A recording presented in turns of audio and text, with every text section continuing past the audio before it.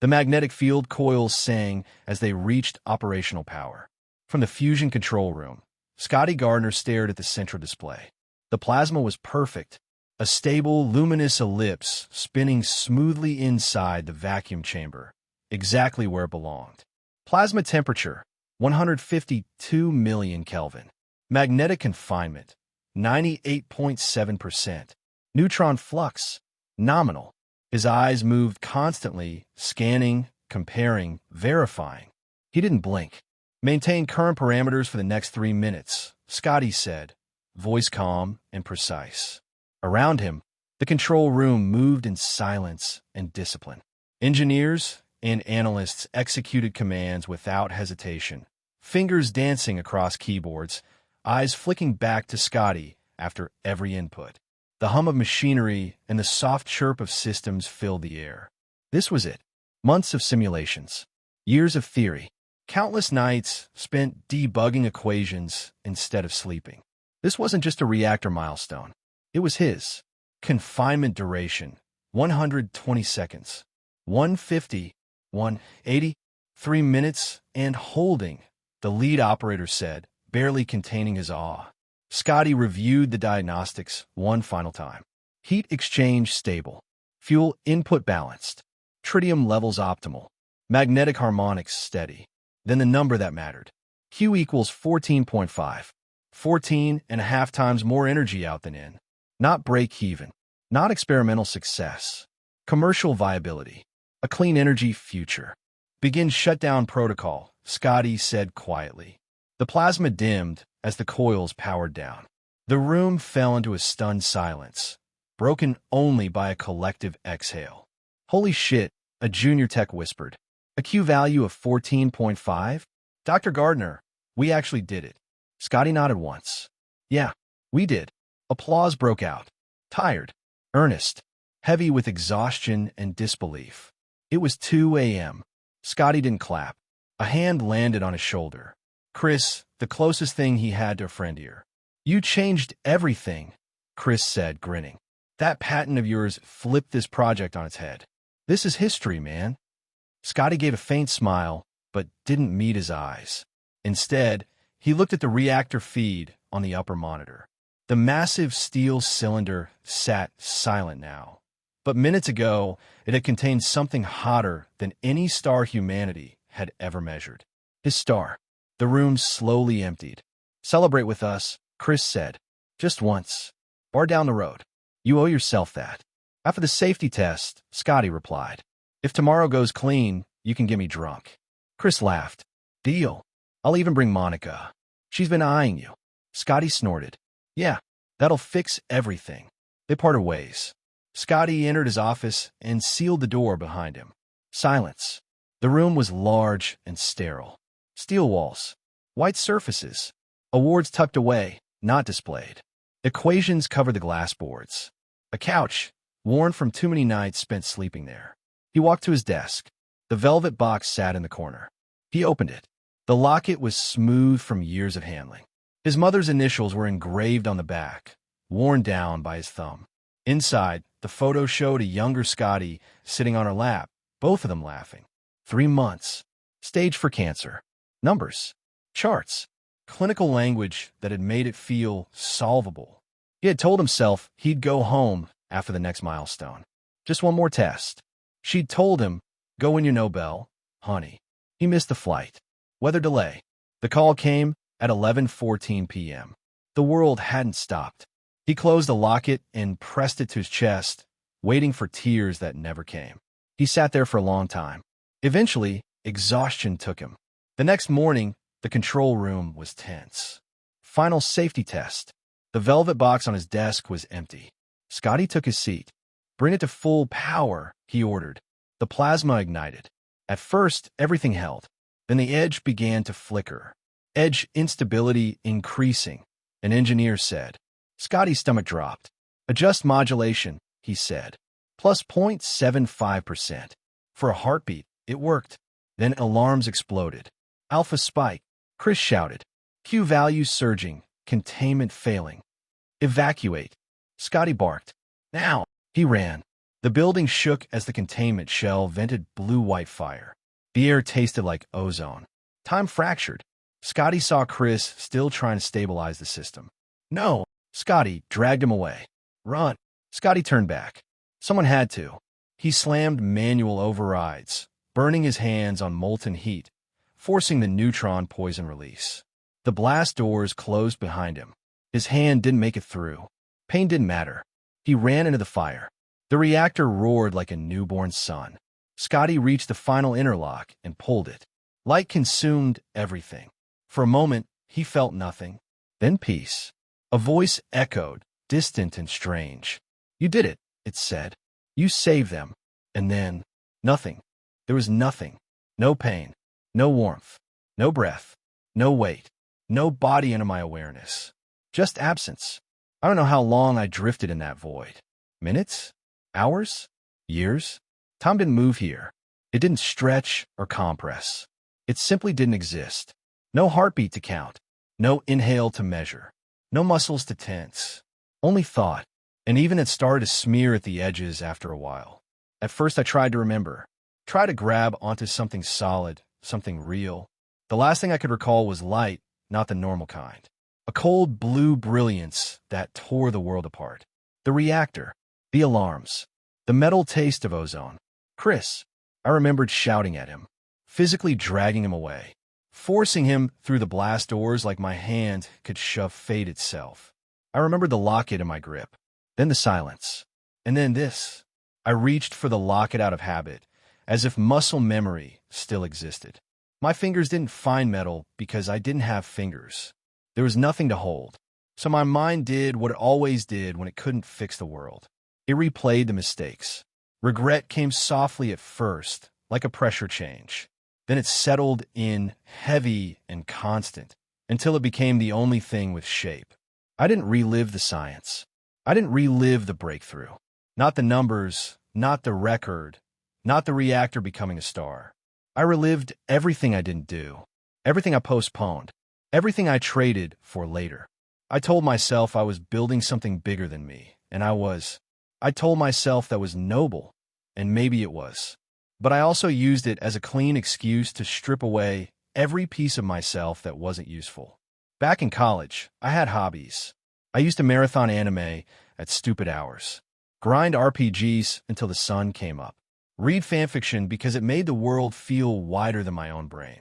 I remembered laughing in dorm lounges over dumb jokes that weren't even funny. I remembered having people, not coworkers, people. Then the climb started, and those things vanished one at a time. I didn't notice because I never looked down at my hands to see what I was letting fall. My final year at MIT, I cut sleep to chase deadlines. I stopped playing games, stopped watching shows, stopped doing anything that didn't move the needle forward. I told myself I'd reward myself once the work was done. Then I graduated, and there was no done. When Commonwealth Fusion Systems offered me the position in Virginia, I took it without hesitation. Director track, full access, lead role on the most promising clean energy project on the planet. So I packed and left Boston. I moved into a condo with no one waiting for me. I thought I'd enjoy the silence. And I did at first.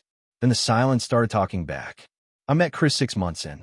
He didn't treat me like a walking calculator. He ate lunch with me, tried to drag me out of bars. Sometimes I said yes. Usually I said no. I wasn't great at being human outside of a lab, but he didn't seem to care. That mattered more than I admitted. Then there was Monica. Group conversations. Small smiles. A laugh that actually made something in my chest loosen. Sometimes I caught her watching me when she thought I wasn't looking. I kept telling myself I'd say something eventually. After the next test. After the patent. After the milestone. After. My mom would have told me to stop waiting. She was always better at living than I was. Better at enjoying what was right in front of her instead of chasing a future like it owed her something.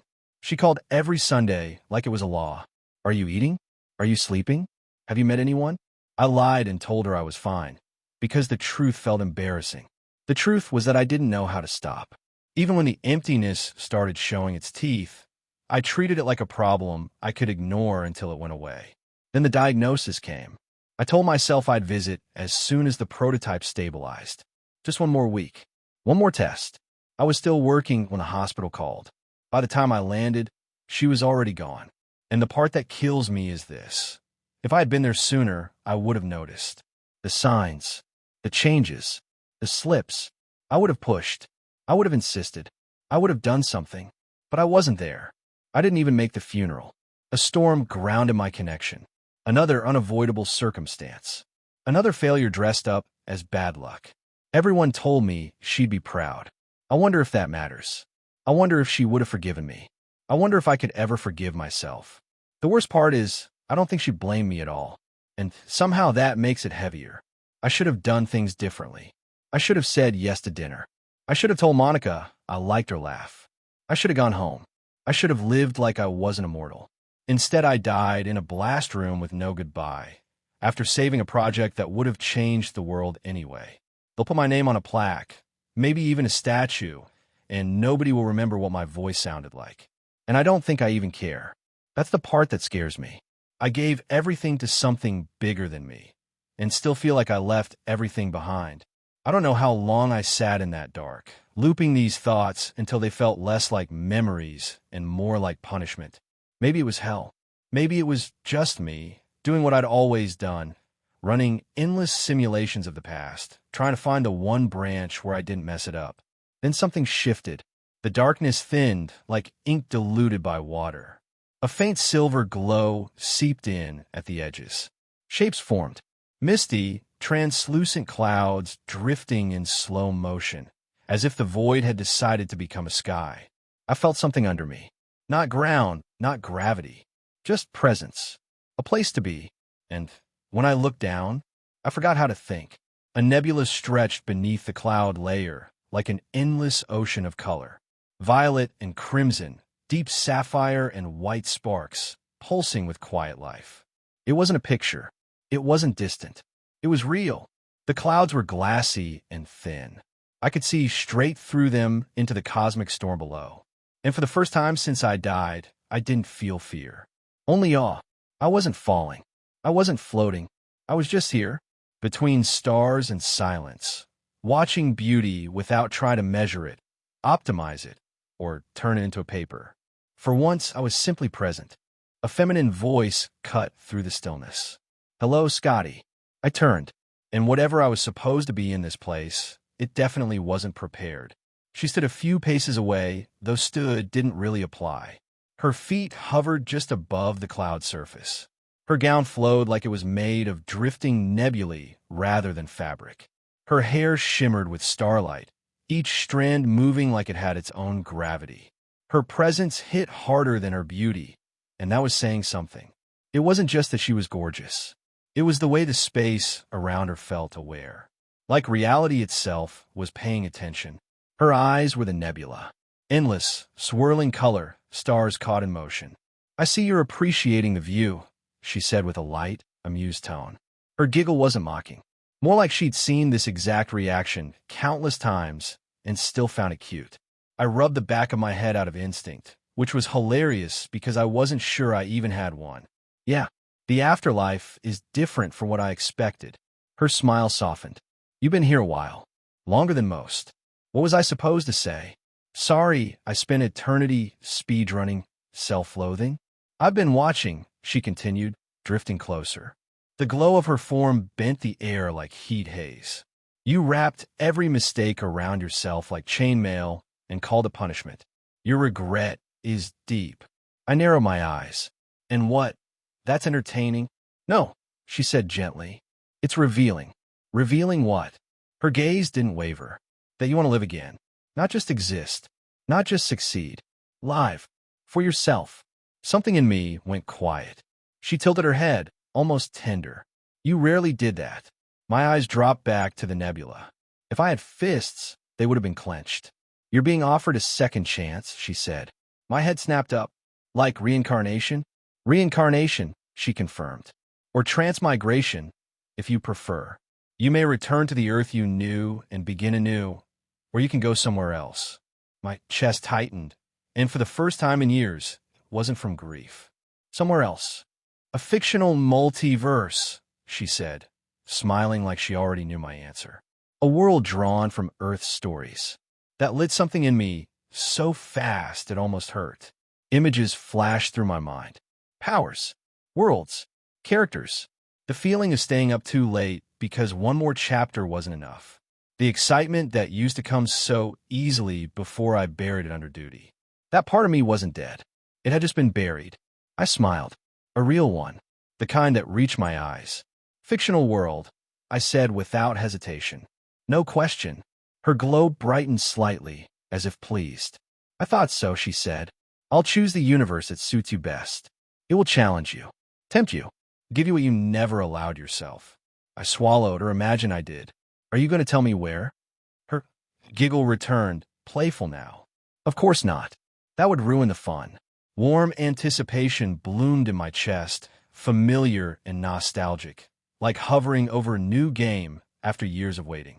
Then the cloudscape around us shifted. Panels of light formed in midair, hovering in a semicircle. Clean, translucent, like a game interface. Character creation. Your name will be set when you enter, she explained. But your appearance you may design freely. A half-formed figure appeared in front of me. Me, but unfinished, like a draft version of myself. I searched for sliders, menus, anything familiar. There were none. Instead, when I thought of a change, the figure changed. So it was imagination. Of course it was imagination. I adjusted slowly. Taller, sharper, healthier. Like I'd taken every version of myself that could have existed and chosen the one who didn't look like he lived in fluorescent lighting. Short black hair with a heavy fringe. Defined jaw. Clear skin. An athletic build. Strong without being ridiculous. The kind of strength that looked earned, not desperate. 6'3". Why not? I gave the final version a long look and felt something strange. Pride.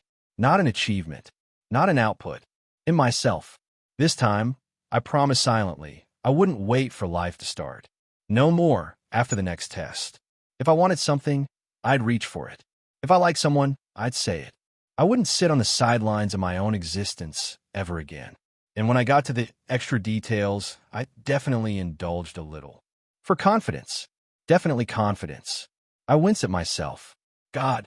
Goddess. I'm pathetic. She smiled like she'd heard worse. Not at all. You'd be surprised what some people try to request. I often have to adjust things for realism. That brief grimace told me there were stories behind that sentence. I nodded toward the finished form. All right, I'm good. You did well, she said, voice warmer. Now we move on to abilities. She lifted one hand. Before you begin your new life, you will receive 3 abilities, she said. One chosen by me, one chosen by you, one left to fate. 3 glowing boxes appeared, hovering in front of me, rotating softly like loot drops waiting to be claimed. Balance, she added with a knowing smile. I crossed my arms, or thought I did. Let me guess. You're going first. Of course. She touched the first box. Symbols rippled across it, languages I recognized and others I didn't. Then the text settled into something clear. The gamer system, modified. My eyebrows shot up. The gamer. I repeated. That gamer. In spirit, she said, clearly pleased. Status screen. Levels. Skills. Quests. Growth mechanics. But no infinite exploit nonsense. You'll earn your progress. I laughed. Actually laughed. That was literally going to be my pick. I know, she said sweetly. That's why I chose it first. I stared. You peeked. I observed. She corrected with mock innocence. There's a difference. I sighed and turned to the second box. My choice. And suddenly it hit me. One power. One decision. One starting point in a world I didn't even know yet. I built mental lists. Evaluated. Crossed out. Replaced. Like I was back at a whiteboard doing risk analysis on a new design. A few options rose to the top, clear and tempting. And I stood there, staring at the glowing panel, thinking the one thought that mattered. What do I want to be this time? What to choose, I murmured. The goddess's smile widened, like she'd been waiting for this part most of all. Hey, everyone. Welcome to FanFic Canon. Thanks for hitting play. I'm thrilled to bring this fan-made story to life for you. If you enjoy the ride and want more narrated fanfics, Smash, subscribe, and tap the bell so you never miss an episode. And if you want audiobook of a novel of your choice, join my Patreon. Request any title that's freely available online, and I'll produce a full narration just for you.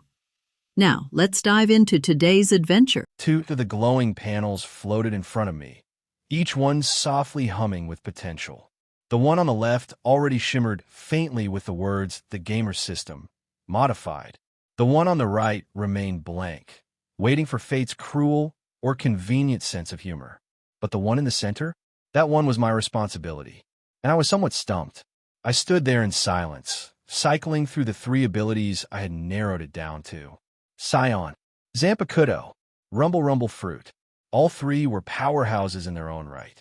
The Scion bloodline practically guaranteed strength if I trained hard enough. Its growth curve was absurd. I could take beatings and get stronger from them. Transform, ascend, eventually fly, and punch planets if I push far enough. But this did revolve on nothing but hand-to-hand combat and martial arts. Something about only fighting with my hands didn't really feel right. Not only that, it would be power for the sake of power. All it required was grit and determination. It felt empty somehow, like it didn't fit my personality. Plus, if I went somewhere with magic, there was no guarantee I could resist it. Maybe wherever I went could have ki, and I could just learn it there. Then there was the Rumble Rumble Fruit. Logia-level elemental power, built-in mobility, devastating range, and electricity-based versatility. In most worlds, it would put me near the top right from the start. Untouchable, unless someone had specific counters. How ironic would it be to transmigrate to the One Piece world, the only world with a hard counter, hockey? My amused expression shifted back to concentration. And then there was the Zampakuto. It wasn't flashy. It wasn't overwhelming. It didn't promise instant supremacy or constant transformations. In fact, it started slow, maybe even weaker than the other 2, both starting and towards the end game. The powers were abstract, often symbolic, sometimes limiting. Would I even have my own? Would it be something that already existed, like Zangetsu, Zabamaru, Benaheim? I couldn't know, but still, something about it called to me. I tried to logic my way around it. Scion had infinite growth. Rumble Rumble had practical, near-instant dominance. Zampakuto? It was a mystery. It was dependent on introspection, on understanding myself. It required patience and communication and emotional vulnerability just to unlock its true potential, provided it came from my own soul and not a replication of someone else's. I couldn't imagine getting Ikaka's Hozukamaru. How underwhelming would that be? But why did I keep coming back to it? I stared at the middle panel, still blank, still waiting, and somehow it felt like it was waiting for me. I wasn't sure what pushed me to decide. Maybe it was the idea of not just becoming strong, but the potential of becoming whole, of my power being an expression of my soul, not just an upgrade. I spent so much of my life suppressing who I was, locking everything away behind logic and purpose. Maybe, just maybe, I needed a power that forced me to dig into that, to face it, to understand it. I choose the Zampakuto, I said quietly. The middle panel pulsed with soft, golden light. There was a pause, then the goddess smiled. Not smugly, not with surprise. Almost like she had been waiting for me to catch up with a decision she already knew I'd make. A good choice, she said, her voice gentle. Not the easiest, but one with depth. Fitting. I looked at her with suspicion. Did you know I'd choose it? I had a feeling, she said with a teasing glimmer in her eyes. Your soul has always been more expressive than your mouth. What did that even mean? I raised an eyebrow. Didn't know you were a fan of poetic riddles. Oh, I've read plenty of your fanfiction comments. You're more dramatic than you let on. If I had cheeks, they might have been blushing. Can a soul blush? I rub my temples. Great. My celestial overseer reads comment sections. All of my comments. I open one eye to look at her, to see a very amused expression on her face. Maybe, before I could fire back, the right panel flashed. Fate's choice. I turned to it, expecting something overwhelming. Maybe something wild. Chronomancy. Gravity manipulation. Skill replication. Limitless. Reality warp. Whatever cosmic roulette was in play, I braced myself. Then the words formed. Perfect memory. I blinked. That was it. At first, I didn't react. Then I laughed under my breath. Seriously? I muttered. That's what I get? I already have a near eidetic memory. I've used memory palaces since high school. With my IQ, remembering things has never been a problem. The goddess tilted her head, watching me quietly, not saying anything, not warning me, just smiling in that way people do when they know something you don't. I gave her a look. I noticed her expression. You're not going to elaborate, are you? Would it really be as satisfying if I did? I sighed. Let me guess. I'll figure out later. She only nodded and giggled. I turned back to the now glowing panel trio. My 3 abilities, one chosen with excitement, one with introspection, one with hesitation. The gamer system, Zampakudo, perfect memory. All very different. All vary me. So this is what I'm working with, I said, glancing between the panels. A system I sort of understand. A weapon I have to understand.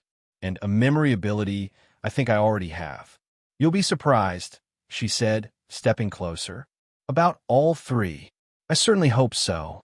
Would hate to be disappointed on my second lease on life. I grinned wryly. She held out her hand, palm up, glowing softly. She placed it on my chest, and I began to feel a warmth in my being. Are you ready? I nodded. As ready as I'll ever be. I braced myself. The warmth began to turn into something hotter. The heat kept growing until it felt like my soul would be rendered into ashes. One final pulse, one final explosion of heat, like a detonation of a nuclear bomb. I sucked in a sharp intake of air, rising up, my back rigid, eyes wide. I clutched my chest, slightly out of breath, still half expecting to feel that intense heat radiating from where the goddess had touched me. Once I settled down, I looked around and realized, wait, this is really happening. I looked around the room. No light, no clouds, no nebulas swirling beneath my feet. Just a plain ceiling above me. Beige walls without much decor. A little cracked in the corner. A soft hum of a fan running somewhere off to the side. I was lying in a bed. Moderately nice mattress. Thin sheets that smelled freshly laundered. I pushed myself upright and immediately noticed something else in my body. I swung my legs over the edge of the bed and stared down at myself. No clothes, save for a pair of dark boxer briefs. My legs were long and lean, muscled but not bulky, just enough tone to suggest I exercised regularly. I flexed an arm and saw the definition ripple just slightly. Okay, not bad. Certainly a healthier body than what I had before. Then I caught sight of the bulge in my underwear. Right, I muttered. I did make some adjustments, didn't I? Curiosity got the better of me. I peeked.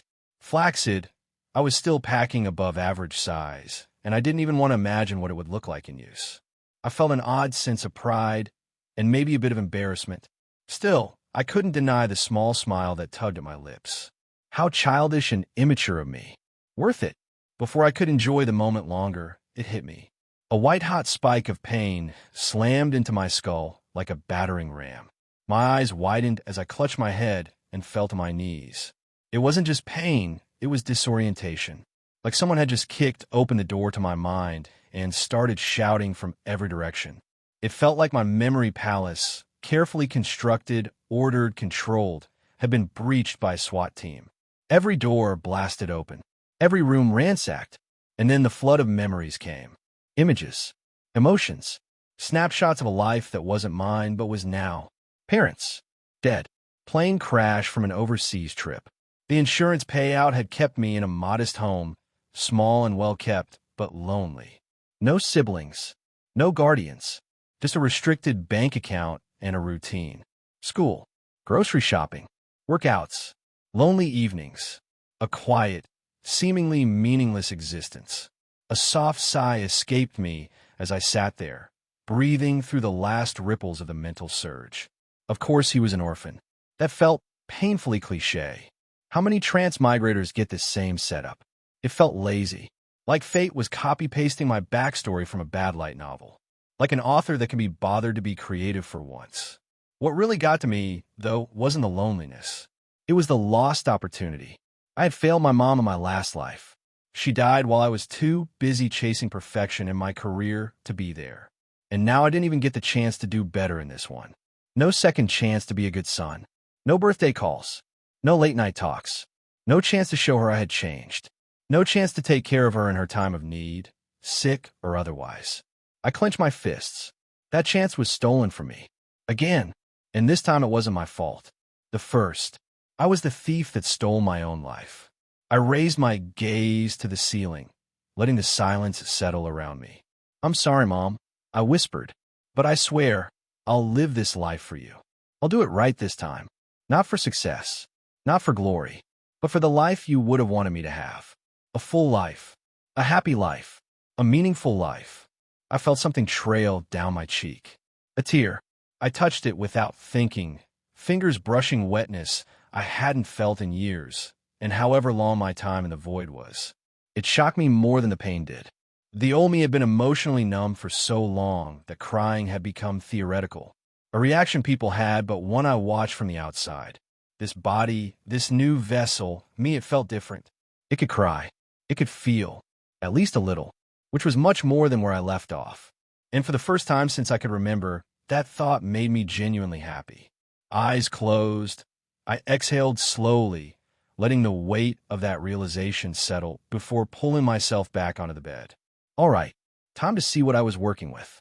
I sat cross-legged, elbows on my knees, and opened my eyes. "Status," I said out loud. A crisp digital ding echoed in my mind, followed by a glowing, semi-transparent interface snapping into view. A flat blue window hovered in front of me, pulsing faintly. Status. Name, Toshio Amano. Title, race, human. Age, 15. Level, 11, 0/1100. Health, 100 out of 100. Ryuryoku, 10 out of 10. Physique E. Zanjutsu F. Ho-Ho F. Hakuda F. Spiritual potential D. Soul resonance, 5%. I stared. What? Where were the numbers? Where was the actual math? The stat ranges? The growth curves? Where were the equations that told me how close I was to leveling up or which stat would hit the next threshold? What kind of gamer system didn't use numbers? I clicked my tongue, clearly annoyed. Instead of numerical values, I was staring at a letter system. System. Can you explain this letter system? A screen popped up overlaying my current display. "Hello, Toshio, and welcome to the Fusion Gamer System." Another chime. To answer your question, the letter system is a weighted scale based on race, ranks going from F to SSS class. After a sufficient amount of progress is made in a particular stat, the letter grade will increase. Once you advance from C, it will move to B-, then B, B+, A-, and so on. Each stat is progressively more difficult to reach than the last. These letters are weighted by race. A human at S rank may only be a D rank to another more powerful race. Other skills obtained later are on a numerical scale, 1 to 10. After obtaining a certain proficiency, understanding, and comfortability, a skill rank will advance to the next number. Skills, both active and passive, at rank 10 are considered mastered and cannot be advanced further. F through SSS, like some kind of over-designed ranking chart. It felt arbitrary and imprecise. Definitely irritating. I couldn't help but grumble. I was a number cruncher. Give me a spreadsheet and I would dismantle the universe. But this was going to take getting used to. What kind of gamer system doesn't even use numbers? I muttered, my face full of irritation. That goddess obviously knew me better than I know myself, so there has to be reason for such an arbitrary system. I suppose I think about it later. I thought to click OK at the bottom of the panel, and it vanished. Well, that's at least convenient. I don't have to physically tap on the screens. Physique at E wasn't terrible. It meant I had a baseline above a normal human, maybe a casual athlete level. Everything else was rock bottom. Zanjutsu, Ho-Ho, Hakuda, all F. I recognized those as bleach terms. Swordsmanship, speed and agility, and hand-to-hand combat. Standard Shinigami stats. Wait, I have Ryuryoku. How would that work in this world? Well, assuming I'm not in bleach. I'll get to it later. Then there was spiritual potential. A staggering D. Why did that register so much higher than the others? Maybe because I have what I'm assuming is a dormant Zanpakuto? Guess I had nowhere to go but up. I noticed my name next. Toshio. I guess it's fitting, The name meaning brilliant man. Wait, what was my name before? I sat and racked my brain for my name, any name of any people I had come to know. I couldn't remember. I sighed. Well, I guess it doesn't matter. That was that life. Let's focus on this one. Lastly, soul resonance. I hadn't the faintest clue what that meant. System, what is soul resonance? It is the space between breath and silence, a reflection half formed in still water. As your soul learns to attune to itself clearly, the distance between you and your Zampecuto shortens. When your truths are no longer hidden, when your burdens are no longer denied, your resonance will rise. Some awaken through peace, others through pain. All must eventually face the voice they've buried deepest. What is this poetic garbage? Goddess knows I loathed poetry and English classes back in college. I slightly regret not choosing Raphael. Wait, no more regrets. I'll just figure out later. Maybe once I do something to progress it, it'll make more sense. I let out a sigh as I leaned back, still shirtless, still cross-legged, and let the system's screen hover in front of me. I smiled despite myself. This was real. I was here. And this time, I was going to do it right. I then remembered something the system said. That dialogue box said, this was a fusion system, right? The parallels to my old life were hilarious. I didn't laugh. System, what does fusion system mean? The fusion system is a one-of-a-kind system that displays your stats and attributes, skills, and milestones. Eligible skills that have been learned can be fused to make something new, especially in regards to your Zampecuto abilities. The more skills that are fused together and into your Zampecuto, the more powerful you will become. There are other functions, but they have not been unlocked yet. Well, that's interesting. Just like a fusion reactor combining atoms for energy output, I fuse skills together for greater energy. I see that Goddess has a great sense of humor. Again, I didn't laugh, but I couldn't help the small smile that found its way to my face. Okay, let's try skills. A chime sounded, followed by a new window materializing in front of me. Unlike the status screen, this one had a sleeker, more segmented layout. At the top were two simple tabs. Base skills, fuse skills. The simple organization of tabs was satisfying. My Excel senses were tingling. A small box popped up just above the window, like a tutorial prompt in an old-school RPG. To access a topic, simply think about selecting it. Your intent is the interface. Thinking about menu interfaces will reveal an explanation. I blinked. Well, that's convenient, I muttered. Can't say I miss touchscreens. I focused on the left tab, searching for more information. Base skills. These are basic skills that can be obtained through rewards, repetitive actions, or given abilities. Skills eligible for fusion will glow. Nice and simple. I focused on the tab to view its contents. The panel shifted immediately, expanding with a soft glow to reveal 4 entries under base skills. Gamer's Altered Mind, Rank X. Gamer's Altered Body, Rank X. Perfect Memory, Rank X. Observe, Rank 1. I hovered on the first entry. A description appeared instantly. Gamer's Altered Mind, Rank X. Your mind is immune to all forms of mental interference, illusions, domination, possession, and fear-based control. Emotional manipulation is suppressed unless you choose to experience it. Your cognitive function is unaffected by fatigue. You may continue thinking, analyzing, and reasoning at full capacity even in the face of unconsciousness or imminent death. I raised my eyebrows. All right, that's different from what I remember. Me being immune to mind-altering effects or control is great, but it seems like my own thoughts and emotions are free to run rampant. Should I let them? I better learn meditation soon. My mind always running at full throttle, no matter what my body was doing. No matter how tired I was, I could feel a quiet wave of satisfaction roll through me. That alone could make me a strategic nightmare. Rank X must mean the skill is special or constant. I move to the next. Gamer's Altered Body, Rank X. Your body possesses limitless physical and spiritual growth potential, provided you follow paths that cultivate it. You may grow without restriction so long as your choices are consistent with that growth. Sleeping for at least 8 hours will completely restore your health, stamina, and Ryuryoku. I paused. Limitless sounds nice, but what are the paths it's talking about? Does that mean I can achieve that as a human? Or do I have to elevate my race, soul, or Chinese cultivation level? Did I need to ascend to the heavenly sage realm? Or whatever? I couldn't help but chuckle to myself. Still, a guaranteed full restore with good sleep? I never had that in my last life. 8 hours usually left me feeling like a corpse in a lab coat. I did notice the absence of my body being treated like a game character.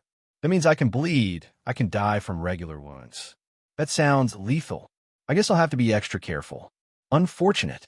I'm starting to dislike this whole altered thing. I looked to the third entry, already guessing what it would say. Perfect memory, rank X.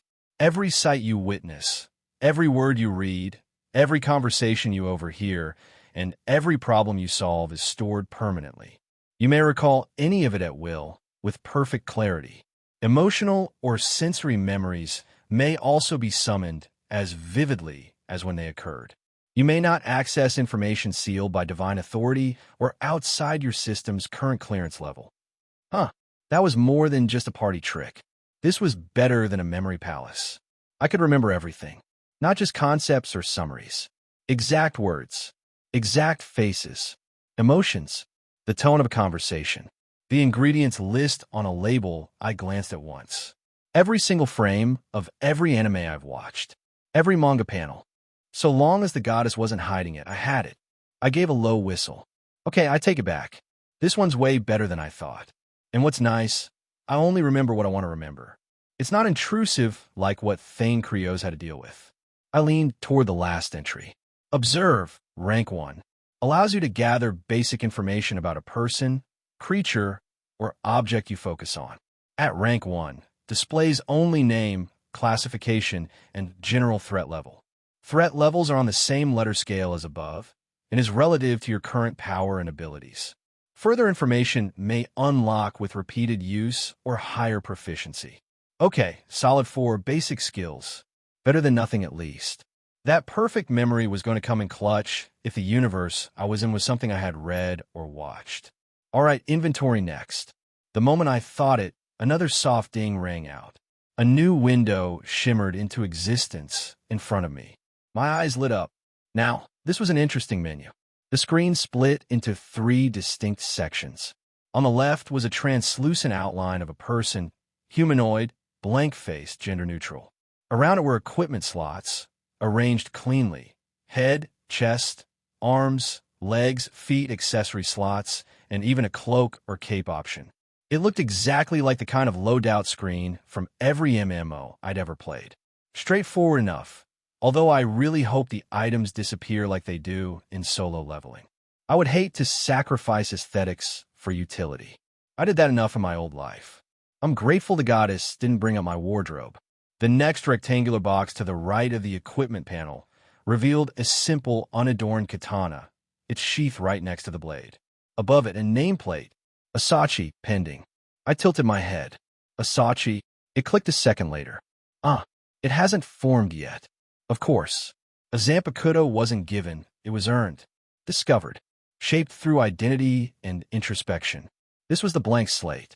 The sword without a name. The reflection of a soul still too fractured to take form. I leaned forward and studied it for a second longer. Black sheath. Simple guard. No markings. Just a clean edge waiting to become something more. Soon, I whispered under my breath, more to myself than anything else. I had a lot to figure out first.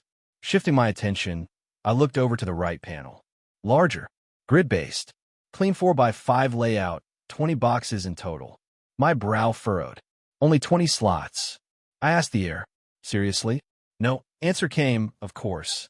Hopefully certain items could stack, like potions and the like. No size or weight restrictions would be great too. If I was limited on slots, the least the system could do it not limit the utility of the 20 slots. Okay, so not unlimited but semi-useful. Guess I can't shove an entire army's worth of gear in here, but as long as item stacks exist and size matters, I'll make it work. It made sense. Sort of. Carrying around hundreds of weapons and supplies in some bottomless bag would be overkill. This forced management, planning, efficiency almost reminded me of Diablo, but not as harsh. Not my favorite, but I could adapt. I focused my thoughts on the word inventory floating above the panel, just to test the system's limits. As expected, another box appeared, a tooltip window hovering above the grid. The inventory stores material objects that can be spatially stabilized and preserved. Items will remain in stasis until removed. Certain items can stack up to X99. There are no weight restrictions. Size restrictions apply to items larger than a 10-foot by 10-foot by 10-foot cube. Maximum slot capacity is determined by system tier. Additional slots, compression upgrades, or personalized loadouts may be unlocked through quests, skills, or item fusion. Sentient beings cannot be stored. I gave a slow nod. Fair enough. No kidnapping NPCs and stashing them in my pocket dimension. Got it. Also nice that it verified my hopes. The size thing makes sense. 1,000 cubic feet. It would be weird if I could store an entire house. I took one last glance at the Asachi pending box. It pulsed faintly. Waiting. No rush. I get there. When we were ready, I backed out of the inventory panel with a final glance at the Asachi pending. The window folded in on itself, disappearing with a soft flicker. And then, ding, a new box blinked into existence front and center, edged in dark gold with a faint shimmer. Secret quest completed. Tutorial integration complete. You have explored the foundational systems of the Fusion Gamer interface. Basic orientation verified. Reward, plus 100 XP. The window pulsed once, then dissolved into glittering fragments.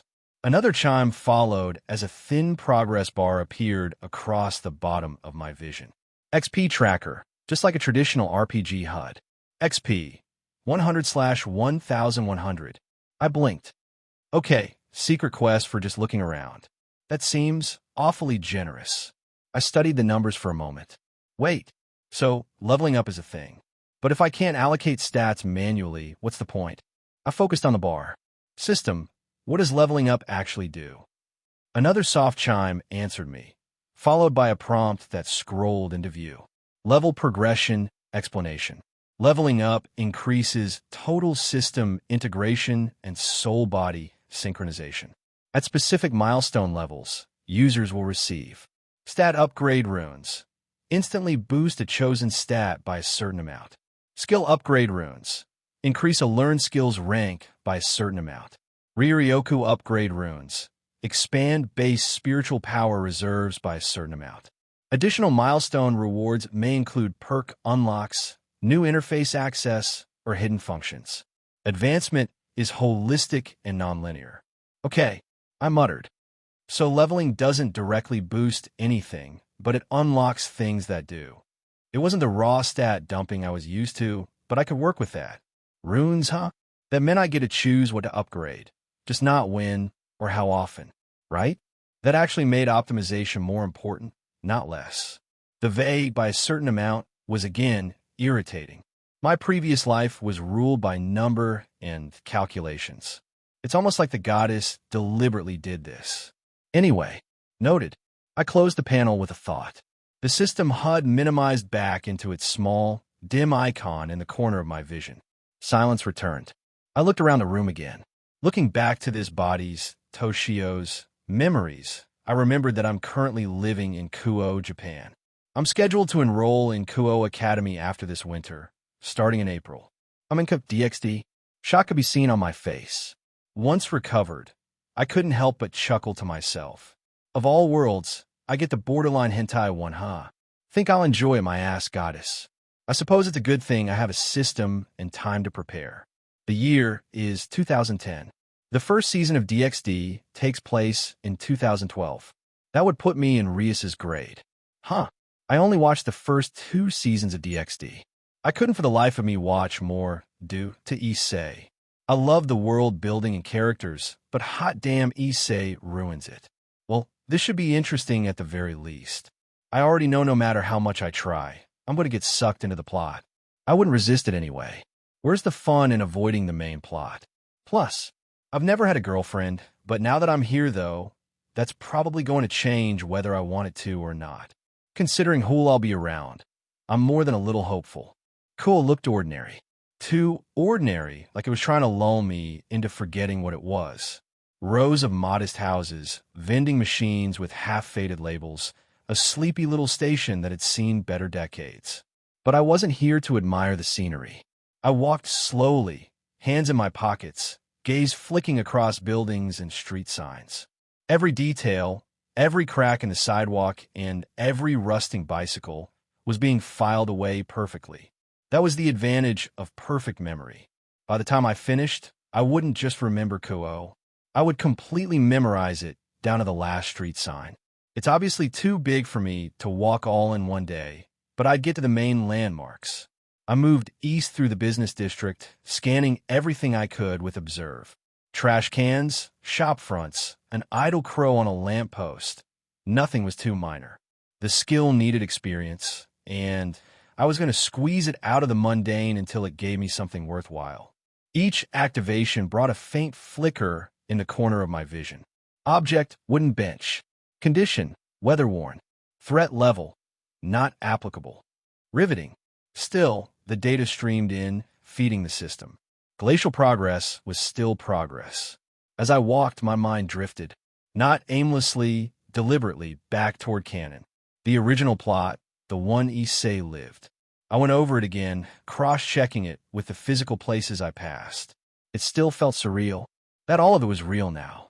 It all started with Issei's death, gutted by a pretty girl with black wings, a fallen angel, then resurrected as a pawn by Rias Gremory as her servant devil. That's where the whole world began to unravel. The peerage system, the introduction of sacred gears, rating games, everything spiraled outward from that moment. Then came the major conflicts. Riser Phoenix, the hero factions, the Excalibur theft, Vala's sudden appearance, throwing the balance into chaos. Issei unlocking Balance Breaker for the boosted gear. The peace talks between heaven, hell, and the fallen. Azazel arriving to play the long game. Kokobil's attack, the brief alliance with the church. Even Gasper had been revealed by then, hidden away with his chronostasis power. And through it all, the ever-present hum of harem tension, emotional undercurrents, and just enough fan service to camouflage how fast the stakes escalated. And don't even get me started on Issei's plot armor. I knew the timeline up to the end of Season 2 down to the last word spoken. The problem was this world didn't have seasons.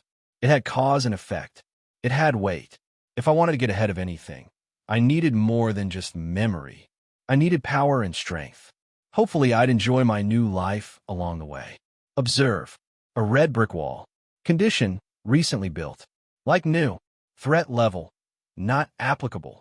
I crossed an intersection and found myself at the edge of Kuo Academy's perimeter. The front gate looked unassuming, just a decorative arch over wrought iron. As soon as I got within 5 feet, I felt it. A subtle spark. Magic? I cast Observe on the iron gate. Kuo Academy gate. Condition. Perfect condition with a magical surveillance ward. Threat level. Not applicable. Passive surveillance woven into the metal itself. Probably to detect any supernaturals that cross the threshold.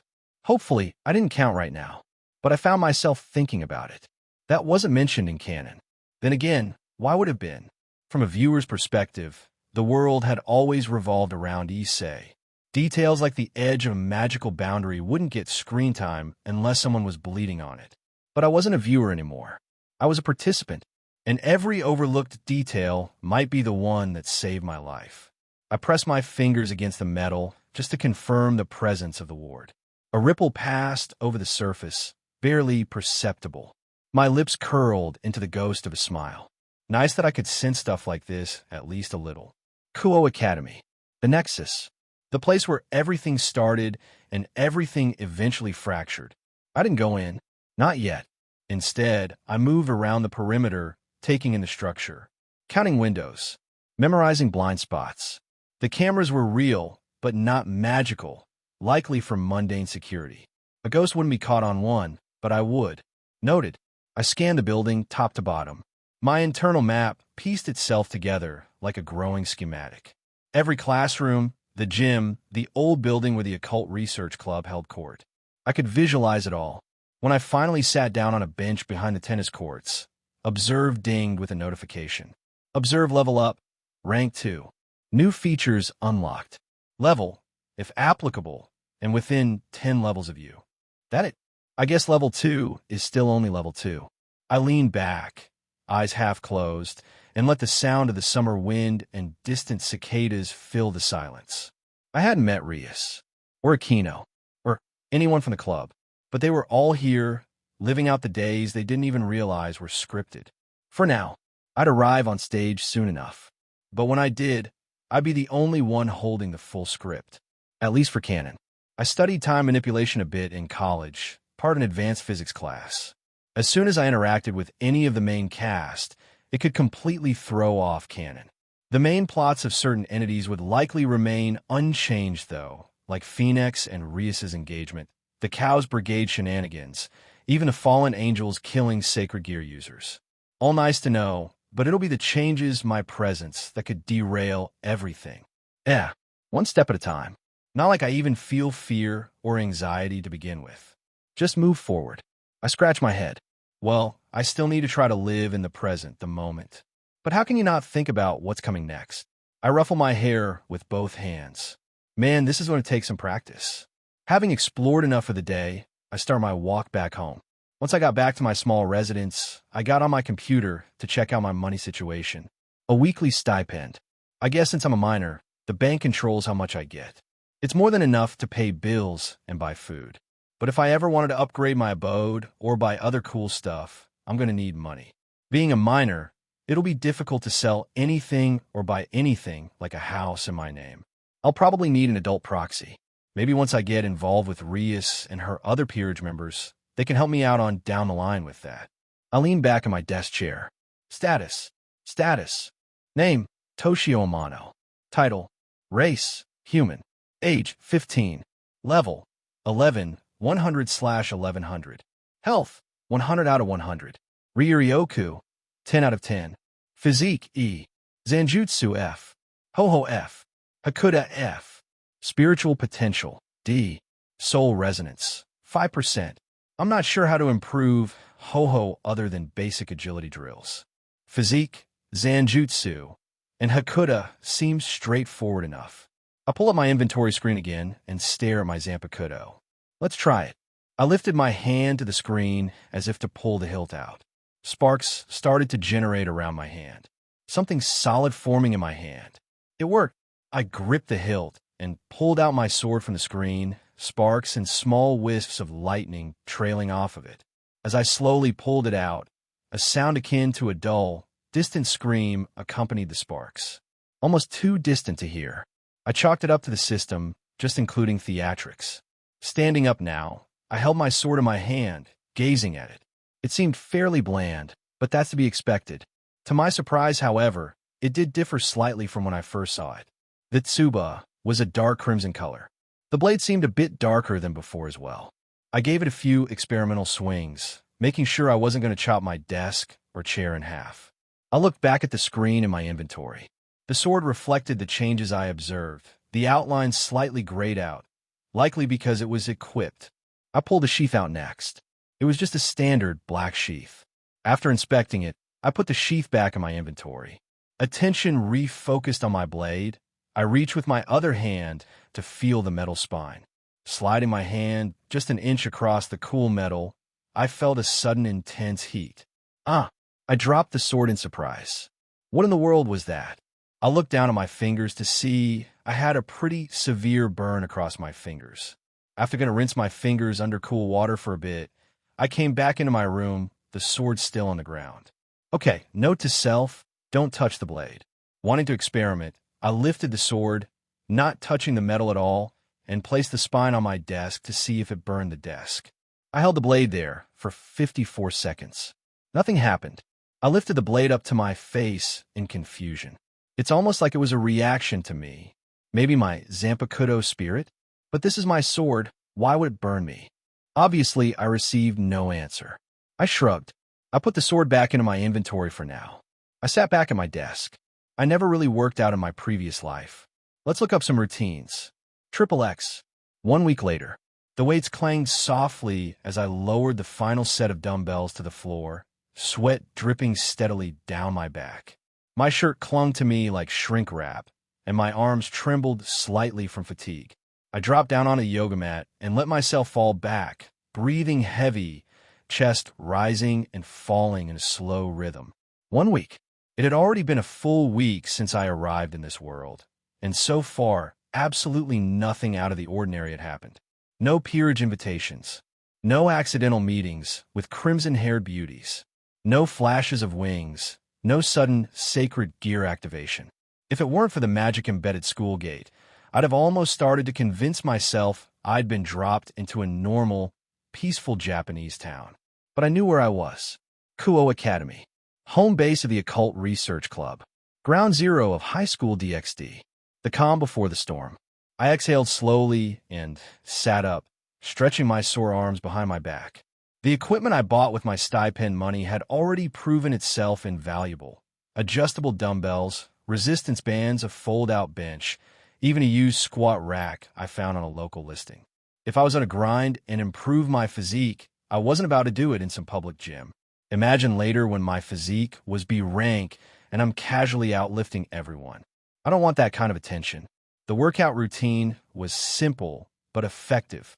Push-pull splits with core and agility thrown in every other day. No magic tricks, just sets, reps, sweat, and protein. I ran laps every morning, did bodyweight circuits when I wasn't lifting, and kept a strict routine. 3 meals a day, tracked down to the calorie.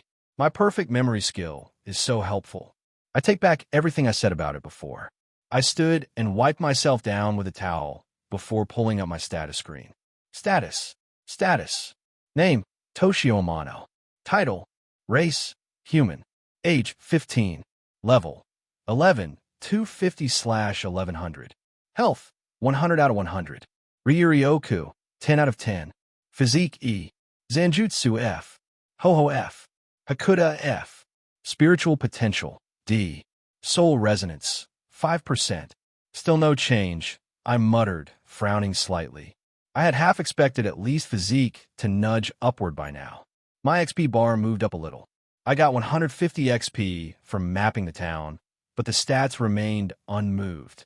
Static letters staring back at me like they were mocking my effort. I could tell my body was getting stronger, though, and a lot faster than what would be considered normal. For example, I started being able to curl 35 pounds dumbbells, and I'm using freedom units instead of metrics since I'm from the US. Now I can comfortably curl 70s. So at least there's some trackable progress. Whatever. I wasn't doing this for immediate gratification. I was building a foundation. Still, a little feedback from the system wouldn't hurt. Base skills, I prompted. Base skills. Gamer's altered mind, rank X. Gamer's altered body, rank X. Perfect memory, rank X. Observe, rank 2. Cooking, rank 1. Exercise, rank 2. Running, rank 1. I gazed at my 3 new skills. Cooking had appeared a few days ago, after I finally got tired of instant noodles and looked up a few basic Japanese meals. Just a passive efficiency booster, apparently. It helped me prep meals quicker, made them more nutritious, less prone to error. Nothing game-breaking, but useful. Running and exercise, though, those are the real gems. Their descriptions were brief and blunt. Exercise, rank 2, improves understanding and effectiveness of physical training. Boosts short-term and long-term stat, gain potential when engaging in physical routines.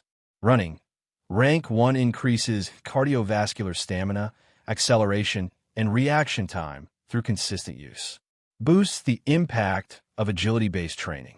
When the exercise skill unlocked on day 2, it was like a switch flipped in my brain. Suddenly, I understood my own body better. Micro adjustments in form, posture, breathing patterns, optimal rest windows. I wasn't just following a routine anymore. I was optimizing it. It was like going from lifting blind to lifting with perfect instruction.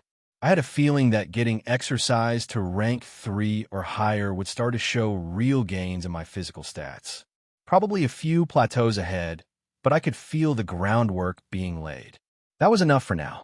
I rolled my shoulders, still catching my breath, and walked to my desk where I kept a printed flyer pinned to the wall. A simple black and white advertisement for a small kendo dojo just a few blocks from here. Local, unassuming, and exactly what I needed. Although I didn't need the flyer, memory and all. But it was nice to look at for something to look forward to. Tomorrow will be my first visit. I'm looking forward to it, I murmured. Swordsmanship in the real world. I wouldn't be learning from fanfiction, videos, or wiki pages. I could copy forms I've seen in my past life, but it also wouldn't compare. This would be first-hand practice. Real stances and blade control. A perfect way to build Zanjutsu from the ground up. I had my Zanpakudo, but swinging in my bedroom like a LARPer wasn't exactly helping me master anything. Real instruction would help.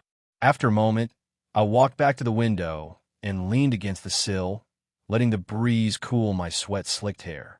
My gaze drifted up toward the sky, blue, calm, unassuming. And yet, I couldn't stop thinking about Ryuryoku. The stats sat there on my screen, taunting me. Just a number. 10 out of 10. Never moved. I hadn't felt a single pull from it. No warmth, no flow. So far, it had been completely inert. But I knew it wouldn't stay that way. It couldn't. I was in a world full of devils, angels, dragons, and gods. Spiritual energy was everywhere. Mana. Senjutsu. That's what they call it here. But mine wasn't just mana or ki. Mine was... A new window suddenly blinked into view. System notice? Ryuryoku is the label used within your interface. Others will perceive it as mana or magic energy. However, your Ryuryoku can be channeled into Ryatsu, a spiritual pressure that can physically suppress or intimidate others. Warning: uncontrolled Ryatsu may cause unintended emotional or physical effects in low-level beings. My eyes widened slightly. That was more than I expected. I'm kind of irritated that I didn't ask the system sooner.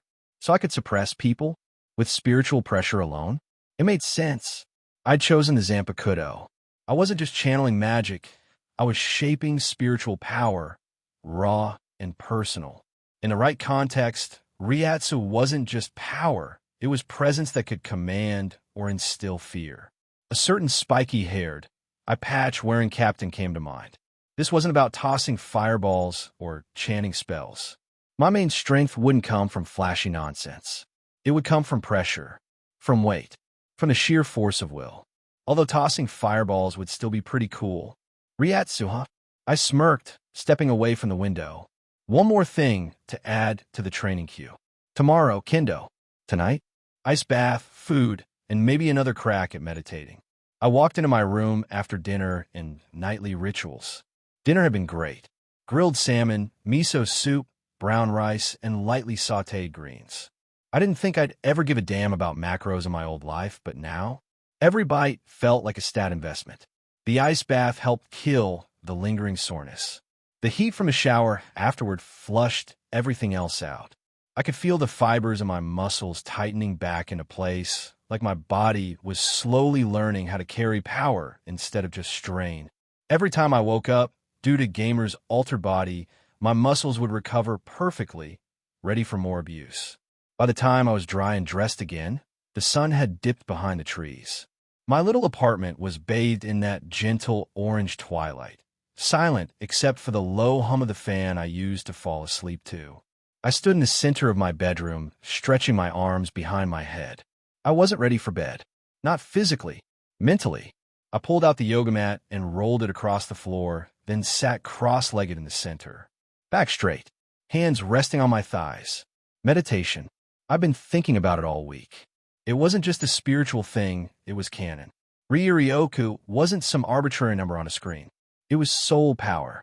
Meditation was the only way to begin tapping into it in a meaningful way. I knew that. Every Zanpakudo user had to walk their inner world eventually. And meditation and Ryuryoku built the bridge. But knowing it and doing it were different things. I had attempted it a few days ago, but couldn't get my mind to shut off, and I got restless, so I gave up. I wanted to try again. I had to. I closed my eyes and breathed in through my nose. Held it. Exhaled. Tried to focus on the feeling of air entering and leaving my lungs. It lasted maybe 30 seconds before my mind started spinning. Did I lock the door? What time is the kendo class tomorrow? I need to check my protein intake. Wait, did Ruka grow proportionally in bleach with meditation, or only after? I groaned and leaned forward, pressing my palms into my face. God, shut up, I muttered. Oh wait, isn't he dead in this world? Another slap. Brain, stop it. This wasn't going to be easy. My brain had been wired for performance since college. Analyze, strategize, optimize. Meditation required the opposite. Stillness. Emptiness. I reset. Again. Then again. Again. The sky turned dark. The cicadas quieted. The street outside grew silent. And sometime after the first hour, ding, my eyes snapped open. A box hovered in the center of my vision. New skill unlocked. Meditation, rank 1. A skill that allows the user to gradually restore Riryoku over time while in a meditative state. As the rank of this skill increases, it multiplies the user's total Riryoku by the current rank. At rank 2, Riryoku is doubled. At rank 3, it is tripled, and so on. At higher ranks, meditation can also serve as a substitute for sleep, maintaining mental clarity and stamina without the need for rest. However, it does not restore injuries or physical damage the way true sleep does. This skill enhances spiritual awareness and control, serving as a foundational method for growth in Riryoku-based abilities. Holy shit. I sat there, blinking, rereading the message at least 3 times, not quite trusting perfect memory. This wasn't just powerful. It was insane. It meant I could potentially double, triple, quadruple my spiritual energy just by improving this one skill. No dangerous dungeon dives, no rare items. Just time, effort, and a quiet room. Even rank 1 could regenerate Riryoku. It would be nice if I could feel it. And the kicker? Substituting for sleep. Rather than sleep, I can actively improve a skill that would improve my Riryoku. I let out a slow exhale, smiling faintly. Okay, yeah, this is nice. I settled in again, this time with less frustration, more purpose. I closed my eyes, breathed deep, let the thoughts pass like clouds instead of grabbing them. It was vastly easier this time. Sometime a few minutes later, I started to feel a churning sensation within my veins, almost like waves crashing against a beach. I focused on this feeling and attempted to harness it. I began to deliberately circulate it. I'm not sure how long I did this, but I eventually opened my eyes to see I unlocked a new skill. New skill unlocked. Riryoku manipulation, rank 1. The user has become aware of their inner Riryoku and can now guide its movement through deliberate will. This skill allows the shaping, channeling, and controlled release of spiritual power, serving as a foundation for all Riryoku-based techniques. At higher levels, this skill enables external projection of Ryatsu, fine-tuned control of spiritual abilities, and increased synergy with spiritual weapons or tools. Well, that's so satisfying. It was difficult to describe how it felt, like another sense and heartbeat combined into one. I closed the prompt and pulled up the base skill screen. Meditation and Riryoku manipulation now pulse softly at the center of the window. A thin glowing bracket formed between them, like a circuit being completed. A new prompt appeared beneath it. Compatible skills detected. Fusion available. Meditation plus Riryoku manipulation. Would you like to fuse these skills into a new ability? Cultivation? Warning. This will replace the original skills. Proceed? Y/N. I didn't even hesitate. Yes. The moment I spoke, both skills shimmered, then dissolved into motes of light that reformed into a skill on under the Fusion tab. New fused skill created. Cultivation, rank 1. A core spiritual discipline that combines internal stillness with active energy manipulation. While in a meditative state, the user regenerates Riryoku at an enhanced rate and learns to refine and expand their spiritual core. Each rank of this skill multiplies the user's total Riryoku by the rank value. Cultivation also increases Riryoku control, improves Ryatsu projection, and passively accelerates growth of other spiritual abilities. At higher ranks, This skill allows the user to substitute sleep, suppress spiritual signatures, and achieve breakthroughs in soul-based power. This skill increases your base Riryoku by 500. The glow from the cultivation skill hadn't even faded before the next box appeared. Ding! Secret quest completed. Awaken the flow. You have successfully unlocked your Riryoku through meditation. Reward: 500 XP. Okay, nice. I didn't even know that was a quest. Well, I guess it does say secret. Still, free XP is free XP. Another box blinked into view almost immediately. Secret quest completed. 1 becomes 2. 2 become 1. You have fused 2 fundamental skills to create a core spiritual technique. Your first skill fusion. Reward: 500 XP. Before I could even process that. Ding! Level up. Toshio Amano, level 12. XP: 150/1200. 3 prompts in 3 seconds. I blinked, trying to catch up, but the system wasn't done yet. Another reward window opened. Level up reward unlocked. Physique runestone common. A dense fragment of raw body-enhancing energy. Crushing this stone will permanently increase your physique stat by 1 letter grade up to rank D. Use with caution. Instant adaptation may cause mild disorientation. I stared at it as the rune materialized into my hand, like smoke condensing into stone, about the size of a golf ball, etched with glowing lines that pulsed faintly with heat. It vibrated slightly in my palm, like it was alive. And still, the system wasn't done. One final message appeared. Fusion bonus applied. The successful fusion of meditation and Riryoku manipulation has refined your spiritual core. Base Riryoku increased by plus 100. Current Riryoku, 610, 610. I just sat there slack-jawed. My eye twitched. Is that it? I asked the air. Can I breathe again now? No response. Damn. I ran a hand through my hair, exhaled hard, then looked back down at the runestone in my hand. Might as well. I crushed it. The stone cracked and exploded into a burst of golden particles, which surged into my arm like a warm current. The change was immediate. My muscles didn't just grow, they condensed. Every fiber pulled tighter, denser, heavier. My arms felt like they weighed more, but moved cleaner. My chest expanded slightly, and my back tensed like I just finished a perfect deadlift. Even my skin felt tougher, like it wasn't just flesh anymore, but something refined, hardened, durable. Whoa! I flexed my fingers. The strength was subtle, but present. I wasn't a bodybuilder overnight, but I felt like I could throw a punch now and actually make it hurt a supernatural being. Maybe kill a human, though maybe not. Hard to judge. My stamina had improved too. I could feel the tension and release more efficiently, like my body was responding with less wasted motion. I opened my status screen again. Physique D. Seeing that letter shift felt better than it should have. Like a flag planted on the first hill of a long war. I stared at my hands, then closed them into fists. All right, I muttered. Now we're finally getting somewhere. I can't believe I gave up last time. Guess I can still do stupid things despite my intelligence and memory.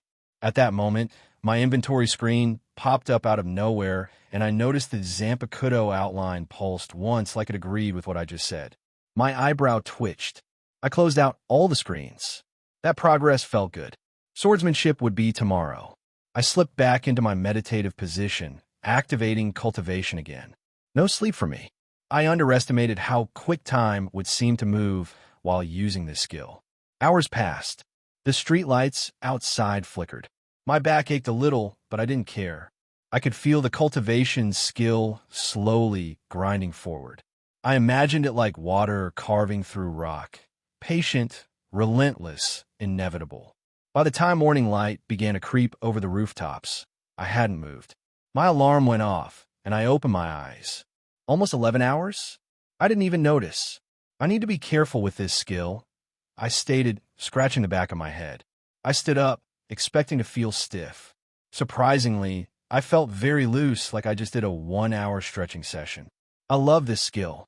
The dojo sat nestled at the end of a side street, half hidden behind a line of tall hedges and the rusted frame of a forgotten bicycle rack.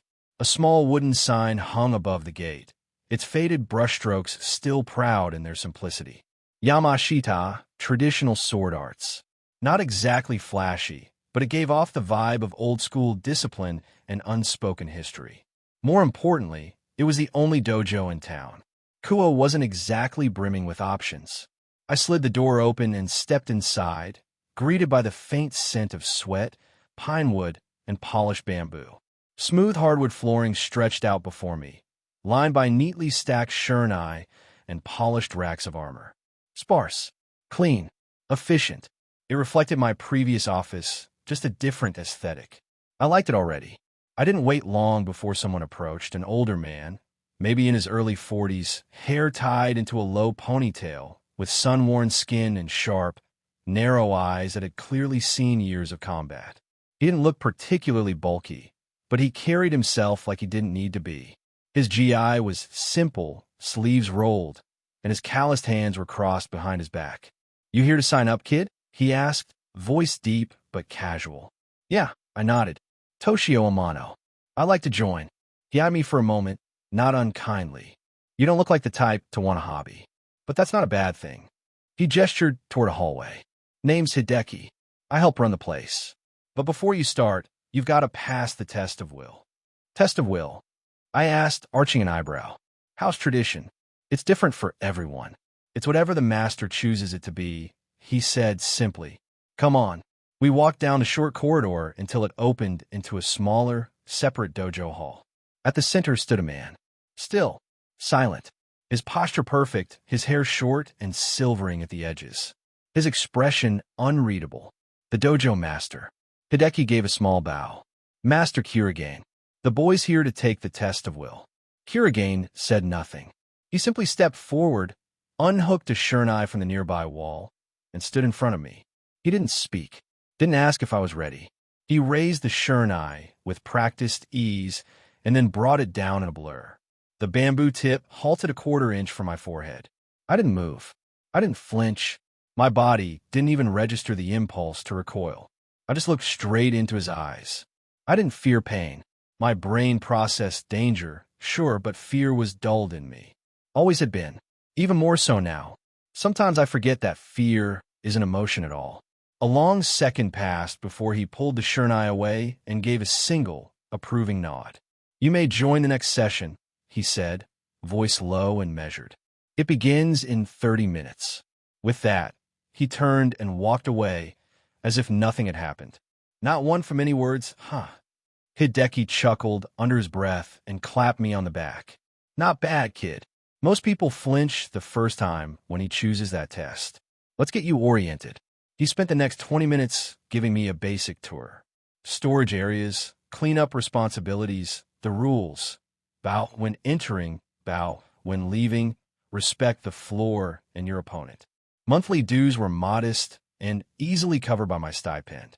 Not having a guardian made it a little awkward, since technically they had to sign their kids up.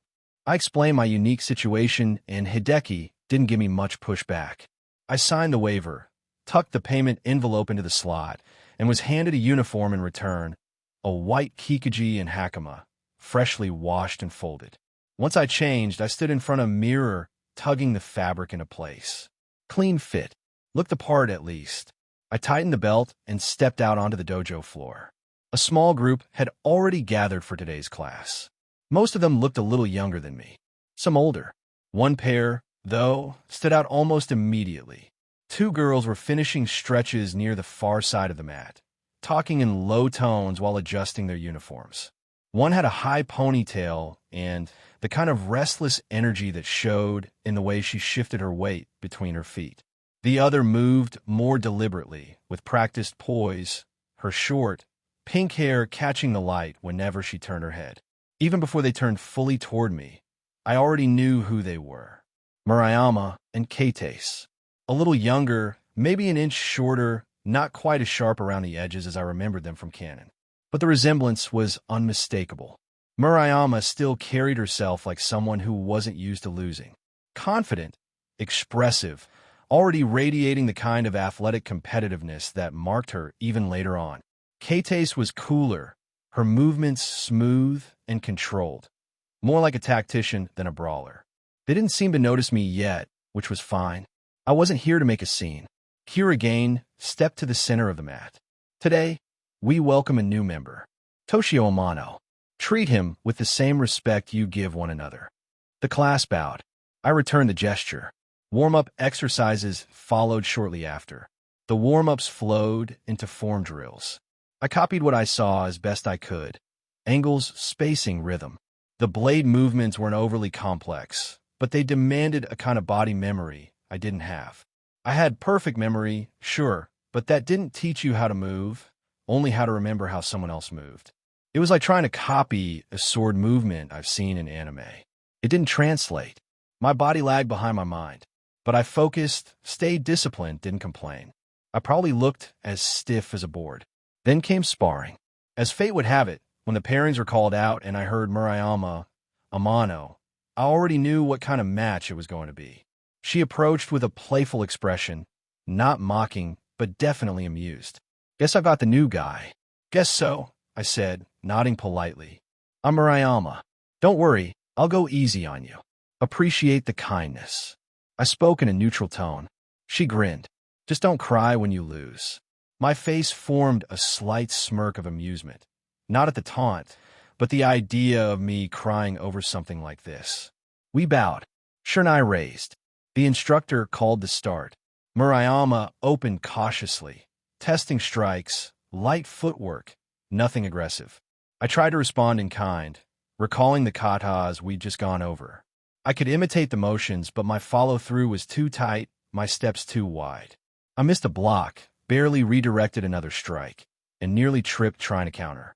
Murayama eased up even more, clearly not wanting to embarrass me. I hated that. Ding. And then, without warning, it happened. A strange, tingling pull in my chest. A flicker behind my eyes, like a wire had been plugged in. I didn't see or hear the system notification. My focus was locked in, but I felt something click. The next time Murayama struck, I moved without thinking. My Shernai met hers at the perfect angle. Our blades slid apart, and I flowed into a textbook counter, scoring a clean point. Murayama froze. Wait, what? She stepped back, lowering her weapon. You couldn't even hold your stance a minute ago. I'm figuring it out, I said, shrugging. She narrowed her eyes, but wasn't angry. More curious than anything. You've been holding back. No, this is genuinely my first time sparring with someone. She stared at me for a minute. You're weird. Her eyes were slightly narrowed. I shrugged. We reset. The second round went faster. My movements were smoother, more deliberate. Not perfect, but no longer fumbling. I blocked twice, circled with proper footwork, and landed another clean strike, this time to her shoulder. From the side, Kate tilted her head slightly, watching with quiet interest. After the round ended, Murayama took a step back, breath a little heavy. Okay, definitely weird. I offered a small smile. Told you I was figuring it out. I'm not going easy next time. Kate approached, already lifting her Shernai. Mind if I go next? Not at all. She bowed, I bowed. The match began. Kate didn't waste time. Her strikes were efficient and varied, her posture clean. I managed to hold my own for a while, even traded a few counters. But eventually, she slipped past my guard and landed a clean hit just under my ribs. We paused. She stepped back and smiled. You improving fast, she said. Murayama wasn't exaggerating. I'm still catching up, I said, waving my hand in front of my face. Trust me. Murayama stood nearby, arms crossed, watching intently. He got better between matches. That's not normal, right? Kate glanced at me, then back to her. Not that fast. Most people need weeks to make that kind of progress. I had to step it up or I'd fall behind, I said. I wanted to make it at least a little challenging for you. Better than a complete novice, right? Murayama raised an eyebrow. You're lucky you caught me holding back. Or maybe you're just used to being the strongest one here, I replied lightly. Her cheeks puffed out slightly. Don't get cocky. Kate chuckled softly. I think he's more surprised than we are. Murayama tilted her head. So what made it click then? I hesitated. Honestly, I don't know. Something just slotted into place. Murayama squinted at me, then pointed her Shernai. Next time we go full power. looking forward to it. We ran more sparring rounds, alternating partners. We spent the rest of the time sparring and lost track of time, probably about 2 hours straight with small breaks here and there. My movements became more fluid each time, more reactive, more intuitive. And the girls noticed. Both of them commented on it, sometimes teasing, sometimes genuinely impressed. I didn't win any more matches, but I definitely made the two girls work for their wins.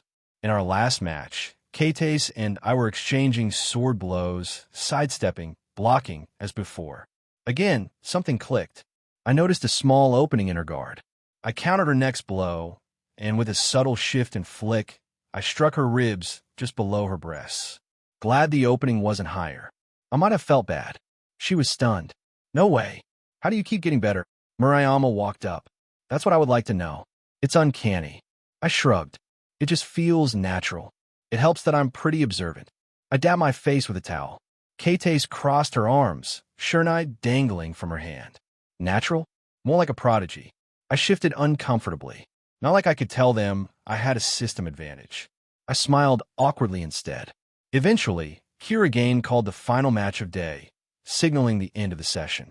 The three of us stepped off the mat together, gathering our gear.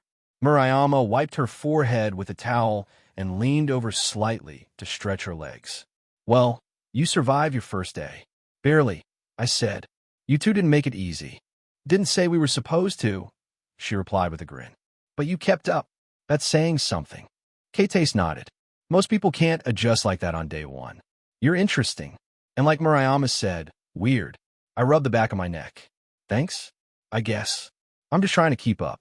Well, keep doing that, Kates said, slipping her towel over her shoulders. Tuesday's session is going to be tougher. Murayama perked up. And longer. We do extra drills midweek. Don't flake. Would hate to lose our new sparring partner. Wouldn't dream of it. We left the dojo together, the evening air pleasantly cool on my heated skin. I was surprised when we all ended up turning down the same street. Murayama looked over, eyebrows raised slightly. Oh, you're going this way too?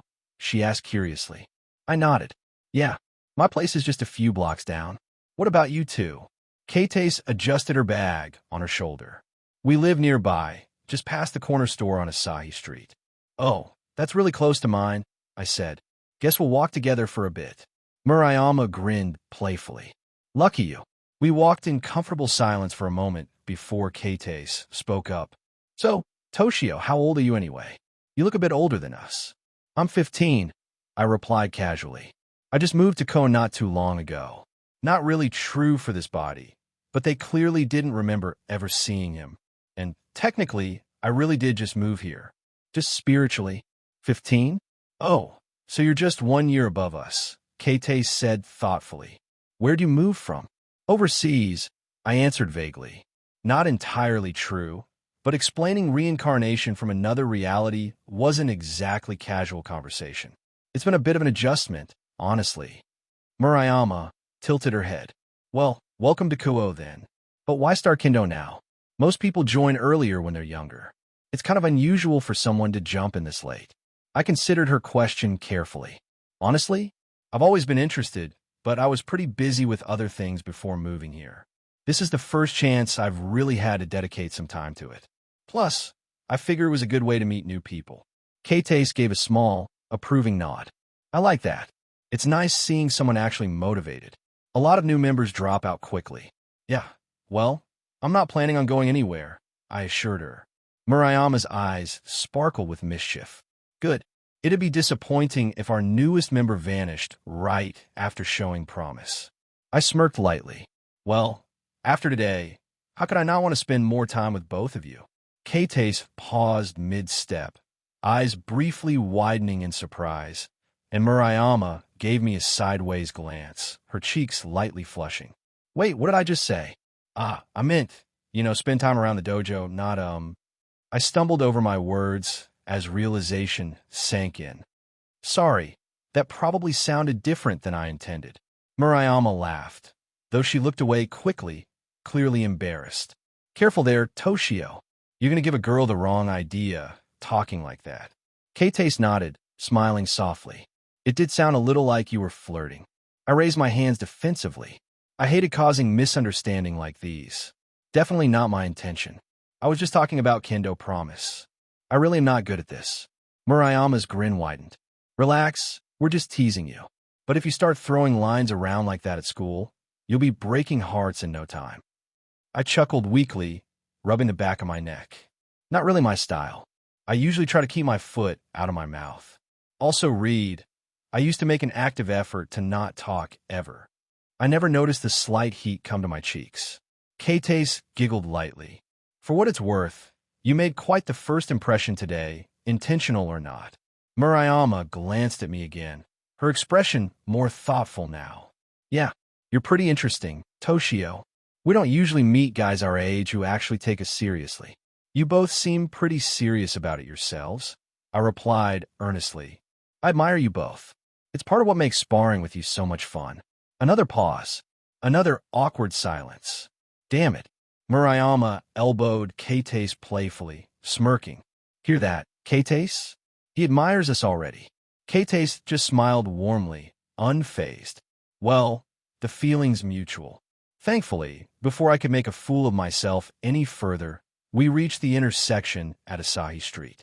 Kate stopped first, turned to face me. Murayama slowed down beside her, adjusting the strap on her bag. Looks like this is our stop, Kate said gently. Guess so, I replied, a little relieved and disappointed simultaneously. Thanks again for the spars today. I really enjoyed it. Same here, Murayama said, her tone unusually sincere. I'll be looking forward to Tuesday's rematch. Me too. Have a good night, you two. See you at the next practice, Kate said with a small wave. I waved back as they turned away, heading down the street toward their homes. Watching them go, I took a slow breath, letting the lingering embarrassment and amusement settle. Well, if making friends involved sticking my foot in my mouth occasionally, I suppose I could handle that. At least things wouldn't be boring. And practice makes perfect. I suppose they could be my training partners in more ways than one before I meet Rias and her peerage. Wait, I'm in as friends to socially interact with. I sighed, smiling faintly. I continued walking home, the warmth of the evening air blending pleasantly with the unnoticed, subtle heat on my cheeks. Once we parted ways and I got over my mental turmoil, I finally pulled up my system screen, walking back to my place on autopilot. New skills unlocked. Swordsmanship, rank 2. Footwork, rank 1. A moment later, the system chimed again. Skill fusion available. Footwork, plus running, agility, rank 1. Fusion will replace original skills. Proceed? Y/N. Yes. New fuse skill created. Agility, rank 1.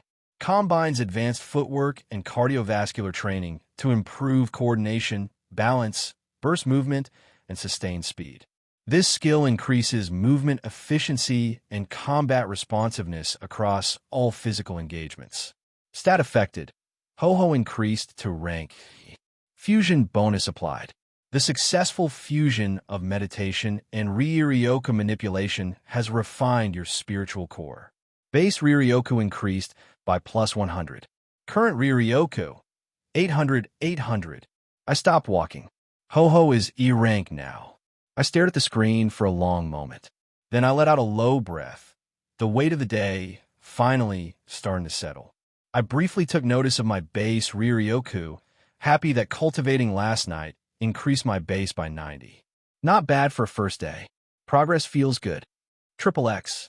After finishing my workout, dinner, and a shower, I felt refreshed, physically tired but mentally sharp. My exercise skill had hit rank 3 during today's workout, and the difference was immediately noticeable. Every muscle felt more defined, more responsive. My breath came easier, recovery smoother, and growth more pronounced. It was rewarding, proof that my training wasn't going unnoticed by the system. As I sat on my yoga mat preparing to cultivate, my thoughts drifted naturally to Murayama and Kate. Sparring with them had been a genuine highlight of the day. It was strange to think about how little screen time they actually had in the original canon. Just side characters, mostly background fan service and occasional comedic relief. Yet in person, they were more vivid. Murayama's confidence and fire, Keitei's cool strategy. They felt real now, like actual people with meaningful lives beyond their minimal roles.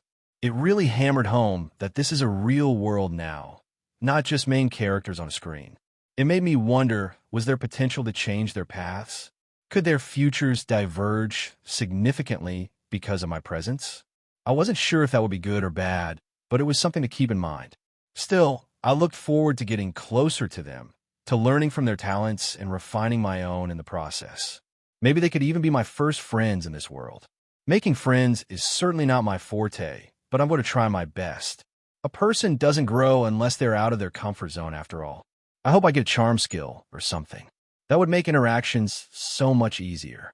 I thought back to my day at the Kendo Dojo as a whole. I actually had a lot of fun. It was a little rough at first, but as soon as my new skills hit, it changed the game. Improving on the spot, actually winning a couple of spars, seeing Murayama and Keitei's shocked expressions. Yeah, I definitely can't wait for the next session. During my initial orientation, I remembered Hideki's explanation of the dojo ranks, a standard Dan-Q system. 6 levels of Q, 6th being the lowest, 1st highest, with master ranks starting from 1st Dan to the highest attainable 8th Dan, which can only be held by the dojo master. Murayama and Keitei's were both 3rd Q. It was impressive considering their age, showing dedication and natural talent. I had some ground to cover, but with my growth rate, I wasn't worried. I wonder what rank they'd be at the start of canon. Considering they basically led the Kendo Club, I'm willing to bet at least 2nd or 3rd Dan. Only then did I realize I hadn't used Observe on anybody in the dojo. I was so hyper-focused on my activities there I didn't even think that doing dumb things while being smart resonated again. My inventory screen popped up by itself. My sword flashed once. My eyebrow twitched. My head, somehow, gained a tick mark. I quickly recovered and tried to steady myself again and closed out the menus. I certainly didn't glare at my Zanpakuto before doing so. You can't prove it. Exhaling softly, I turned my attention inward, easing into cultivation. Tonight would be a little different, though. I didn't just want to circulate Riryoku through my body. I wanted to project it, convert it into Ryatsu. I needed to externalize my spiritual energy and feel that pressure tangibly affecting the environment around me. I needed to be like Kenpachi. Well, maybe not need, but how cool would that be? Time passed in focused stillness. Instead of circulating energy within, I mentally pushed it outward, imagining the waves of my Riryoku extending beyond my skin. It felt awkward at first, like trying to consciously control something that had always moved passively within me. 2 hours of deep concentration passed, and just when I was beginning to feel frustration, ding, a system notification appeared. New skill unlocked. Ryatsu externalization, rank 1. Allows the user to consciously project their internal Riryoku outward as Ryatsu. Spiritual pressure capable of suppressing, intimidating, or even incapacitating beings with lower mana reserves or lower levels. Passive effect. Uncontrolled Ryatsu leakage will now occur until mastery is achieved. Base Riryoku increased by plus 100. A surge of power was quickly tempered by immediate alarm. Uncontrolled leakage? I felt it instantly, a pressure radiating outward uncontrollably. A beacon to every supernatural being in Kuo. I grimaced, urgency gripping my chest. If I couldn't control this immediately, I'd attract unwanted attention far too soon. I didn't want to be like Ichigo. My next task was clear, containing this leakage. I focused hard, envisioning my Ryatsu wrapping around me like a thin, invisible barrier, pulling it tightly to my skin as well as I could. It was like trying to contain a ball of fire with just your hands. Minus the burns. Hours slipped by unnoticed, and before I realized it, dawn approached. Soon after, another notification finally appeared. New skill unlocked. Ryatsu control, rank 1. Allows precise regulation and masking of Ryatsu leakage. Greater mastery at higher ranks allows more subtle and comprehensive concealment. Base Riryoku increased by plus 100. Another prompt immediately followed. Compatible skills detected. Fusion available. Ryatsu externalization plus Ryatsu control. Ryatsu manipulation Rank 1. Fusion will replace original skills. Proceed? Y/N. Yes, I said instantly. New fuse skill created. Rias manipulation. Rank 1. Grants complete control over external spiritual pressure, allowing both the controlled suppression of others and more advanced masking of the user's own presence. Base Riryoku increased by plus 200. Another notification chimed pleasantly. Fusion bonus applied. Additional plus 100 base Riryoku granted. Current base Riryoku, 1110/1110. My excitement barely had time to settle before a new prompt appeared. Compatible skills detected. Fusion available. Riryoku manipulation plus Riatsu manipulation. Riryoku dominion. Rank 1. Fusion replaces original skills and significantly enhances overall mastery and control of spiritual energy. Proceed? Y/N. Yes, I confirmed again. This was getting ridiculous. The sensation this time was overwhelming, like a gate inside me had swung fully open. New fuse skill created. Riryoku dominion. Rank 1. This skill represents a foundational mastery over spiritual energy, vastly improving the user's control, harnessing, and externalization of Riryoku. As the skill increases in rank, it gradually grants the user absolute command over both internal and external spiritual pressure, Riatsu.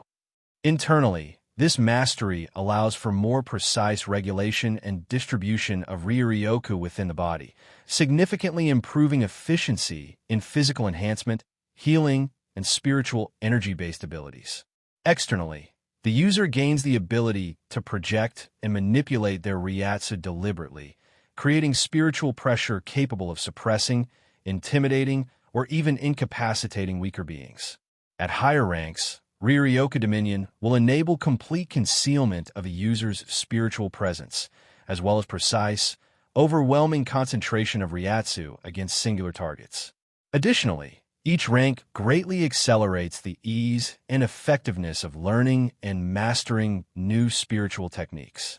Currently, control requires conscious effort, but with continued improvement, this dominion will eventually become as effortless as breathing. Base Riryoku increased by plus 1,000. Spiritual potential increased by 1 letter grade. DC. Due to this skill, Riryoku regeneration is now significantly enhanced based on spiritual potential. F. 1% per minute B. 5% per minute D. 10% per minute C. 20% per minute B. 35% per minute A. 50% per minute S. 75% per minute SS. 100% per minute SS. 150% per minute. Fusion bonus applied. Additional plus 100 base Riryoku granted. Current base Riryoku 2210/2210. Spiritual potential C. 20% Riryoku regeneration per minute. Incredible. My recovery rate was far beyond ordinary now. This was no longer merely a resource I'd have to manage carefully. It was a resource I could strategically exploit. Yet there was a downside. My Riatsu was far stronger now, constantly radiating a significant spiritual presence, though thankfully not uncontrollably. Right now, my control was far from effortless. Any supernatural being looking at me could tell I had some degree of power. But I theorized based on the skill description that as my mastery increased, maybe at rank 10, I could suppress it completely, appearing indistinguishable from an ordinary human. Additionally, my Riatsu pressure currently extended only to a small localized radius around me. But as the skill advanced, I imagined I could cover broader areas, maybe even project targeted pressure onto a single individual. Curious, I experimented briefly, extending my Riatsu outward again. Interestingly, it cost nothing, no drain on my Riryoku reserves. That was surprising but welcome news, suggesting my Riatsu was more a passive aura than an active expenditure. Knowing the danger of my current state, I dove back into intense, meticulous cultivation, relentlessly working on fine-tuning this newfound dominion. I sure hope there's no passing falling angels in the area. The entire next day passed without pause, except for brief meals. I barely noticed when new prompts appeared. Skill rank up. Cultivation. Rank 3. Skill rank up. Ryuryoku Dominion. Rank 3. Base Ryuryoku tripled due to rank 3 effect. Current base Ryuryoku 6630/6630. Spiritual potential C. 20% of base regenerated per minute. By the end of my day-long marathon, control felt significantly more natural, if not yet perfect. At rank 3, I could prevent leakage easily enough, but true subtlety, perfectly masking my presence, still required conscious, hyper-focused effort. Further ranks would likely refine this. Finally, after nearly 24 continuous hours, I felt genuine mental fatigue. My mind needed rest, actual sleep. Standing, I stretched, exhaustion finally catching up to me. Before bed, though, I reflected with quiet satisfaction. Tomorrow, I would test out using my enhanced Ryuryoku to reinforce and enhance my body directly. I smiled to myself as I lay down, closing my eyes. It had been a day of profound growth, deeper understanding, and clearer direction. For the first time in days, I allowed myself the simple luxury of true sleep, letting myself drift into welcome darkness, eager for tomorrow's challenges. Not surprisingly, no dreams came to greet me. They never do. Murayama perspective. Crack. The shurnai slammed against mine with enough force to rattle my wrists. I grunted, feet sliding half an inch across the dojo mat as I absorbed the impact. Toshio didn't slow down. His follow-up was immediate, a diagonal strike that I barely parried with a tight pivot and a bit more footwork than I wanted to admit. TCH, damn it, I muttered under my breath. He was relentless today. Not aggressive, exactly, just precise. Like every movement was already planned out in his head. The first time I met Toshio Amano, a month ago, I'd honestly thought he was kind of handsome. Tall, a little intense-looking, but not in a weird way. He had this unreadable expression that made him feel older than he was. Stoic. Serious. Definitely not a goofball like most guys our age. And when he introduced himself, I mentally pegged him as another one-week wonder. The type that shows up, thinks swinging a shurnai is cool, and disappears after a bruised ego or two. That assumption lasted maybe 5 minutes. Clack! I let out another soft grunt as I stepped into a defensive arc, redirecting his thrust just enough to deflect it. My arms were starting to burn. He'd been a complete mess his first day. Stiff, awkward, obviously a beginner. And then something clicked mid-match. He got better right in front of my eyes, like freakishly better. I remembered stumbling through the last exchange of that first session, caught completely off guard. A month later, I still didn't understand it. His growth was insane. Every time we sparred, he moved sharper, faster, more fluidly. I trained for years to reach third Q. Toshio reached the same level in a month. That wasn't just dedication or natural talent. That was anime protagonist bullshit. Kurigane Sensei never complimented anyone. Ever. Not unless they were winning nationals or something. And yet, a week ago, after watching Toshio score a perfect 3-0 against the second Q from another dojo, the old man had nodded and said, "Your foundation is sound. If your will matches your technique, you might become something worth fearing." That single sentence was more praise than I'd ever heard him give. Then he went and promoted the guy to third Q. My rank. Crack. Another hit deflected. My breath hitched. I was on the defensive again, and it wasn't going to last. What was worse, I hadn't beaten him in our last 2 sessions. Not once. Keita's either. I gritted my teeth and adjusted my stance, trying to find an opening. Nothing. He didn't have any obvious tells. No overextensions. No lazy footwork. Just calm, calculated pressure.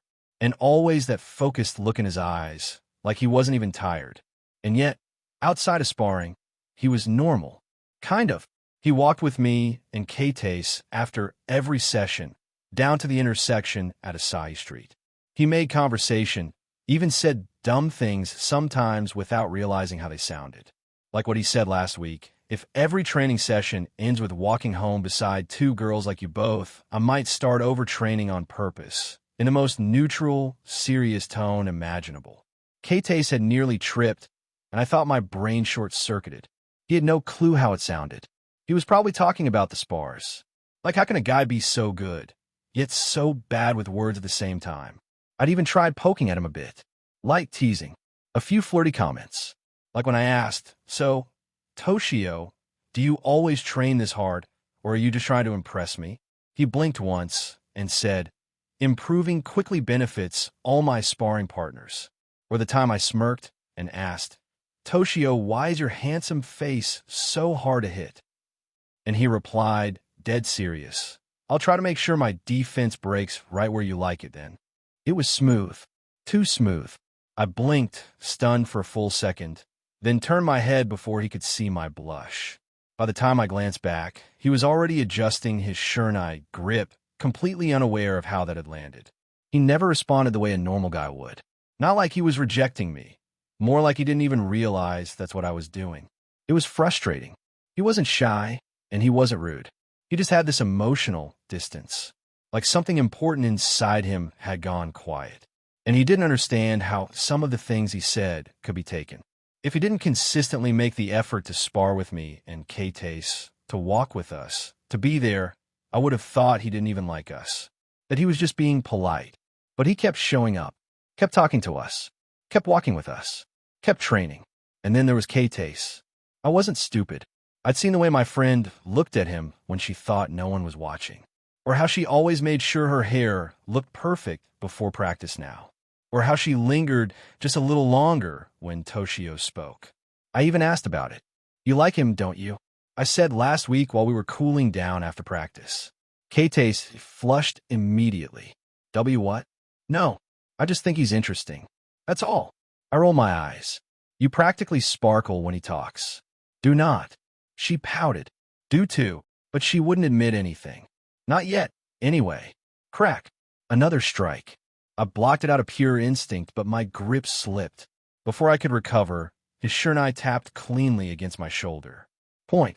Toshio lowered his stance and stepped back. That was the third hit. Match over. I hadn't scored once. Ugh, again.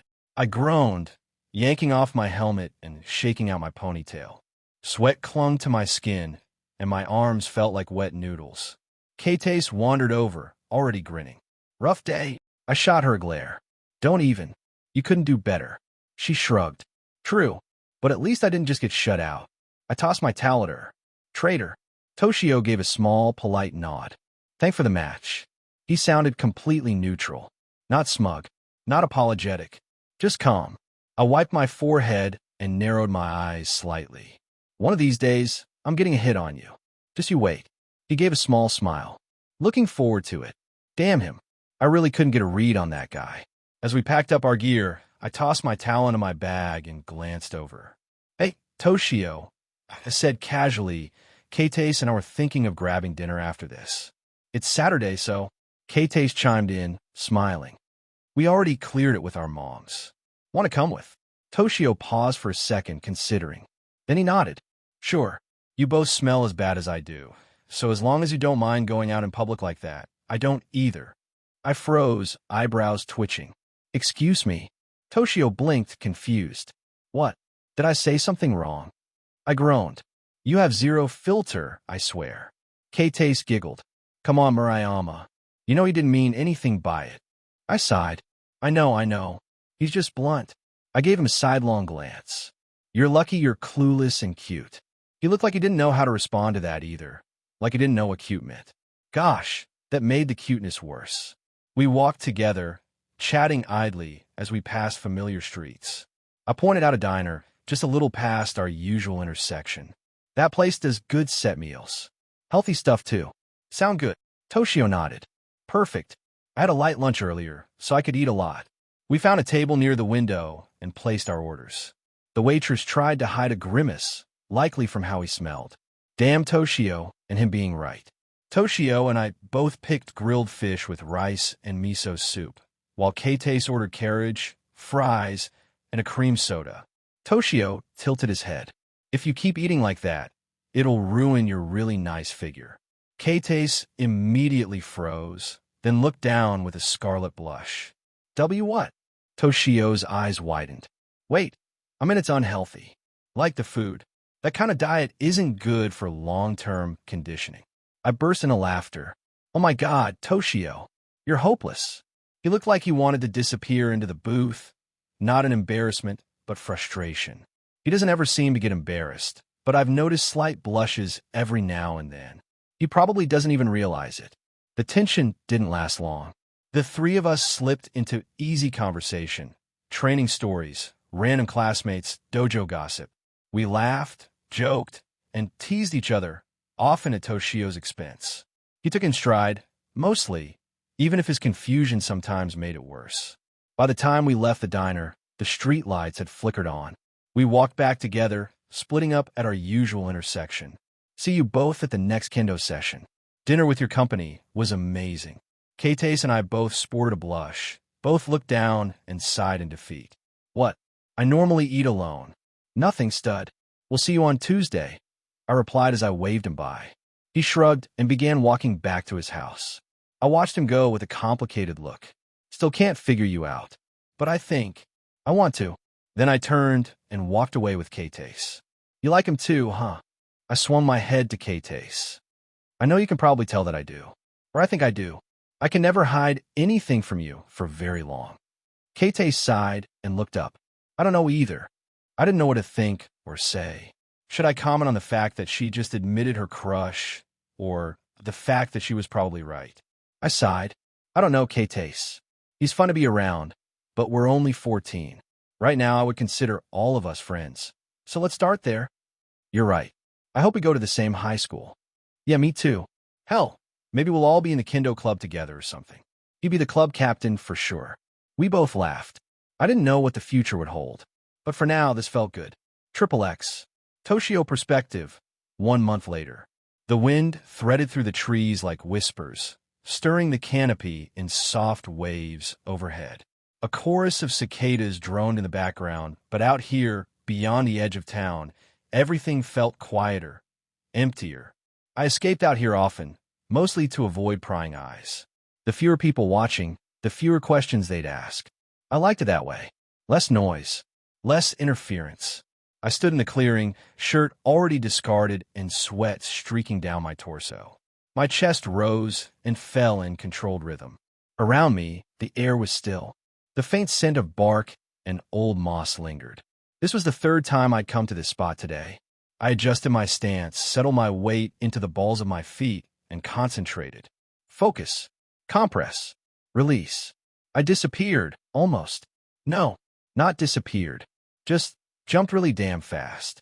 My feet skidded across the forest floor as I stumbled out of my attempt, breath catching. Loose dirt scattered from the impact. I caught myself before I fell completely, planting a hand against a nearby tree. Still not Shuinpa, I muttered. It was frustrating. I understood the theory well enough.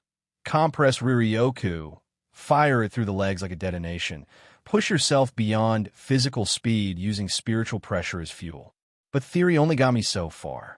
I was missing something, some nuance, some rhythm of movement or burst timing I hadn't quite grasped. Again, my voice barely disturbed the quiet. I straightened, wiping sweat from my brow with the back of my arm. Ryoryoka flared through my limbs again, slightly sticky, slightly uneven. Still, I gotten a skill out of all this effort. New skill acquired. Ryoryoka Body Enhancement, Rank 2. It had popped up 24 days ago, after I finally figured out how to channel my spiritual energy into physical tissue. At first, it just amplified my strength and speed in tiny bursts, barely noticeable. The first time I managed to push Ryoryoku into muscle and bone and tried an agility exercise, I'd been sore for days. Not from overexertion, from misalignment, from forcing power through tissue that wasn't used to spiritual reinforcement. Gamer's altered body only helped a little after I slept that night for the first time in over a week. But now, with practice, it granted significant boosts. For a few glorious seconds, my reflexes sharpened and my body felt lighter, faster, tighter. But then it drained me. Hard. I glanced at the status display floating next to me.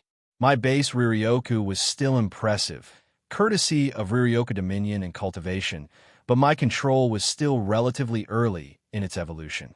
Enhancement burned through reserves like a wildfire. A full burst lasted maybe 30 seconds at most before I hit zero. And once that happened, my regeneration rate took over 20% per minute thanks to C-rank spiritual potential. That meant I'd recover everything in 5 minutes, but I didn't like waiting around. So I made it productive. When I emptied my reserves, I dropped to the ground and trained physically. Push-ups, sit-ups, body squats, stretches, isometric holds. Anything to keep the time from being wasted. I usually extended it to 15 minutes though, because it's not easy to accomplish very much in only 5 minutes. Then I tried again. I was on my third rotation now. My muscles ached with a distant burn. My legs felt tight, but strong. I could knew the way Riryoka needed to move through me, probably. It was just a matter of precision now. I exhaled slowly. Compress at the soles. Anchor the spiritual pressure in the calves. Snap upward through the hips and fire it all in one unified pulse through the legs. I moved. It was a blur. A whisper of acceleration. A flicker of motion. Then pain. Then I hit a tree. Hard. The tree hit me before I even registered it. My vision cracked. I bounced off the bark and tumbled backward through loose soil, landing on my back with a dull, full-body thud. Dizziness surged. Leaves twisted above me, sky peeking through in shattered fragments. Somewhere off to my left, a cicada resumed its drone like it was mocking me. Ow! Riryoka body enhancement had absorbed the worst of it. My ribs ached, but they hadn't snapped. My pride? Less intact. Still, I didn't move right away. I stayed flat, letting the ache settle and the impact fade. My breath came in through the nose, out through the mouth. A practiced rhythm. The cicadas droned on, indifferent. I sighed and pulled up my skills panel, watching the familiar list populate. I hadn't gained any new skills other than the one mentioned earlier. Everything I was doing now, every drop of energy and effort, was going toward core progression. Physique. Ho-ho. Zanjutsu. The foundations of my build. The things that didn't flash with every step forward, but would become the difference between life and death when things got real. Base skills. Perfect memory, rank X. Gamer's alter mind, rank X. Gamer's altered body, rank X. Observe, rank 4. Allows you to gather basic information about a person, creature, or object you focus on. Displays name, condition, threat level, if within 20 levels of the user, and a brief descriptive insight. Threat levels are on the same letter scale as above and are relative to your current power and abilities. Further information may unlock with repeated use or higher proficiency. Cooking, rank 3. The art of turning raw ingredients into nourishing meals. Increases nutritional value and efficiency of food preparation. Food taste and quality increase as rank increases. Exercise, rank 5. Enhances training efficiency, physical development, and endurance during workouts. Minimizes wasted motion, maximizes stat conversion, and grants passive minor fatigue resistance. Basic swordsmanship, rank 7. The fundamental skill of using a sword in combat. This includes proper grip, footwork, guard positions, and basic offensive and defensive techniques such as slashes, thrusts, and parries. It represents the user's general familiarity with bladed weapons and their ability to use them with control, balance, and purpose. Allows precise control over momentum, blade angle, and timing. Can counter other basic sword techniques easier. Riryoka body enhancement, rank 2.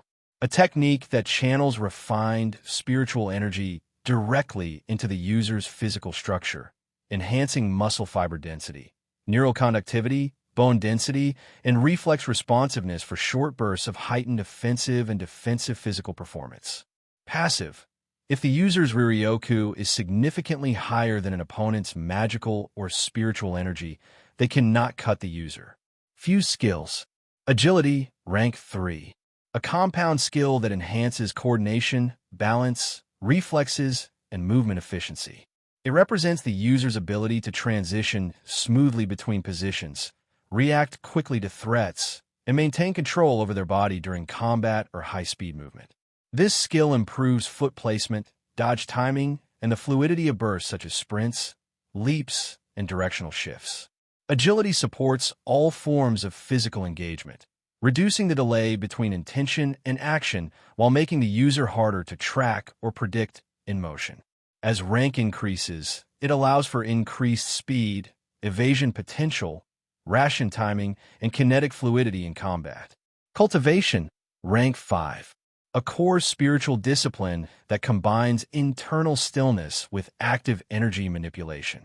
While in meditative state, the user regenerates Ryoryoku at an enhanced rate and learns to refine and expand their spiritual core. Each rank of this skill multiplies the user's total Ryoryoku by the rank value. Cultivation also increases Ryoryoku control, improves Ryatsu projection, and passively accelerates growth of other spiritual abilities. At higher ranks, this skill allows the user to substitute sleep, suppress spiritual signatures, and achieve breakthroughs in soul-based power. This skill increases your base Ryoryoku by 500. Ryoryoku Dominion, rank 4. This skill represents a foundational mastery over spiritual energy, vastly improving the user's control, harnessing, and externalization of Ryoryoku. As the skill increases in rank, it gradually grants the user absolute command over both internal and external spiritual pressure, Ryatsu. Internally, this mastery allows for more precise regulation and distribution of Ryoryoku within the body, significantly improving efficiency in physical enhancement, healing, and spiritual energy-based abilities. Externally, the user gains the ability to project and manipulate their Ryatsu deliberately, creating spiritual pressure capable of suppressing, intimidating, or even incapacitating weaker beings. At higher ranks, Ryoryoku Dominion will enable complete concealment of the user's spiritual presence, as well as precise, overwhelming concentration of Ryatsu against singular targets. Additionally, each rank greatly accelerates the ease and effectiveness of learning and mastering new spiritual techniques. Current neutral control is passive. Base Ryoryoku increased by plus 1,000. Due to this skill, Ryoryoku regeneration is now significantly enhanced based on spiritual potential. F. 1% per minute B. 5% per minute D. 10% per minute C. 20% per minute B, 35% per minute A, 50% per minute S, 75% per minute SS, 100% per minute SSS, 150% per minute. Progress. It was never fast. Not really. Even with the system, even with my fusion ability, none of this came easy. Observe at rank 4. Ryoryoku Dominion at 4. Cultivation at 5. Swordsmanship at 7. Each of them representing thousands of hours of mental math, broken stances, soaked clothes, and aching tendons. It still looked satisfyingly neat on screen. Exercise had snuck up on me. At rank 5, it was less of skill now and more of a state of being. I could train for hours without hitting a real wall. Fatigue came slower. Recovery, faster. My body felt like it had adapted to the grind itself. But sometimes, that made it hard to tell if I was pushing hard enough, if I was just coasting on efficiency. It worried me, if not for the gains in strength. I could probably bench press around 500 pounds if I tried. Pretty impressive for human. Basic swordsmanship was responsive. Alive. The dojo sessions with Murayama and Kates had shaped me faster than I thought possible. At first, they just kicked my ass. Then the system caught up. Now, sparring was a feedback loop. Every parry, every misstep, every unexpected counter burned in a perfect memory and showed up in the next match. Rank 7 felt deserved, earned in sweat and bruises and sideways glances from two girls who were clearly wondering who the hell I really was. I even impressed the dojo master. Apparently, he doesn't give out compliments, yet I still received one. Ryoryoku body enhancement, though, that was still frustrating. Useful, sure. I'd learned how to channel it into my legs, into my arms and hands, even isolate it to my core for balance. But it was still something I had to activate. It wasn't seamless. Not yet. My dream was to keep it on passively. No flare, no burst, just on. Reinforcement as second nature. The same way I breathed or blinked. I wasn't there. Not even close. Every time I overused it, I'd burn through my reserves and spend the next 5 minutes doing push-ups just to justify the downtime. It felt primitive. Not to mention I knew I needed it to reach Shuimpa. I theorized that my low level here was why I couldn't figure it out. Agility was stuck. Rank 3 had taken weeks. Still, I could feel the difference. My footwork was tighter. Reflexes sharper.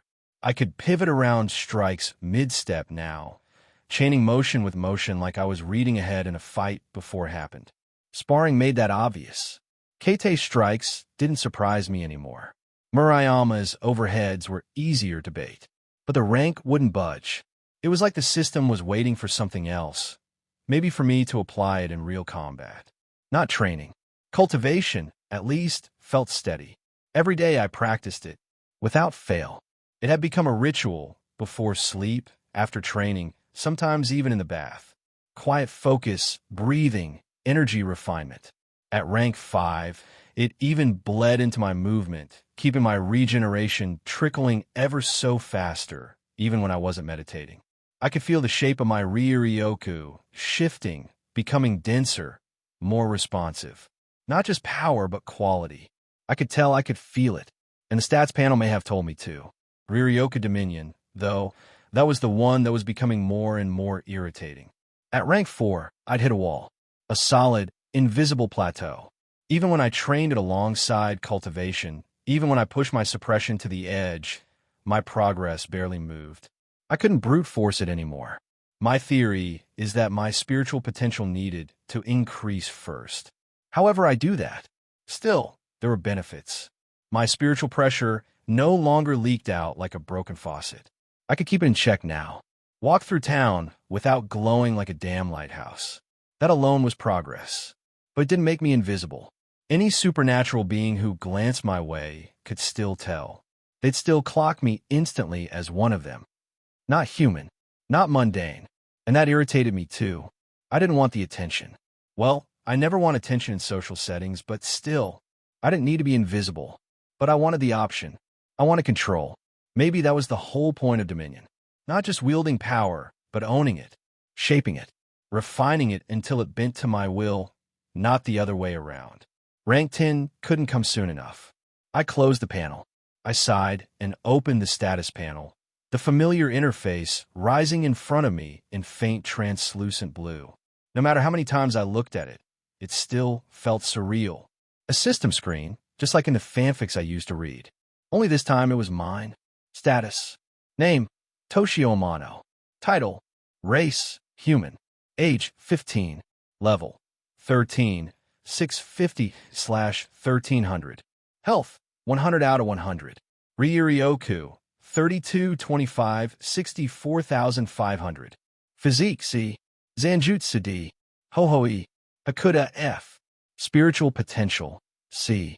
Soul resonance, 5%. Level 13.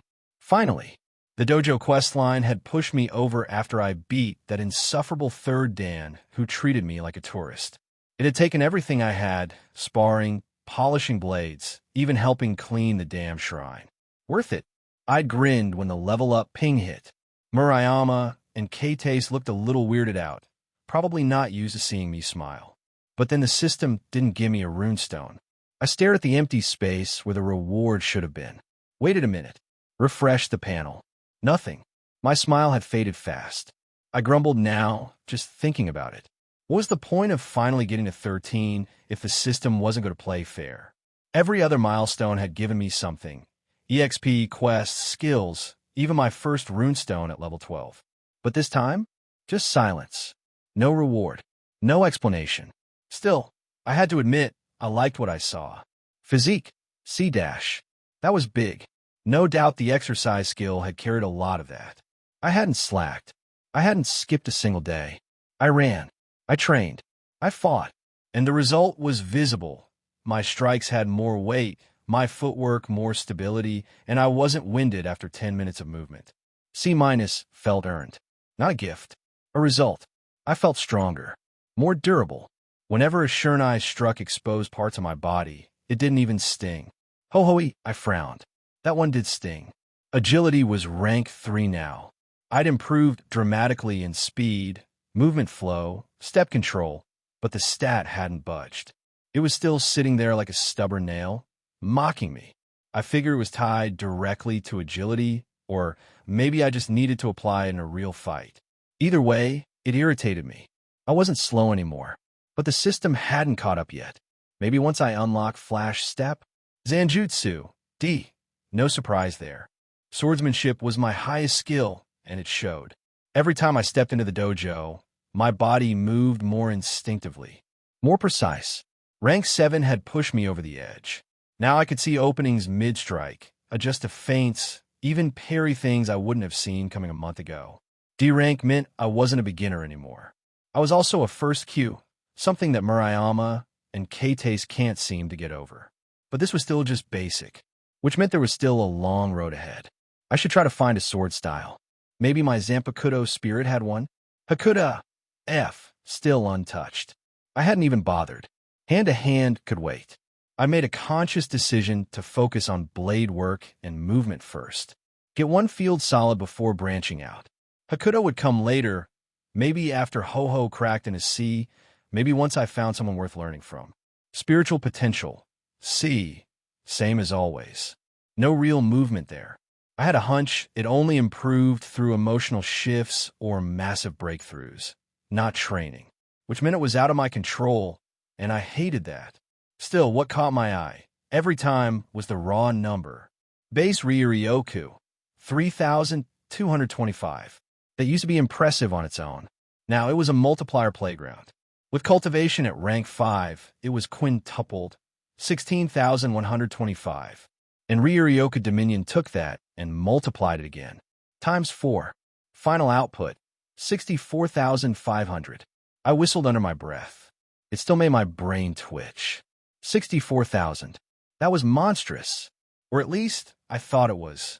I had no idea what the average magical energy or mana pool for a devil, exorcist, or fallen angel looked like.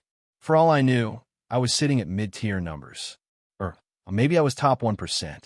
Or maybe lower than Donaseek. Man, I think that would actually embarrass me. Observe might help with that someday, when it reached rank 5 or 6. Maybe then I'd start seeing hard numbers on other people. Until then, I was flying blind. And then there was soul resonance. 5%. Still, I stared at that number longer than I cared to admit. No progress. Not even a twitch. It had been like that since day one. I really didn't like how the system described it. As your soul learns to attune to itself, clearly, the distance between you and your Zanpakuto shortens. Most likely has something to do with my connection to my Zanpakuto spirit. But the explanation wasn't technical. It wasn't measurable. It was poetic, vague. Something about depth of self, honesty of emotion, reciprocal recognition. Bullshit riddles, if you asked me. I needed instructions, not metaphors. I groaned under my breath and muttered, "Just tell me what to do. Cry in a cave? Meditate harder? Bleed on the blade and whisper secrets?" It was maddening. Physics never played these games. In quantum mechanics, probabilities could be defined. In atomic theory, interactions could be measured.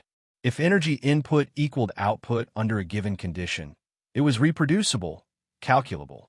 You could isolate the variables, adjust the parameters, and confirm the results across any controlled system. But this was chaos dressed up as poetry.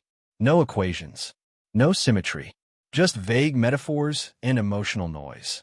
This was feelings, self-discovery, soul stuff. I hated it. Still, I knew it was important. I hadn't even seen her yet, and until I reached a deeper resonance that probably wouldn't change. I shut the panel down and rubbed the back of my neck, jaw tense. Everything was improving. Everything except the things I couldn't brute force. Maybe that's why they mattered most. I took one last breath of forced air.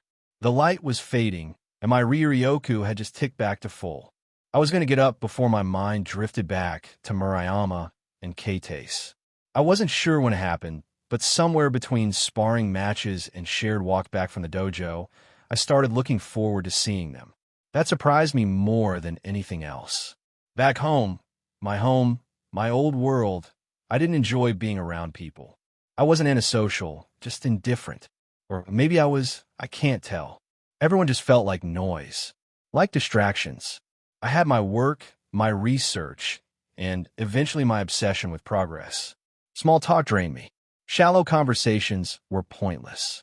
And if someone got too close emotionally, I'd quietly, efficiently distance myself. But now, I liked hanging out with them. They were in younger, immature bodies.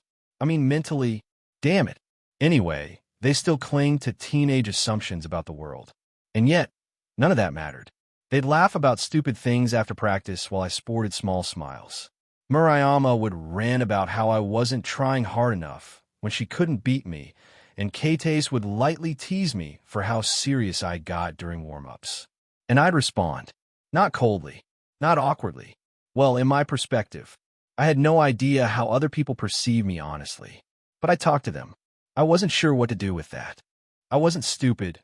Well, I may do stupid things sometimes. At that thought, my inventory screen popped open on its own, unprompted. A gentle shing as the translucent display slid into view, and my sword sat there, glowing faintly. Its handle tilted just slightly to the left. If I didn't know better, I'd say it looked smug. Things can rotate in this menu. I narrow my eyes, then pointed straight at it. Enough out of you. The forest echoed with my outburst. Cicadas paused. A bird startled from a branch nearby. I didn't drop my arm, just kept pointing. 10 full seconds of silent mutual defiance. Me glaring. The blade unblinking. Then, with a flicker of dim light, the sword blinked. Once, and the inventory panel closed itself like a kid slamming a door after shouting an explicative, escaping their parents. I sat there, arms still raised, feeling like an idiot. Unbelievable, I muttered, lowering my hand. I'm being trolled by a sword. My sword. After regaining what little dignity I had left, I sighed and picked the thread of my thoughts back up. I'd say things without thinking, do things that I'd cringe at 5 minutes later. But emotionally, logically, I knew they were comfortable around me. I knew they liked being near me. And some part of me suspected there was more under the surface. The thing that confused me most wasn't just their kindness or familiarity. It was the phrasing, the things they said, tone, pacing. I'd read enough romantic fiction and heard enough anime banter to recognize when people were flirting. But I couldn't process it. Why flirt with me? I wasn't charming, or warm, or emotionally available. I was blunt, analytical, sometimes sarcastic, and occasionally forgot people existed when I got caught up in thought. I didn't even know how to read subtext unless it was mathematically diagrammed and color-coded. And yet, Murayama's eyes lingered a little too long sometimes. Kate's laughter was a bit too musical. There were pauses in their questions that left space I didn't know how to fill. And what's up with Murayama calling me cute? It left me frozen more than once. Not an embarrassment, just confusion. I didn't know what to do with it. Theoretically, I know I have a handsome face I made it to be, probably a mistake in hindsight. I hate attention. I didn't understand why she kept doing it either. I'm sure cuteness goes beyond mere looks. Regardless, though, I didn't want it to stop. My interactions with them, at least. I sighed again and let myself slump slightly, the tension ebbing from my shoulders. Whatever this is, whatever it means, I'll just keep doing what I'm doing. Because somehow, for the first time in years, I was enjoying myself around people. And I wasn't ready to lose that. I signed and stood up. Time for another round. Again. Always again. At that moment, just to my right, I heard a branch break. I snapped my head over to the sound, being completely pulled out of my thoughts, startled. What a weak-looking human.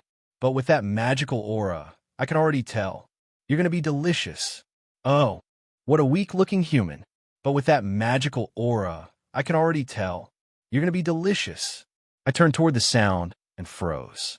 It stood at the edge of the clearing like something vomited from the deepest corner of a nightmare. I think it was about 12 feet tall. It was shaped like praying mantis, with large front arms with gruesome serrated spikes. But it wasn't chitin or armored plates on the outside. No, its body was a patchwork assembly of stretched and stapled flesh. Raw and unnatural muscle that was seamed together twitched under loose, uneven stitches. It moved like a marionette sewn together from the corpses of 100 things that should never have been combined. Where Mantis's head should have been, there was the torso of a human woman, but distorted, grotesquely sexualized. A large chest, bare and stained, jiggled with each twitch of movement. Black eyes with red irises, a mouth that was wide and lipless, stretching ear to ear with layers of serrated teeth glistening beneath skin too pale to be alive. A sharp tongue flicked out briefly, dragging across the corner of its cheek like it was savoring something that hadn't happened yet. Its expression was ecstasy, a look of obsessive, trembling anticipation, like the moment before the first bite of your favorite meal, but twisted into something raw and unholy. I drew my sword out of my inventory with a slow breath. Guess this'll be my first real fight using this. A blade of polished steel and potential shimmered faintly in the low light. Even sealed, even dormant, it felt ready. Waiting. I narrowed my eyes. Observe. The screen flickered. Name, Yomi. Condition, healthy, eager, edging. Threat level, A. Level, 28. Insight, a stray devil that's evaded recapture for over 10 years. Formerly a devil knight turned rogue after devouring her king. Yomi has increased in strength through the routine consumption of humans, consuming spiritual and physical energy from every victim. Her grotesque mutation is a result of prolonged exposure to corrupted energy and forbidden gluttony-based rituals. Highly unstable and psychologically unhinged. Extremely dangerous. A stray devil. I clenched my jaw. That explained the mangled aura. You've got guts showing up here, I said, leveling my blade. This is Gremory and Citri territory. You're either suicidal or stupid. The thing giggled, high-pitched and rattling like bones in a jar, like it knew something I didn't. The forest isn't part of their precious little playground. It's neutral. No seal. No patrols. Just shadows, trees, and me. Its human torso leaned forward, tongue flicking again, salivating. And I'm not even the only one here, boy. We strays like to nest. Deep roots. Delicious meals. The smart ones survive like me. I kept my expression flat. Meals. Children. The ones that wander off the path. The ones who play just a little too close to the forest edge, who get curious and quiet, and venture a little too far from mommy, daddy, the safe and warm enclosure of human stupidity. The best are the ones who are scared, who know they've made a mistake but aren't quite sure if the world is supposed to hurt them yet. She flexed those claws, sickle-long fingers of meat and bone, and the tips scraped slow furrows into the bark of a nearby tree. The bark groaned, the trunk wept sap, the wounds were wet and open. You wouldn't believe how the little ones taste. The smaller, the more helpless, the purer the flavor. Their feelings are all so essential, bright, not like the older ones with their shame and mildew, their years of rot and bad thoughts soaking the marrow. No, the ones still soft, barely out of their diapers. Oh, that's where all the flavor lives. It's all just juice and terror and fresh bone. The monster's torso arched forward, impossibly flexible. Her head lolled, and the tongue flicked out again, methodical, obscene, circling the rim of her blunt nose. They scream for their parents, you know. Every time. They always think someone is coming to save them. Even when the air is full of me, even when I have them by the ankles, they still hope. Most of them scream mama or papa, but some of the braver ones try to kick and bite. That's always funny when they pretend they're not food. I like to let them wriggle a bit, let them feel the futility. Tenderizes the meat, brings out these wild, desperate flavors. Her serrated smile widened as her voice trilled upward, like she was recalling a favorite joke. I love how they all taste a little different. Some are full of sugar, others a little salt. Sometimes you get one that's just vinegar and fire, and then you savor it slowly. Like wine. She let the words hang in the air, then inhaled deeply, ribs expanding, flesh stretching to translucency. But my favorite, her voice dropped, thick and dark, every syllable savored, are the toddler boys. Fresh, soft, so much energy in so little body. My experiments have shown the fear is sharpest when the pain is new, when they don't understand what's happening. I like to start with the lower half, tear the little pants away, and taste the flesh right where it's most tender. Sometimes I use the front arms, sometimes the tongue. It's all about variety, about savoring the reaction. She leaned forward now, drawing her claws together in a slow, deliberate clap. When I violate them before I eat, when I stick my front spiky arms up their little asses, they make the best screams. The air turns to crystal. Pure, undiluted agony, channeled through such beautiful, piercing music. It's art, an art form the humans will never appreciate, but I do. I do so very much. The tongue lashed out, quivering, and a dribble of something thick and dark ran down her chin to spatter on the forest floor. She shuddered, the entire stitched-together body convulsing, and for a moment she seemed paralyzed, eyes rolled back, teeth bared, as if the mere memory of the act was enough to bring her to the edge of kind of repulsive ecstasy.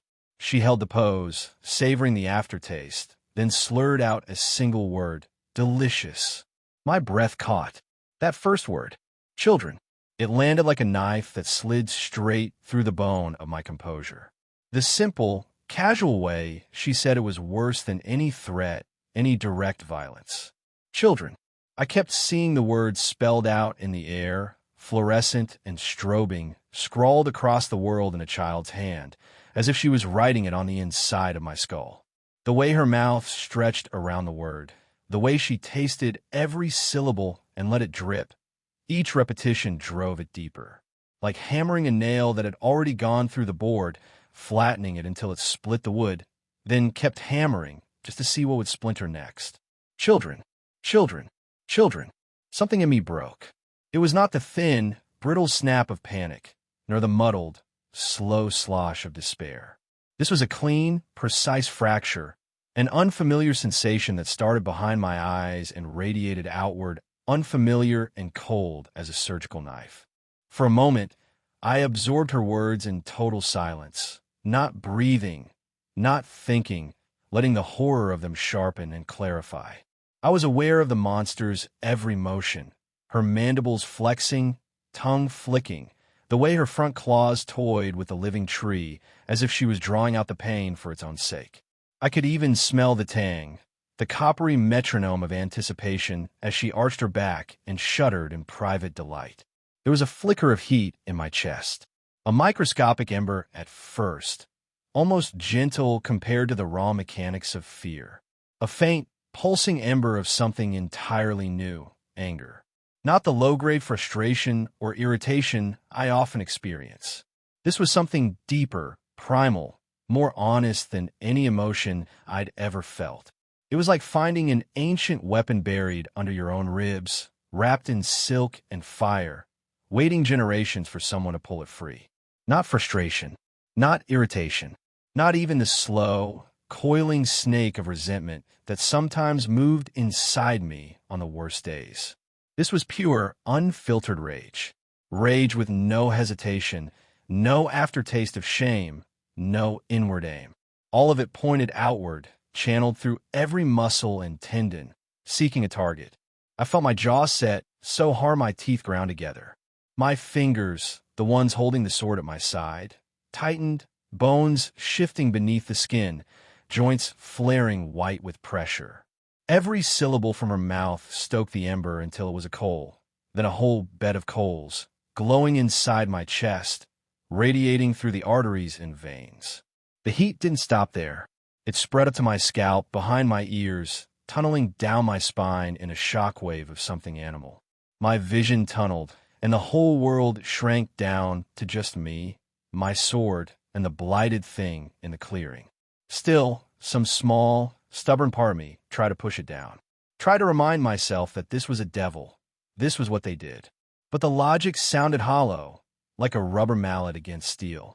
All I could see was the way she described the children, their screams, the ritual, the art of it. She wasn't just a predator. She was an artist, a connoisseur of human misery, and she had practiced her craft long enough to savor every note and aftertaste. It had to die. Death, eradication, purge. This composer of pain, this manifestation of evil incarnate. It must die. As these thoughts dominated my mind, I realized I've never felt so strongly about anything in my life. The monster's body moved with a slow, deliberate roll, like she was feeling out the boundaries of my patience. Her hands, claws? Hands? The line was too blurred to tell anymore. Traced lazy, spiraling patterns in the air, as if she was conducting a symphony only she could hear. I could see the anticipation in her eyes, the hunger, and the way she watched me, taunting, baiting, waiting for me to break the way her victims did. A part of me wanted a lunge right then, to give her the violence she was coaxing out of me. But I held it in, letting the rage simmer, compress, distill into something sharper. I could almost hear the blood rushing in my ears, pounding out a war drum rhythm. The sword in my hand felt heavier, denser, as if it, too, had absorbed my anger and was itching to be put to use. And beneath all of that, a cold awareness. She was strong, not just in body but in mind. Every word, every gesture was designed to unnerve, to destabilize, to make the fight over before it even began. She was a predator who enjoyed the kill most when her prey thought they had a chance. I would not give her the pleasure. I would not become the next flavor in her collection. I steadied my breath, let the anger find its shape. I narrowed my gaze, and the world snapped back into focus. Her, the clearing, the chill dampness of the earth, the scent of mold and blood and ozone. I met her eyes, unblinking, and let her see it. Not just the anger, but the promise of what I would do with it. A slow, deliberate smile worked its way onto my lips. The monster's own mouth twitched in response, surprised, maybe, or pleased at the new scent I'd given off. She tilted her head. You're a little old for my taste, borderline really. I don't like eating humans once they get to high school age. But that aura of yours. Her eyes gleamed, too tasty to pass up. A string of drool leaked out of her mouth. I didn't need to think. The world reduced itself, as if it too had surrendered or was caught in the undertow of what I'd become.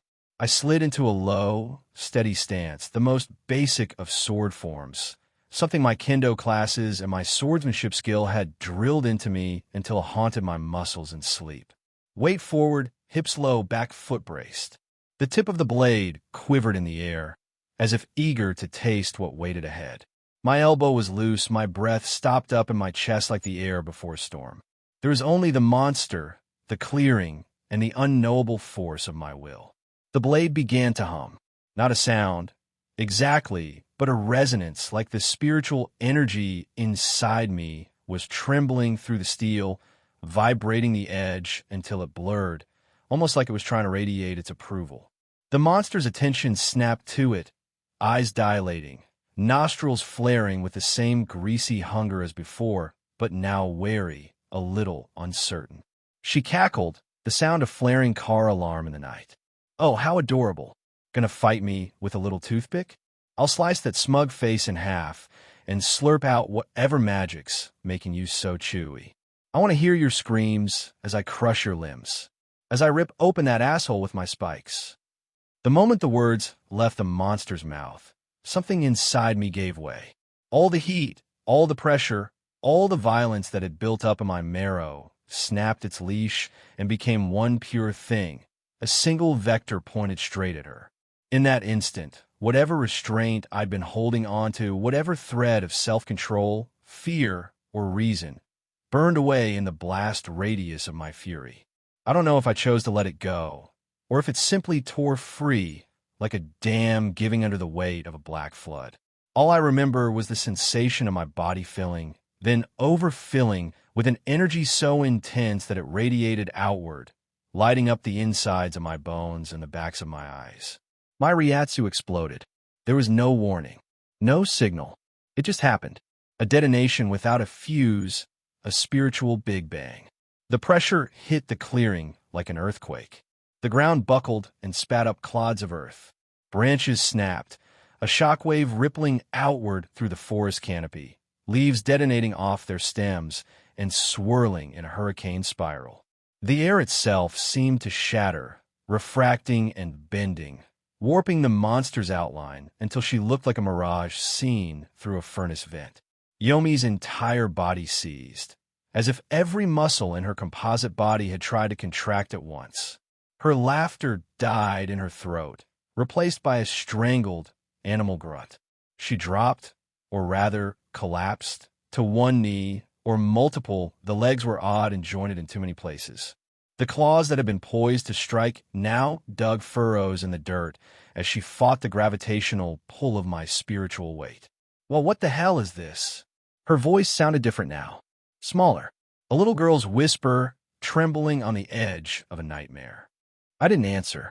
Instead, I forced myself to look at her, really look, not at the mask or the eyes or the smile or the grotesque feminine affectations of her upper half, but at the center of her human-looking torso, the broken geometry of her being. I focused on where the heart would be, if there was one, behind the parody of a chest that bulged with outrageous, stitched-together breasts. I locked my eyes on that target, not for any tactical reason, but because it seemed important that she see the intent there, see that I was coming for her. Then I moved. I don't remember the transition, only the result.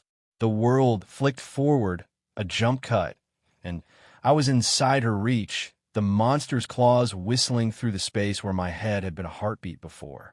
My blade stabbed straight through her humanoid torso, entering just below the ribcage and driving upward, the point erupting out her back in a shower of black and red ichor. Yomi shrieked, all the voices in her layered together. A chorus of children, women, men, animals, each one howling in surprise and outrage, likely all of those she had consumed. She slashed at me, wild and spastic, but I was already gone, flipping backwards, feet churning up divots in the dirt as I retreated out of range. The world came back into focus, slower, brighter, and I found myself standing, sword in hand, watching as the monster reeled and staggered on her many legs. She clutched at her own chest, claws raking over her meat and bone in confused, infantile pain. Then her head snapped up, eyes wide and seething. You bastard." The words cracked the air. Her body shook, but she forced herself onto her feet, the wound in her human chest pulsing blood with every syllable.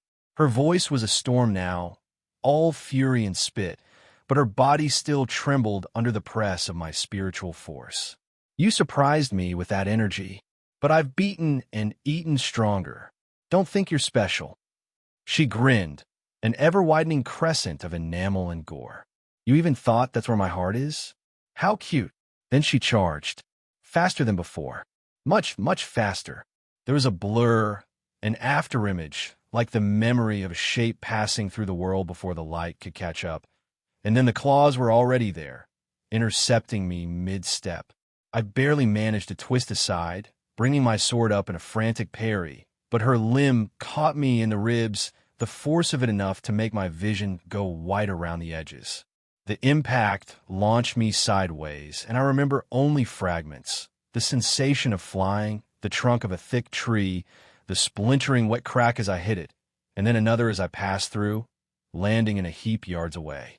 I lay for a second, stunned. The world wobbled in and out of focus. A flavor lingered in my mouth, metallic and oily, both sharp and clinging. I gasped, tried to push myself up, but the pain in my side was so immediate, so total, that I almost blacked out again. I could feel the bones knitting and unknitting with every breath, the muscles spasming where the claws had scraped them raw.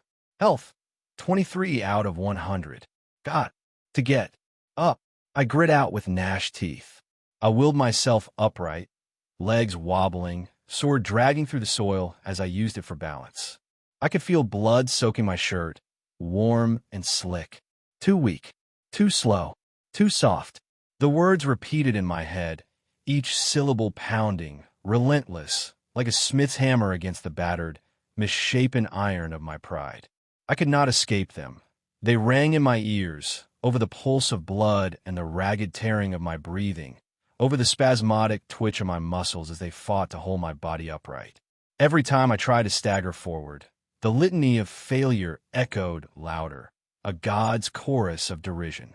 As I stared at the monster, at the rage and hunger in her eyes, I caught my own reflection in her glossy black carapace. The bent, bleeding boy, the dirty, shaking animal with a sword too heavy for his arms. I saw the ridiculousness of it, the pathos of the scene, and in that moment, something inside me rejected the narrative. I would not be prey. I would not be a collector's piece in her grotesque trophy case. If I was going to die, I would do it on my feet, with my face bare to the world and the last of my energy spent in defiance. The shame was still there, yes, a sediment at the bottom of the vessel.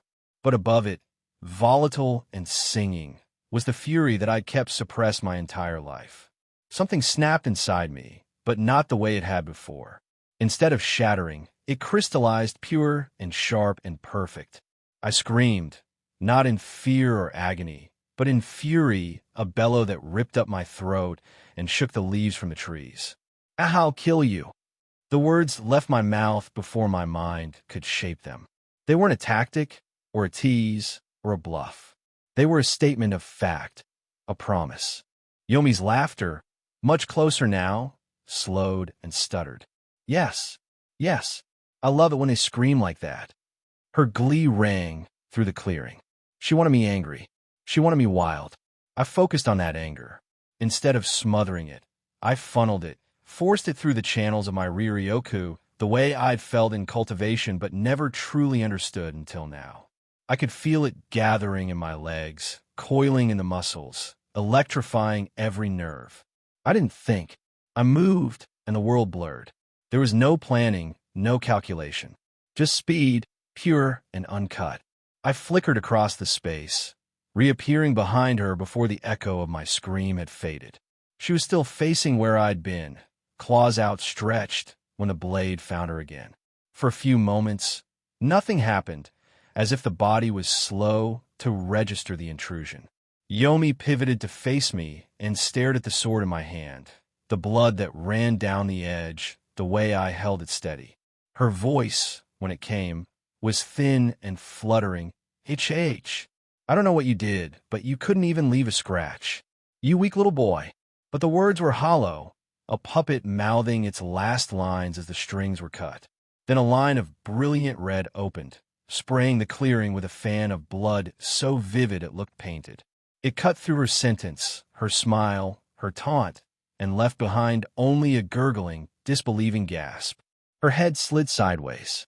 Slowly, as though she was processing it in real time, the entire mass of her shoulders tilted, then toppled, and her gaze dropped to the ground, vision darkening.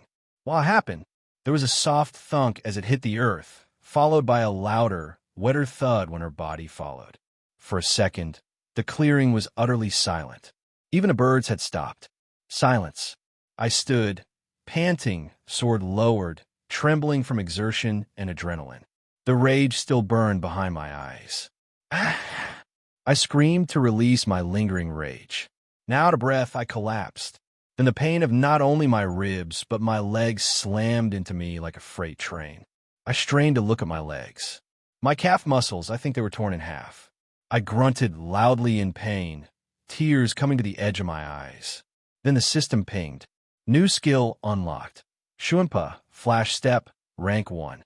Shuinpa is a high-speed movement technique that allows the user to instantly accelerate by compressing and releasing Riryoku through the legs.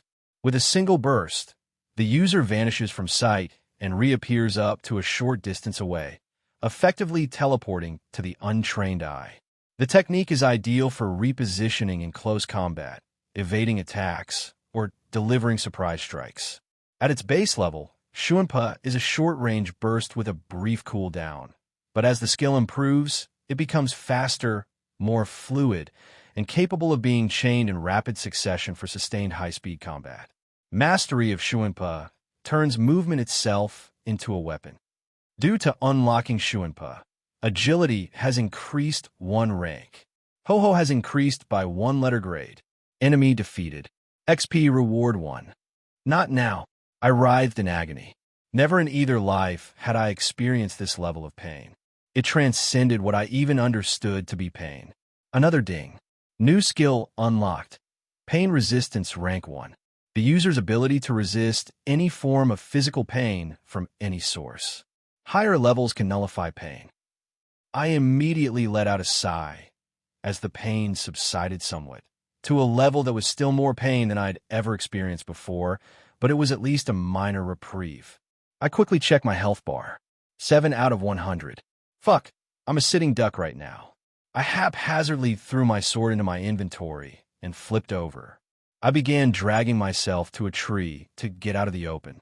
I sat up against the tree, tears of pain occasionally streaming down my face. Skill pain resistance increased to rank 2. I sighed in relief. That one helped quite a bit more than rank 1. Still excruciating, but I could at least form thoughts. Realizing I was technically in enemy territory, I pulled out my Zanpakuto again. It was at least comforting to hold it while I was immobile. Sleep, I have to sleep, but I can't do it here. I grit out. If any of the strays Yomi mentioned showed up, I was dead. If not them, maybe a fallen angel or a bored familiar, whatever else prowled these woods after dark. I was shivering and sweating at the same time, fingers white around the grip of my sword. There was no way I could make it out of here on foot like this, but if I didn't move at all, I'd just starve or bleed out. I couldn't think of a solution. I was too far in the forest to crawl. No one knew I was out here. I scoured my system interfaces to try to see if there was something I was missing. My vision grew blurry while I frantically searched. No, I've got to stay awake. I looked at my impacted side. So much blood had already started to come out. Before, I would have just been frustrated at the circumstances, but now I felt a distant fury. Like my soul wanted to pour everything it could into rage, but my body was too weak to fuel it. My vision was fading. I gripped my Zanpakuto with my remaining strength. I never even got to learn its name. If only you could give me another chance. Toshio's arm went limp as he succumbed to unconsciousness, though his grip on his Zanpakuto never faltered. It began with laughter, not a social reflex, nor a rehearsed quip for the benefit of onlookers, but a swelling, spontaneous, reckless laughter that rang through the sterile glass and steel corridors and ricocheted from the catwalks. It was the kind of laughter that started as a gasp and built to a bellow, a rising tide with no regard for the dignity or decorum expected of a senior scientist at Commonwealth Fusion Systems. The laughter was alive, and so, for the first time in months, was Scotty Gardner. Toshio watched himself, or who he used to be, in confusion. He had no memory of how he got there, only that one moment he was passing out, either from exhaustion or into death, and the next, someone had torn open the sky and let in the sun. The control room was packed, but there was space enough for Scotty to sling his arm around Chris, tall, solid, always quick with a joke, and nearly lift him off the ground with a victorious shake. Above them, the monitors pulsed an impossible verdict: net positive output. For real this time, not a rounding error, not a fluke of calibration. The data streamed downward in a relentless green river, columns of numbers flipping like a slot machine, finally paying out.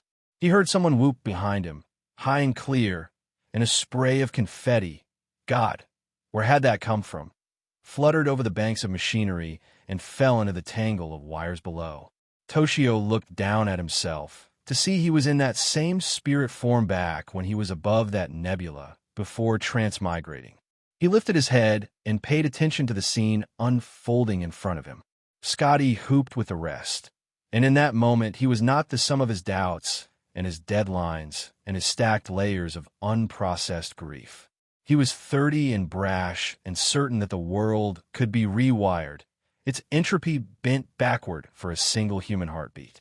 He let his head fall back and laughed at the fluorescence, at the blinking LEDs, at the sheer idiocy of trying to bottle a star in a Massachusetts industrial park. Even Chris, usually so measured, pounded the table with the flat of his hand, grinning so wide it looked painful. Scotty pulled him in for a crushing hug, and Chris yelped, "Dude, you're actually going to break me," but neither let go. This isn't how it happened. Toshio whispered to himself. Somebody uncorked a bottle of cheap champagne. The cork ricocheted off the overhead ventilation, raining sticky droplets onto the crowd. The rest of the team swarmed in, awkwardly clapping each other on the back and shouting until they were hoarse. There was no time for speeches, and nobody tried to make one. The moment was too fragile, too electric for anything but noise. Toshio, for a split second, recalled of a younger version of himself, Scotty at 15, in the battered library of his high school, staring at a diagram of the sun's interior and thinking, I want to do this. I want to know how it works. I want to control it. It was a simple want, but in that control room it felt as if the universe had rearranged itself to answer it. The scene bent, flexed. The edges of the room softened, colors going saturated and strange, until the control room felt like a diorama glimpsed through a child's kaleidoscope, warping into his old office. Scotty was laughing still, but now the sound was wrapped in static, echoing down a hallway he didn't remember entering. Toshio blinked, and the air shimmered around Scotty's form, glitching like he was stuck in 5 frames of laughter. A sudden, striking glitch, and Scotty was alone. Toshio blinked again and found Scotty at his office desk, hunched in the dim half-light. His suit jacket was gone, replaced by a threadbare hoodie he'd last worn years ago. The phone was still in his hand, but the line was dead. He set it down carefully, as if it might shatter. In the grainy reflection of the powered-down monitor, his face looked older, the lines deeper, the hair at his temples a little grayer than he remembered. Scotty pressed his palms to his face, feeling the warmth fade from his cheeks. Something cold and metallic pressed against his skin, a locket delicate as a wishbone, dangling from a chain around his hand. His mother's locket. He opened it with a practiced thumb. Inside, 2 photographs, badly faded. His mother, smiling at the camera, himself squinting into the sun on some lost summer day. He held the locket until his fingers ached. The silence in the office was absolute. There was no wind outside the windows, no motion in the parking lot. Even the flicker of the fluorescent bulbs was gone. Toshio tried to summon the sound of laughter again, but it was drowned out by the memory of the last time he'd seen her, the hospital room, the smell of bleach and medicine, her hands limp and cold on top of the sheets, and a hurried step that was just too late. Scotty pressed his forehead to the edge of the desk and allowed himself to shake, the sobs rolling up from a place so deep he didn't know existed. For a few minutes, or hours, or days, he cried, letting the sound fill the vacuum. Toshio watched the scene, watching his past self sob and cry uncontrollably, the locket desperately clenched in his hand. The intense wails of sorrow seemed like they went on for an eternity. And then, a sword flashed, a line of light, violence, and intention. Memory fractured, skipping its groove like a scratched lacquer disc. Instead of Scotty, slumped in grief, the world was now a gymnasium, walls echoing with footfalls and the musty tang of sweat. Time had unspooled forward, and the body braced beneath the steel light was not the postdoc with a dead mother, but the teenage kendo prodigy, shirtless and lean, a blur of youth and muscle. This was Toshio Amano, not Scotty Gardner. The separation abrupt, but the spirit unmistakable. It was the same soul, only now stripped of the years and the long, slow sediment of regret. He moved with a velocity that felt both impossible and familiar, each cut of the shurnai more dance than combat. His sparring partner, Murayama, her ponytail flaring behind her like a pennant, was strong, but Toshio was reckless. He attacked with a kind of joy, a raw, unmediated emotion that left him open to counters, and he didn't care. He wanted to win, sure, but more than that he wanted Murayama to see him, see the full, unfiltered engine of his being. The shurnai cracked against hers, a staccato beat, and she grinned through the impact, eyes narrowing with satisfaction. They circled, each drawing out the other's best. He'd never felt so alive, so boundlessly in command of his own narrative. He feinted and spun, and when she parried, he let out a laugh loud enough to bounce off the ceiling and startle the other students. Come on, girl. You gotta do better than that. His words were teasing, but the look in his eyes was something different, a dare, a beckoning. Murayama responded in kind. You talk too much, she shot back, her own blade a blur as she pressed in, pushing Toshio to the edge of the mat. He danced on the boundary, let the tip of her shurnai graze his ribs just enough to give her the point, then spun out of reach, laughing again, Even as the scoring buzzer sounded and the instructor barked, "Yame," he bowed, chest heaving, sweat running down his face in clean twin rivers, and Murayama bowed right back, then punched him lightly in the shoulder. They both staggered off the mat, twin engines idling, more exhilarated than exhausted. Toshio's spiritual form hovered, watching this memory play out with a fractured sense of presence. He was both inside and outside the experience.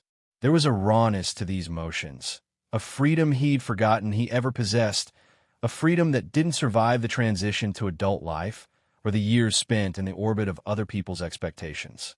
For a moment, he felt the memory rewire itself, as if the colors and noise and momentum were more real than any of the life that came before or after.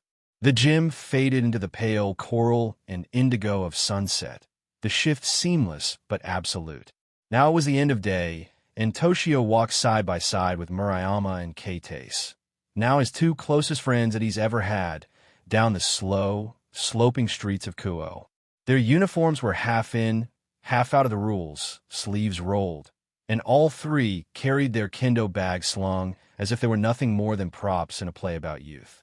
The dusk was alive with cicada calls, and the street lamps buzzed faintly as they flickered on, one by one. Murayama elbowed him, hard, but with the affection of someone who'd known him since the first grade. "You ever gonna stop showboating on the mat, Amano?" she said, her grin betraying the absence of real irritation. Toshio shrugged, exaggerated. "If I did, you'd start winning." Keitase, quieter, more precise in her speech, chimed in without looking up from the phone she pretended not to be checking. "You're cooler than you let on. You know that?" Toshio's memory self, or maybe just the suppressed real him, paused. He almost deflected, almost spun the compliment into a joke or changed the subject, but something about the way they looked at him, expectant, teasing, but also genuine, made him stop. He leaned in, voice a conspirator's whisper, and said something low, just for the two of them. It was lost to the real Toshio, watching from outside, but whatever it was, both girls turned a shade of red that would have embarrassed a fire truck. Their laughter swelled, unfiltered, filling the hollow spaces of the street and the memory. Toshio's own voice was there, threaded into theirs, an instrument in a chorus he'd presumed lost forever. He felt, deeply and suddenly, the warmth of belonging, the knowledge that he was seen, not as a performer but as a person. The three of them veered off to a diner, battered and bright in the twilight. They collapsed into a booth, hair damp with sweat, and ordered fries and sodas and the sort of cheap, fried things that only taste right when you're young and starving after practice. Toshio sat between them, shoulders relaxed, no armor required. Keitase mimicked a rival's awkward kendo stance from the match earlier, crossing her eyes and puffing her cheeks, and Murayama nearly choked on her drink laughing. Toshio laughed too, so hard his face hurt. There was nothing complicated here, nothing tragic, nothing deferred. Just the moment and the way it stretched infinite across the tiny table. This, the watcher Toshio realized, was what he had lost. Not a particular person, not the comfort of a specific friendship, but the ability to simply exist in the present, just like his mom tried to tell him. The capacity to be sincere, to act on impulse without filtering every word and motion through the sieve of anticipated disappointment. He envied this false self, and for a second, he hated him too. But mostly, he just wanted desperately, irrationally, to be him. Why are these memories so different? Why do they feel more real than my own? Toshio's spirit whispered. The world spun, gently at first, then violently, as if the memoryscape were a coin flipped midair and now tumbling toward an uncertain fate. The colors of the diner bled into darkness. The laughter stretched and slowed, then cracked open like an egg. Toshio's spiritual form drifted, unmoored, as the scene warped again. He was back in the dojo, but it was different this time. The mats were cleaner, the air colder. His opponent across the strip was not Murayama, but a stranger, an older student, a second dan from another dojo, taller, older, and with the clipped, efficient movements of someone who'd been drilled to win and cared for nothing else. The room was silent except for the careful tap of bare feet on vinyl and the dry, ticking sound of the wall clock. There was a moment of pause, a microsecond in which the two measured each other with the smallest tilt of the head, the subtle flex of grip on the Shernai. "You've got this, Toshio," Murayama stated with confidence. Keitase nodded beside her. Then the second Dan smirked, just enough to be visible. "Little Kendo harem you've got backing you up," he murmured. "TCH, I guess low-tier girls will cheer for anything with a pulse. Must be easy to impress when you've never trained with real swordsmen." The words were garden-variety cruelty, meant to push buttons. But in the memory, Toshio felt the old burn of anger, not defensive but something more, protective, territorial. "You shouldn't have said that, you piece of trash." Spirit Toshio remembered at that moment. He had wanted to say something similar, but resolved to just win the match instead. The physical Toshio bowed, perfect form, then straightened and stared his opponent dead in the eye. The second Dan looked more than a little peeved at his comment. Toshio could feel the weight of Murayama and Keitase watching from the side of the sparring floor, their presence unspoken but absolute in their support. The match began, and Toshio didn't hesitate. He attacked with a clarity that bordered on violence, every strike a translation of intent into physics. The older student was skilled, but he was fighting for reputation. Toshio was fighting for something elemental. His Shernai became an extension of his anger and pride and longing to protect the small, perfect world he'd built with his friends. Strike after strike landed, clean and forceful, until the second Dan stumbled, off balance, and the match was over in a heartbeat. There was a great sense of satisfaction. He won against the guy easily, channeling his anger to protect the girl's image. Toshio bowed again, then turned away from his opponent, gaze drawn to the side where Murayama and Keitase were already on their feet, faces lit with pride and relief. They met him at the edge of the mat, overlapping in a rush of praise and gratitude, but he silenced them both with a hug, awkward in its suddenness, but true, thanking him for standing up for them. "Hey, what are friends for?"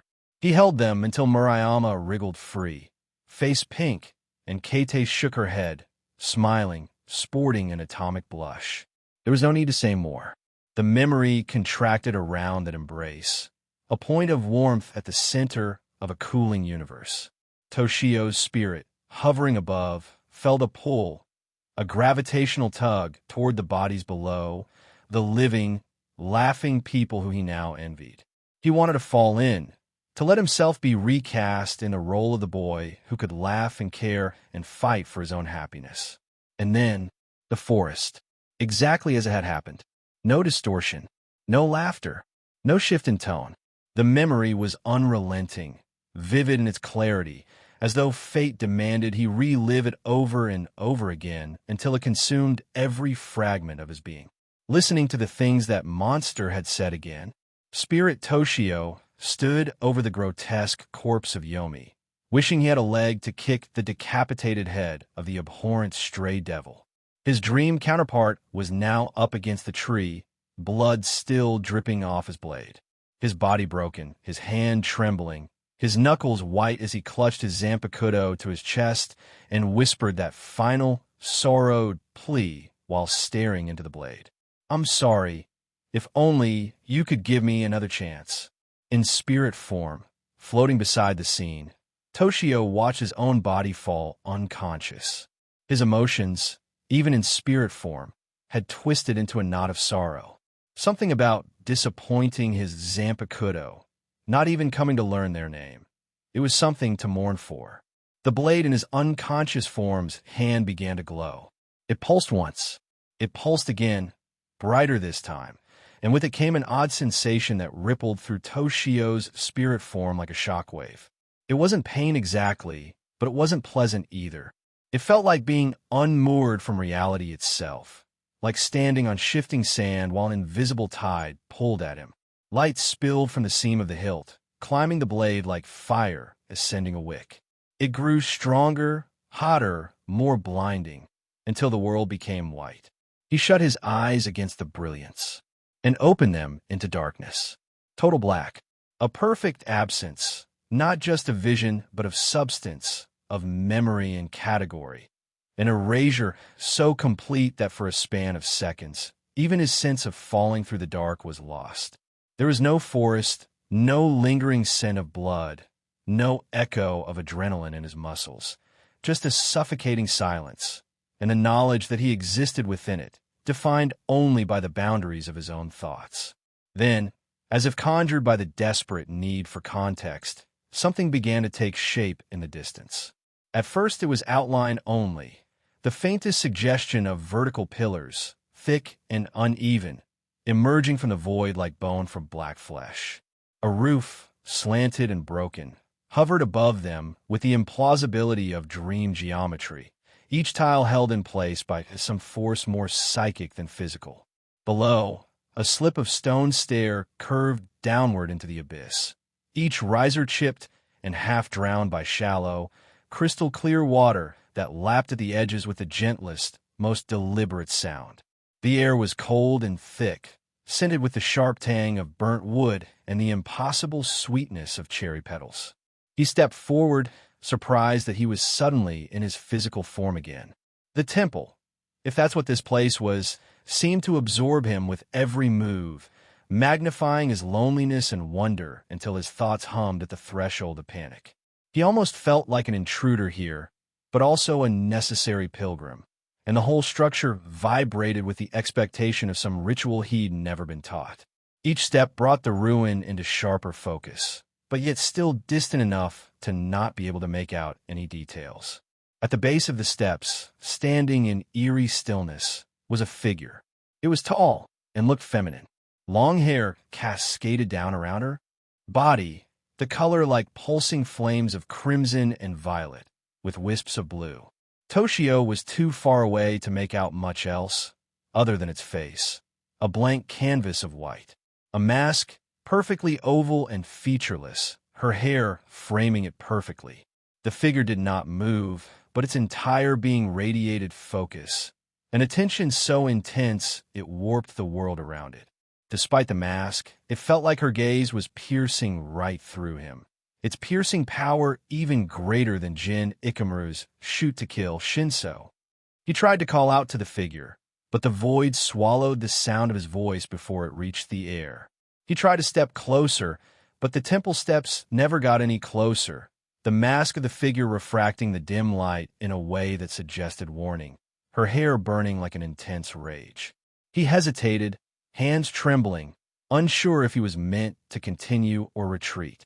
Just then, behind him, there was a faint rustle, the unmistakable flutter of cloth and wind, though he felt no breeze on his skin.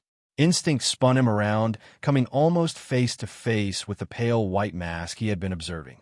He was startled and tried to jump back, but his body wouldn't listen to any of his commands. He could feel it studying him, cataloging not just the surface of his presence but the churn of his thoughts, his failures, his yearning.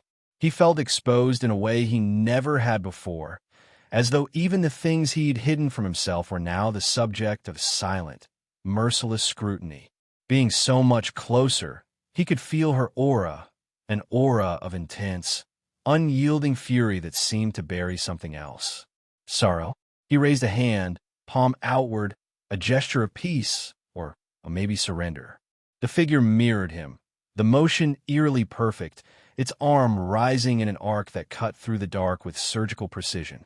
For a long moment they held that position, two halves of a forgotten whole, staring at each other, faces mere inches from each other. He tried to push his hand forward, her form mirroring his. Once their hands were only an inch apart, Toshio was almost crushed with an emotional intensity that he couldn't quite describe. It was suffocating. Rage, sorrow, envy, lust, joy, grief, passion, love. The predominant emotions, rage and sorrow, despite their intensity, poured into him a profound sense of love. Such intense love. It made no sense to him. His eyes were streaming with tears. He didn't even notice. His gaze never left that pool of whiteness, an endless sea of something forgotten, something removed, something more. The mask tilted, and in the gap where a mouth might have been, a voice emerged. It was not a voice made of air or sound, but a vibration in his bones, a resonance that threatened to unmake him. I wore your name in silence. You forgot the sound of mine. Your reflection remembers what your mind discarded. The sound of the figure's voice came without tone, the sound permeating the very fabric of the reality Toshio found himself in. He tried to respond, but his mouth filled with the taste of ash and flowers.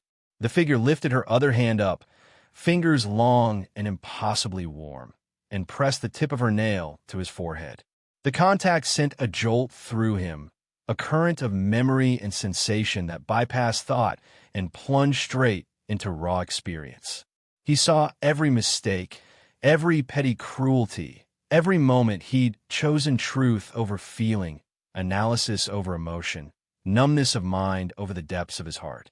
He saw the smiles of Murayama and Kates, the warmth of belonging, and felt the knowledge that he would lose it all again and again. He saw the forest, the blood, the corpse of Yomi. He saw his mom, weeping at his absence. And above all, the deep, gnawing shame, regret, and sorrow of never learning the name of his own Zanpakuto, the thing that had tried to save him. Then, on the bottom left, the mask cracked. Toshio perspective. I gasped awake and sat upright in my bed, drenched in sweat, chest heaving. My shirt clung to my chest, soaked through. His eyes darted around, wild. Clutched in both of my hands was my sheathed Zanpakuto, my right hand on the hilt, left on the scabbard. I breathed hard, like my body couldn't get enough oxygen. As I began to calm down, I noticed I was in a different change of clothes. There was a glass of water on my nightstand, my blankets were tucked around me, and my body washed. I was safe. Home. I was utterly bemused. What just happened? What was that? I then noticed a water droplet fall onto my arm. I reached up to my face. I was crying? Why? Finding comfort in it, I placed my hand back on the scabbard of my sword, gripping it tight. Once recovered, I drank the entire glass of water that was next to me. I lied back down. That dream, who was that? I looked down at my Zanpakuto. Was it you? I received no answer. The silence of the room wrapped around me like a comforting shroud, yet the weight of the dream lingered, clawing at the edges of my mind. I turned the questions over in my head like stones in a stream, each thought sending ripples through my consciousness. Who was that figure? What did it mean to wear names in silence? And why did I feel such profound emotion, an amalgam of grief and love that threatened to drown me? As dawn's light crept shyly through the curtains, painting the room in soft hues of orange and gold, I pushed myself upright once more. The memory of the dream clung to me tenaciously. I could still feel her warm touch against my brow. Who saved me? I looked around the room again. I looked down, then unsheathed my Zanpakuto, gazing at the blade's edge. If it was you, thank you. For some reason, the thought of my Zanpakuto spirit saving me just felt right, even though it made absolutely no sense. Only when you're ready to reach Bankai could a spirit interact with the world in a physical manifestation. I was nowhere close to that. I sighed. I needed a distraction. Status. Name, Toshio Amano. Title, race, human. Age, 15. Level, 14,950 of 1,400. Health, 100 out of 100. Ryuryoku, 322564 500/64 500. Physique C. Zanjutsu D. Hoho D. Hakuda F. Spiritual potential C. Soul resonance 15%. I stared at the screen for a moment, letting the numbers sink in. Level 14. I've been fighting for my life barely a day ago, and out of it, I gained 1 level. A genuine reward. That hellish encounter hadn't been for nothing, I guess. A soft ding pulsed in the corner of my vision, an alert I hadn't noticed before. I focused on it, and a translucent menu unfurled before my eyes. Level up reward available. You have reached level 14. Claim reward. I didn't hesitate. I tapped the prompt, and a subtle shimmer filled the space before me. With a gentle flash, a single item materialized mid-air and dropped into my open palm. Hakuda Runestone Common. Crushing this stone will permanently enhance your Hakuda stat by 1-letter grade up to D. I blinked. Hakuda, not what I was hoping for, but I wasn't about to complain. I turned the faintly glowing, thumb-sized gem over my hand. Pale blue light pulsed inside it, a slow heartbeat of potential. With a sigh and a bit of ceremony, I clenched it in my fist and crushed. The stone disintegrated instantly.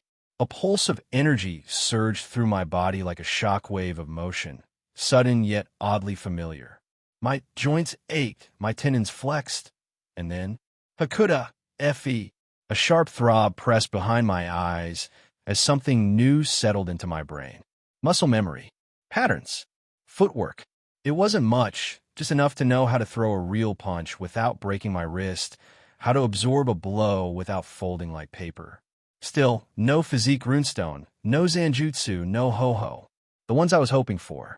I exhaled through my nose, a small puff of disappointment. Would have been nice, but it passed. I glanced back at the panel, and my gaze slid down to the stat hadn't budged since my arrival here. Soul resonance, 15%. My eyes widened slightly. When I'd last seen it, it was a flat 5%. Immobile, stubborn, and now triple the value. Something had shifted. The system hadn't marked the change with a triumphant jingle or a pop-up. No fanfare, no congratulations, you did it.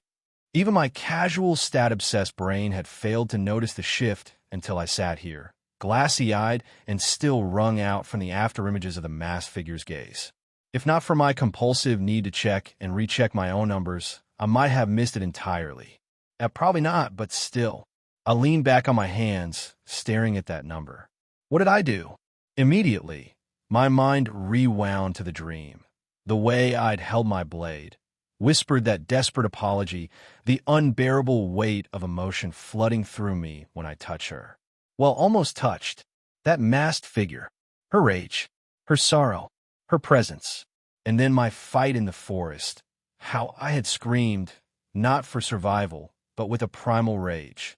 The utter need to kill, the disgust, the fury, the grief, the reliance on my Zanpakuto when I thought no one else could hear me.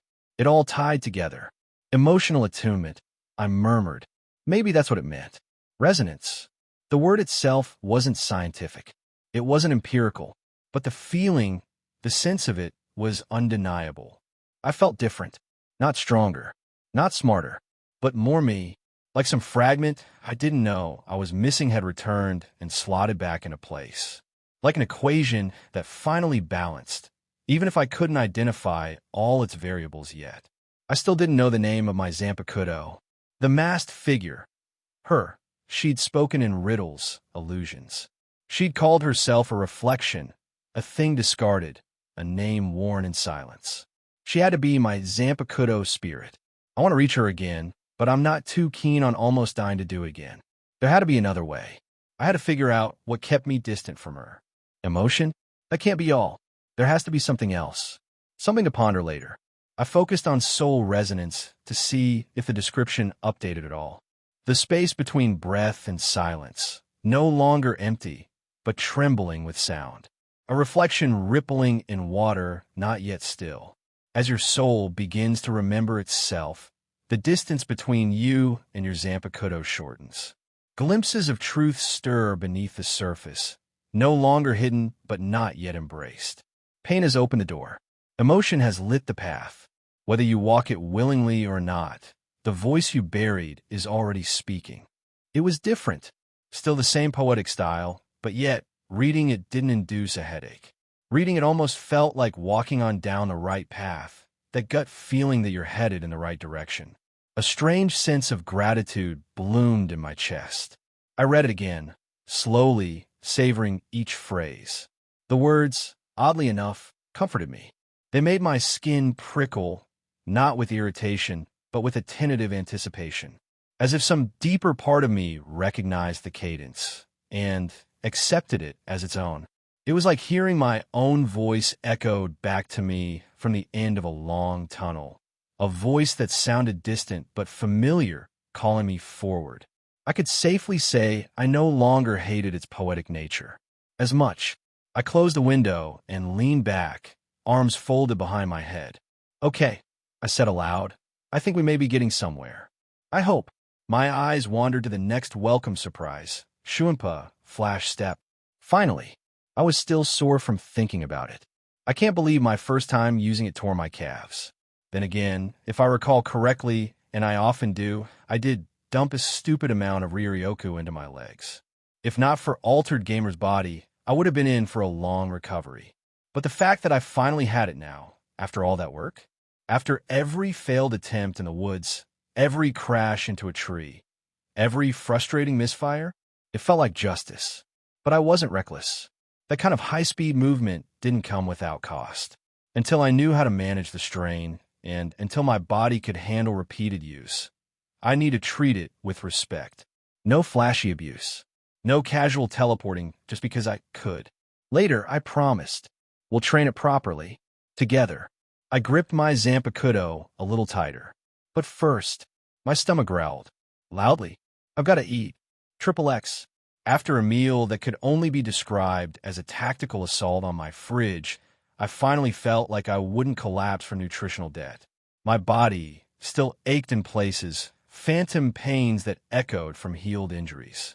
I settled cross-legged on the floor beside my bed, a towel draped around my neck. I wanted silence, stillness, some way to process everything. Cultivation. I hadn't done it to just experience the stillness before. The moment I slid into that meditative rhythm, I could already feel my Riryoku stirring. It was subtle at first, a trickle of awareness pulsing at the base of my spine. I breathed in, out. The familiar method took hold. And then, without thinking about it, I laid my Zanpakuto across my lap. The effect was immediate. My spiritual energy didn't just flow, it moved. Like a tide, pulled by a greater moan. The resistance I was used to, the slight hesitation, the sluggish edge, was gone. It responded eagerly, like it was waiting for this. My spiritual energy didn't just flow. It was as if the dam cracked open and the river of Riryoku rushed outward, alive and insistent, sweeping aside all the silt and debris of mental thought processes that usually choked it. It wasn't just a current. It was a living thing, a force of its own, and it wanted, no, demanded, to be near the blade. I cracked one eye open and glanced at it. I'm an idiot, I muttered. The sword gave a short, almost imperceptible vibration. My eyebrow twitched, and I sighed. Why the hell haven't I been cultivating with you before now? It felt right. Of course it did. The sword wasn't just a weapon. It was part of me. How could I try to strengthen my spirit and leave out the other half? I was so focused on unlocking and strengthening my Riryoku, so focused on leveling up skills and stats, I didn't even think about it. And the more I thought about it now, the more idiotic I felt. I'm starting to seriously doubt my intelligence. I stared at the Zanpakuto in my lap, the way the reflected light played along the black gloss on the scabbard. It glimmered, not with menace, but with something like expectation, like it was waiting for me to get it together, to finally stop being such a dumbass and listen. You're right, I know. I muttered, feeling a blush creep up my cheeks. I'm an idiot. A world-class idiot.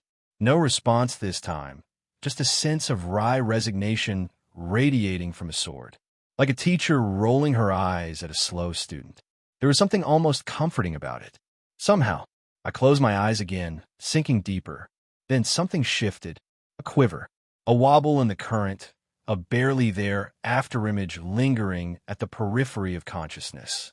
I focused on the sensation, expecting it to pass, but it only grew sharper, louder, as if whatever it was had been waiting for me to notice it. I tried to analyze it, to break it down into familiar components, but found it uncooperative. Try as I might, it resisted every attempt at categorization. This wasn't Riryoku. This wasn't energy in the traditional sense. It had feeling. It pulsed with emotion, like warmth and sadness wrapped in light, a river of half-formed thoughts and nameless urges. I recoiled at first from the sheer rawness of it, like standing too close to a bonfire. My first instinct was to shield myself, to close off. But the sensation responding to my initial probing not with aggression, but with a gentle, persistent pressure, like a heartbeat in the distance. I stopped resisting. I leaned into it, and I stayed there. Hours passed. The sun drifted across the sky and dipped below the horizon. I sat still as stone, sword balanced across my legs, breathing slow, eyes closed. Time didn't matter. Hunger didn't matter. All that mattered was the flow, the integration of self, spirit, and sword. I let the swirl of emotion mix with the cycle of energy, the two feeding each other, folding inward, wrapping around my soul like a second skin. When I opened my eyes again, it was dark. Cultivation has increased to rank 6. Base Riryoku plus 500. Riryoku regeneration multiplier increased. Cultivation now passively improves clarity and emotion-based control of spiritual energy. Physique has increased to C. I blinked, stunned. Wait, what? Cultivation increased. Sure. That made sense. But physique? I stared at the stat again, but there was no mistake. C. The hell?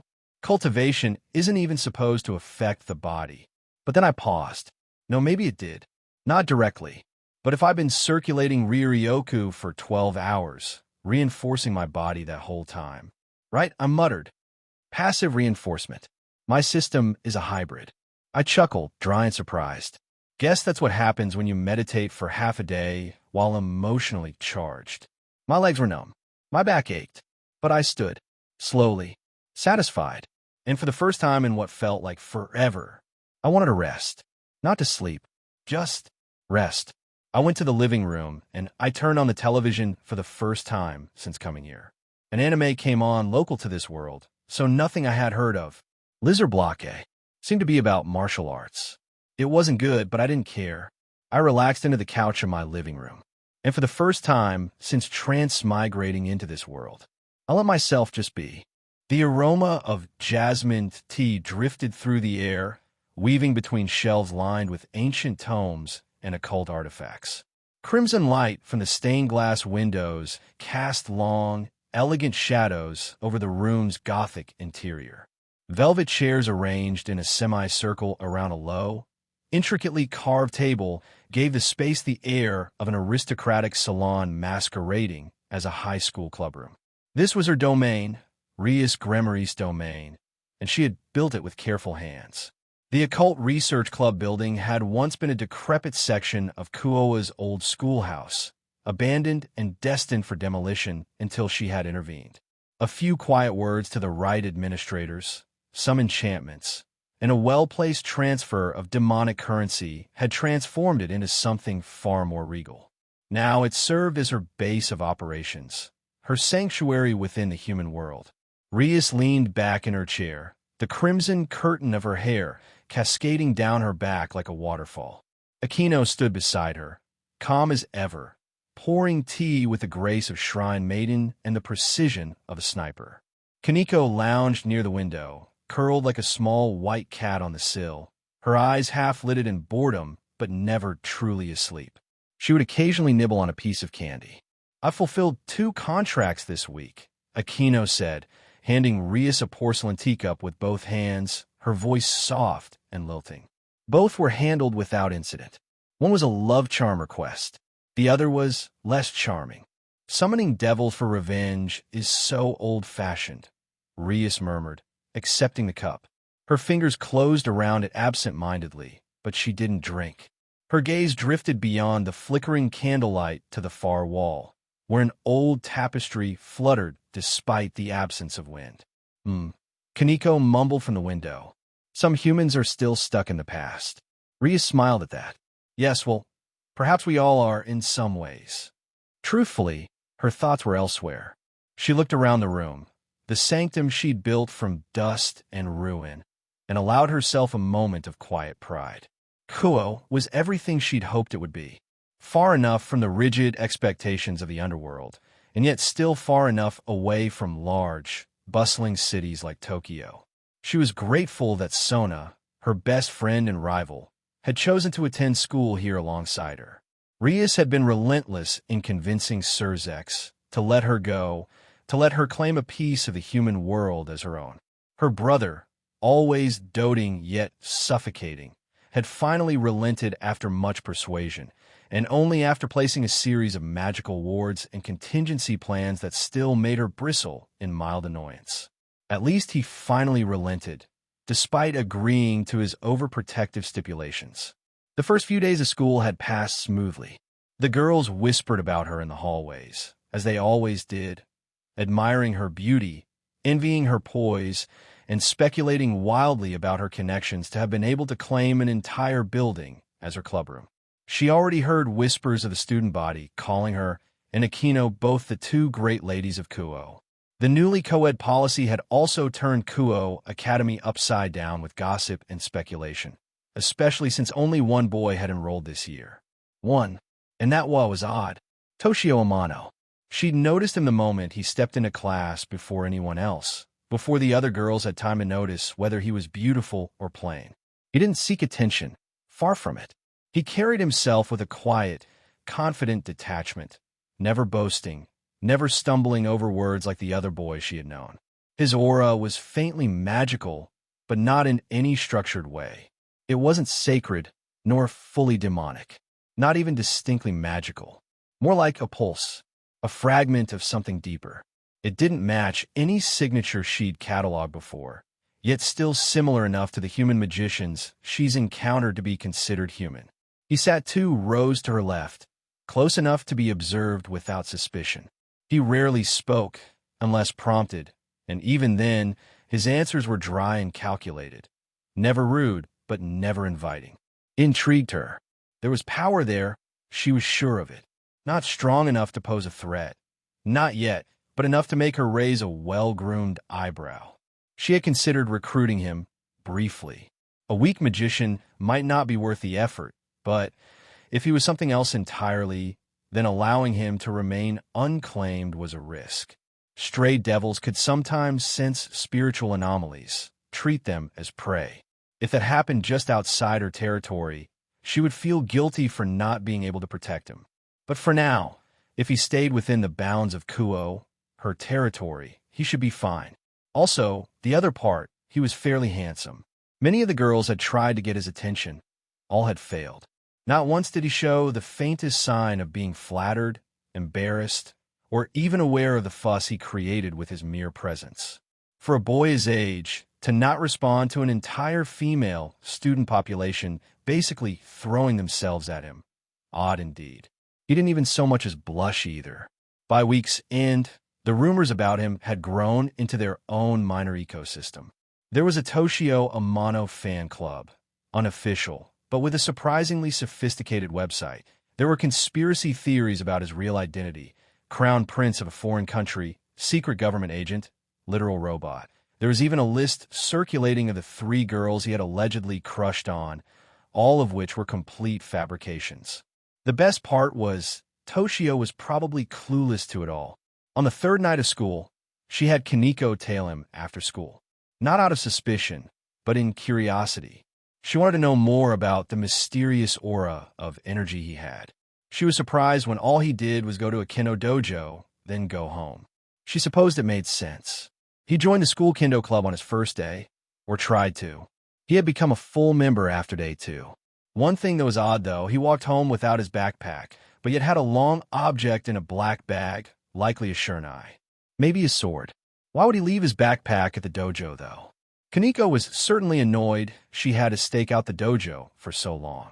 The petite girl would never admit that to Rias, but there were always signs.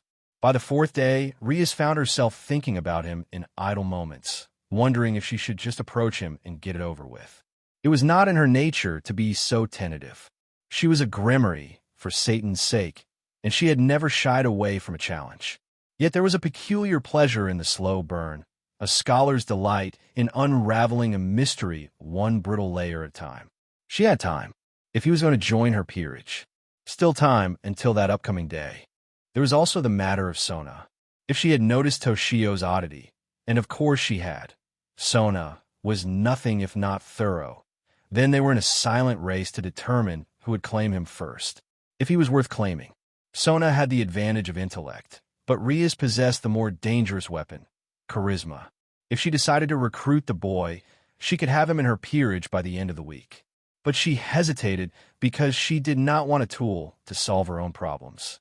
A chess piece treated as disposable, like so many other devil kings treated theirs. She wanted to know what he was, who he was. Still thinking about him? Aquino asked. Rias blinked as she was pulled out of her musings and turned her eyes toward her queen. Aquino offered a faint smile, the corners of her lips curling in amusement as she gestured with her chin toward the untouched teacup in Rias's hand. "You're getting easy to read, Rias," Aquino said, her tone light but her dark eyes observant. "Am I?" Rias mused, then finally took a sip. The tea was perfect as always. "Just wondering if I'll be able to add more members to my peerage this year." "You mean besides the obvious candidate?" Aquino tilted her head cutely, a knowing smirk on her face, her generous breasts bouncing slightly with the movement. Rias gave a soft chuckle. "Yes, besides Sona beating me in every academic ranking. I don't want her beating me and adding members before I can." Kaneko stirred at that, looking over to the two older devils. "You just don't like that the only boy in school hasn't flirted with you yet," Aquino teased. "That too," Rias admitted, eyes gleaming mischievously. Rias knew how good her looks were. Every devil outside of her family have only been telling her about her beauty her entire life. So why didn't her passive charm work on this boy? The girls laughed, Kaneko with a quiet huff, Aquino with her usual melodic charm. Aquino poured herself another cup and regarded Rias over the rim. "You're afraid he'll say no." Rias merely gazed at her tea. "It's refreshing though, isn't it? We're both so used to being adored. Kinda makes me want to chase after him." Aquino had an almost sadistic gleam in her eyes. Rias let out a snore of laughter this time. Called down Aquino.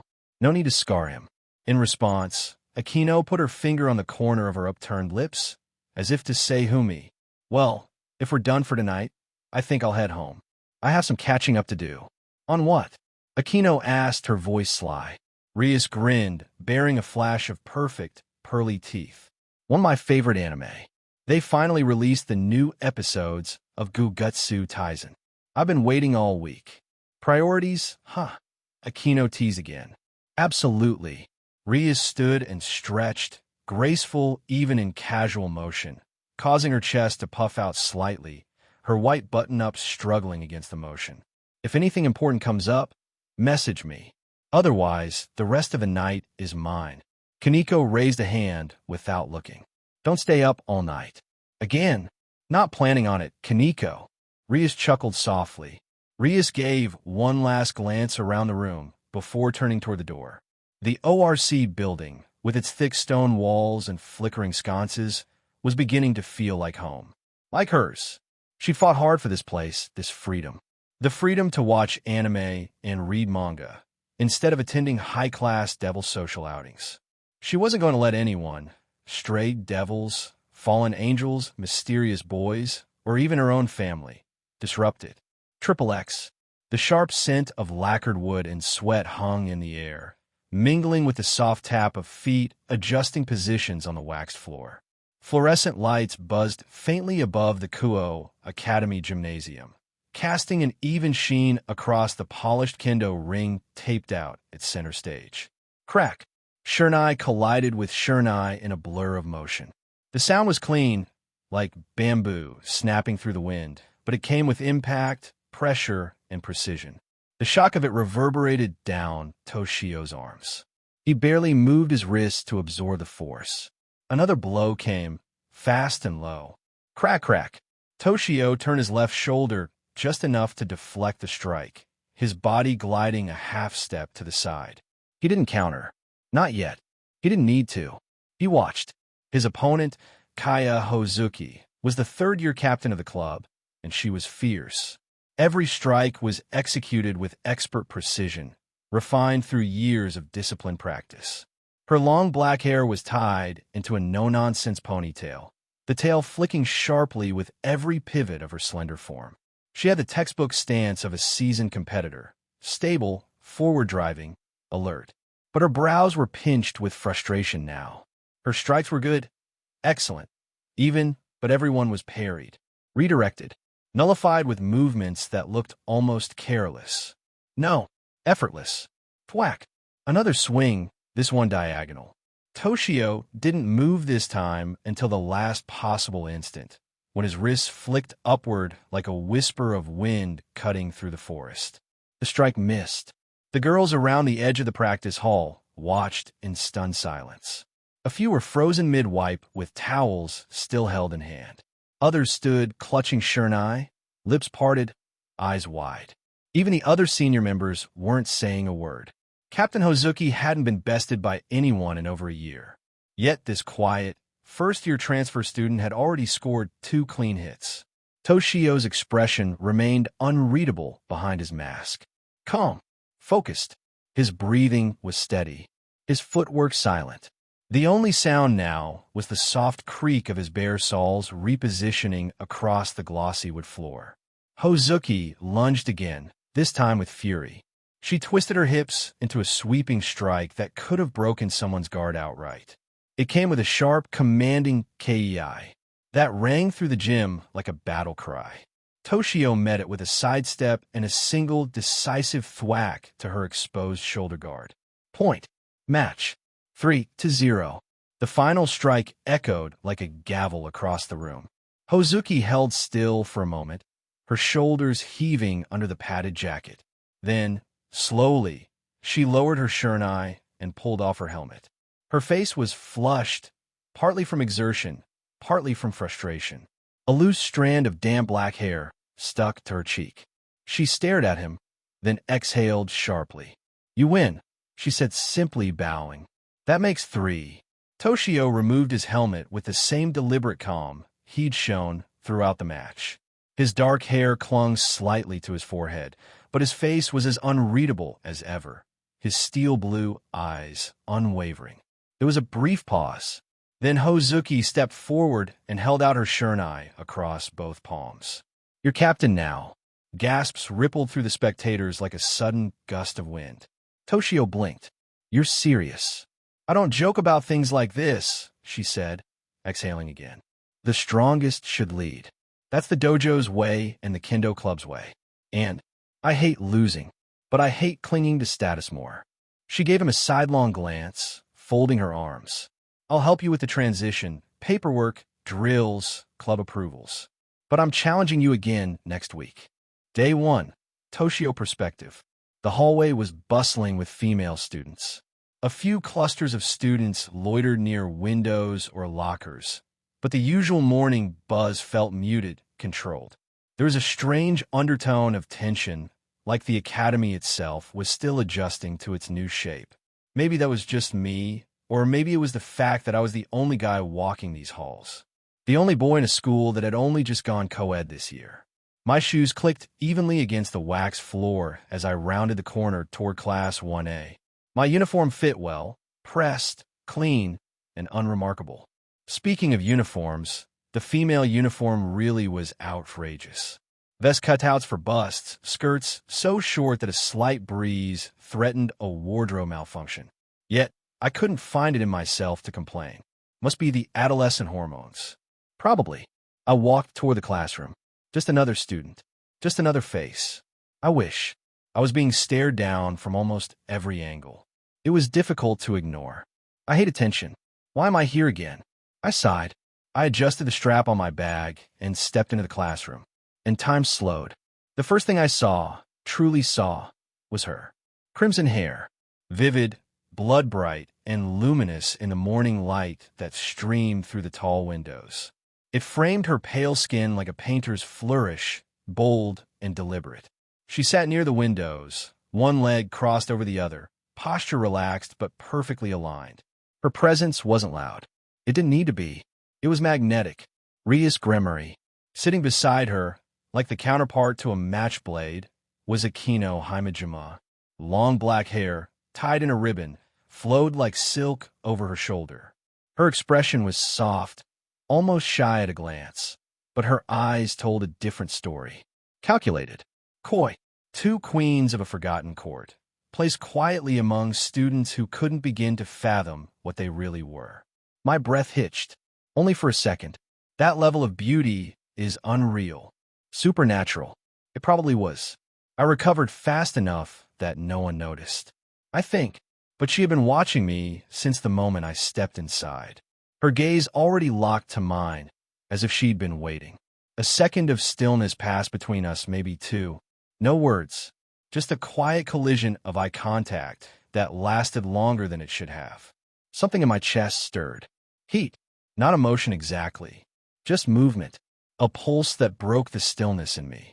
It passed as quickly as it came. I looked away and made my way toward the back row, sliding into an empty seat near the middle. I didn't need to be in the front like last life. I likely already knew everything they could possibly teach. I was 2 rows away from her. "Who's the hottie?" someone whispered, loud enough to be heard across 2 desks. "The only boy in school, and he looks like that." I didn't react, but I was sure Rias heard it. When I glanced back, her eyes were still on me. She wasn't hiding it. She looked at me like she expected something. A word, a reaction, a tell. I gave her none, pretended I hadn't noticed. Eventually, Aquino leaned in and whispered something, too soft to catch. Rias blinked once and turned her head, just slightly. The spell broke. The teacher walked in 2 minutes later. She was, well, striking. Her name, as I would later learn, was Fumiko Takashiro-sensei. Mid-30s, with a curvy figure poured into a tight-fit black pencil skirt and a deep red blouse. A pair of rectangular glasses perched delicately on her nose, and her dark brown hair was pulled into a smooth bun with a few strands falling free in the front, softening her sharp cheekbones. She had the kind of presence that suggested she knew she was attractive and simply chose to carry herself with professionalism anyway. "Good morning, everyone," she said, her voice smooth and warm. "Welcome to Class 1A. I'll be your homeroom instructor this year, so we'll get to know each other very well." Her smile made half the class straighten in their seats. "Let's begin with introductions. We'll go by surname, alphabetically. Please stand, say your name, and anything you feel like sharing." The usual parade began. Nervous voices, polite half-bows. A few girls added hobbies or favorite foods. Nothing out of the ordinary. Then, my name was called. I stood slowly, keeping my tone level. "Toshio Amano. Please take care of me." That was all. Short, unemotional, efficient. A ripple of whispers followed. Predictable. I'd expected it. "He's so calm. Wait, did you see his eyes? Is he from overseas?" I ignored it and sat down. But 3 sets of eyes never left me. Sona Citri, class rep candidate and known perfectionist, watched with passing interest like she was already categorizing me into some mental spreadsheet. Her violet eyes flicked back to her notebook the moment I sat down. Aquino regarded me with curiosity. Amusement, maybe, like she'd already started a mental game I hadn't agreed to play. And Rias stared with something deeper. Not desire, not suspicion, intrigue. I think, I hope. She probably knew something was off. Not enough to identify it, but enough to see it. I wasn't just a normal human. They all knew it. Even if I looked the part, I knew that my current rank with Rurioka Dominion didn't allow me to hide my presence, hide my aura.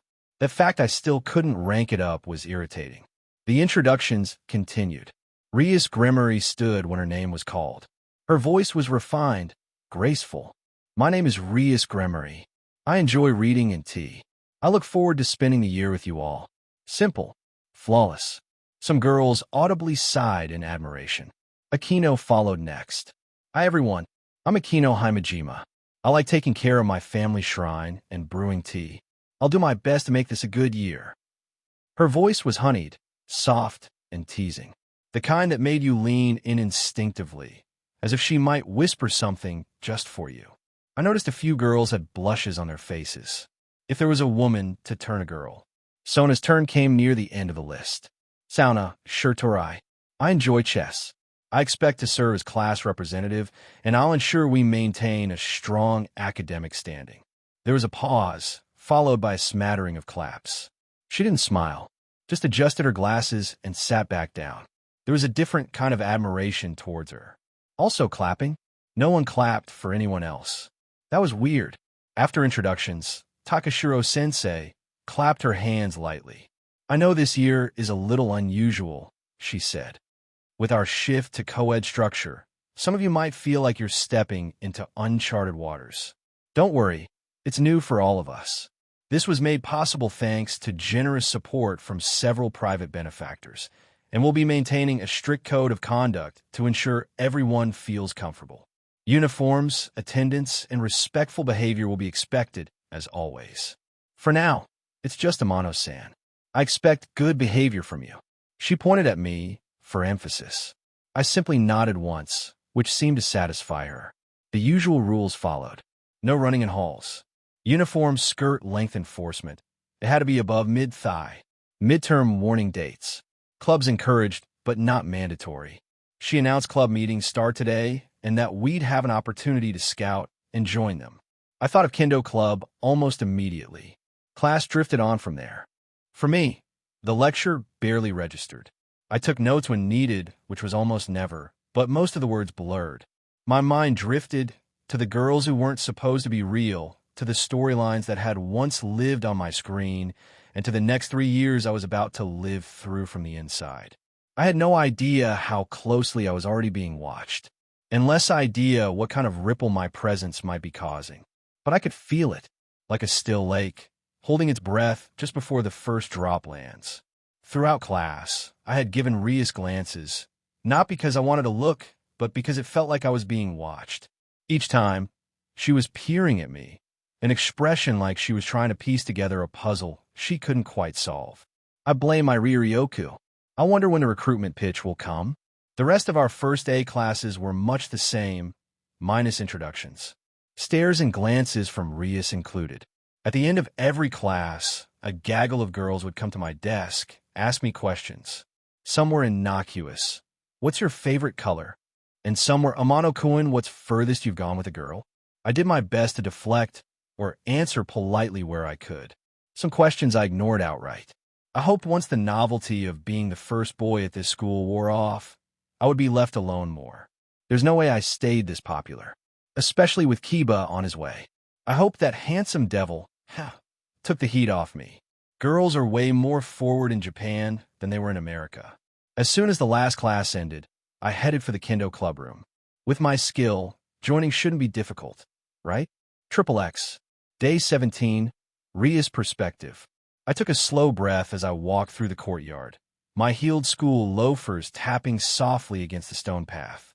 The late afternoon sunlight streamed through the leaves of the trees, creating a mosaic of gold-dappled shadows that danced across the lush expanse of Kuoa's campus. The air was warm and inviting, a gentle caress that wrapped around me like a soft blanket, perfectly ordinary in its tranquility. And yet, my mind was a whirlwind of thoughts, anything but tranquil. Today, I'd finally decided. 17 days.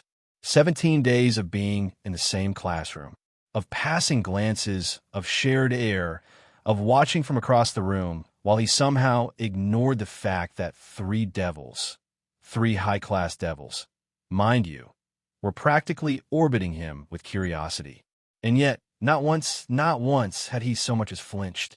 Toshio Amano. I could understand it if he was oblivious. Plenty of humans were, especially boys and men. Being charmed wasn't always conscious. But that wasn't it. He noticed. I know he did. I saw it in the way his eyes flicked toward me whenever he caught me looking, which was almost every time. I saw it in the way he refused to engage, too deliberately, too composed. It wasn't defiance. It wasn't shyness either. It was unreadable. And that was precisely the problem. I've been told my whole life that I'm captivating, mesmerizing, a living flame in a world of candles. Even among devils, my natural charisma turns heads. Not just because I'm beautiful, though I am, but because I command attention. It's in my blood. Gremory pride. Gremory poise. My brother used to say I inherited all of our mother's charm and none of her patience. But with Toshio, nothing. No reaction. No slip in his mask. Just polite detachment, like I was another student asking for a pencil. It's not that I need his attention. Of course not. That would be silly. But 17 days? That's enough. I adjusted my stride, heading toward the Kendo Club building, where I knew he'd be finishing up soon. His schedule was practically carved into stone now. Class. Kendo. Home. Repeat. At first, I'd only paid him casual attention. Anomalies were part of my job, this being my territory, sonas when I didn't want to deal with something.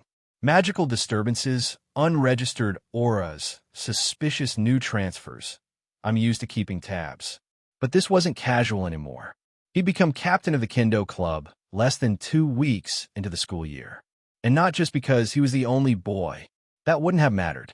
From what I gathered, he earned it. Earned it through sheer force of ability. Outdueled the former captain in a clean 3-0 match. I hadn't seen it myself, but the way word spread, I didn't have to. Even Sona admitted it was impressive, and she doesn't use that word lightly. I'm used to strength. I'm surrounded by it. But refined strength and skill, paired with discipline, paired with such personality stillness, that was rarer. And then there were his grades. Based on his current performance, I'd call him the male version of Sona. Perfect scores. Every test. Every quiz. It was like he had a private line to the answer key. Like he was reading directly out of a textbook. If a teacher wanted to call on someone to get a correct answer, they called on Sona or Toshio. He never asked questions to clarify. He never stayed after class to ask a teacher questions. It seemed he only attended study halls to complete written assignment and quickly left. No matter the topic, he didn't ever look confused. Sona noticed. Oh, did she notice? She would never say it aloud, but I know that look. That tight press of her lips. That slow narrowing of her eyes whenever a perfect paper was handed back with his name on it. They're tied right now, in terms of academic ranking. Tied. Sona hasn't been academically tied with anyone since she was 6. It's delightful. She tries to hide it, of course.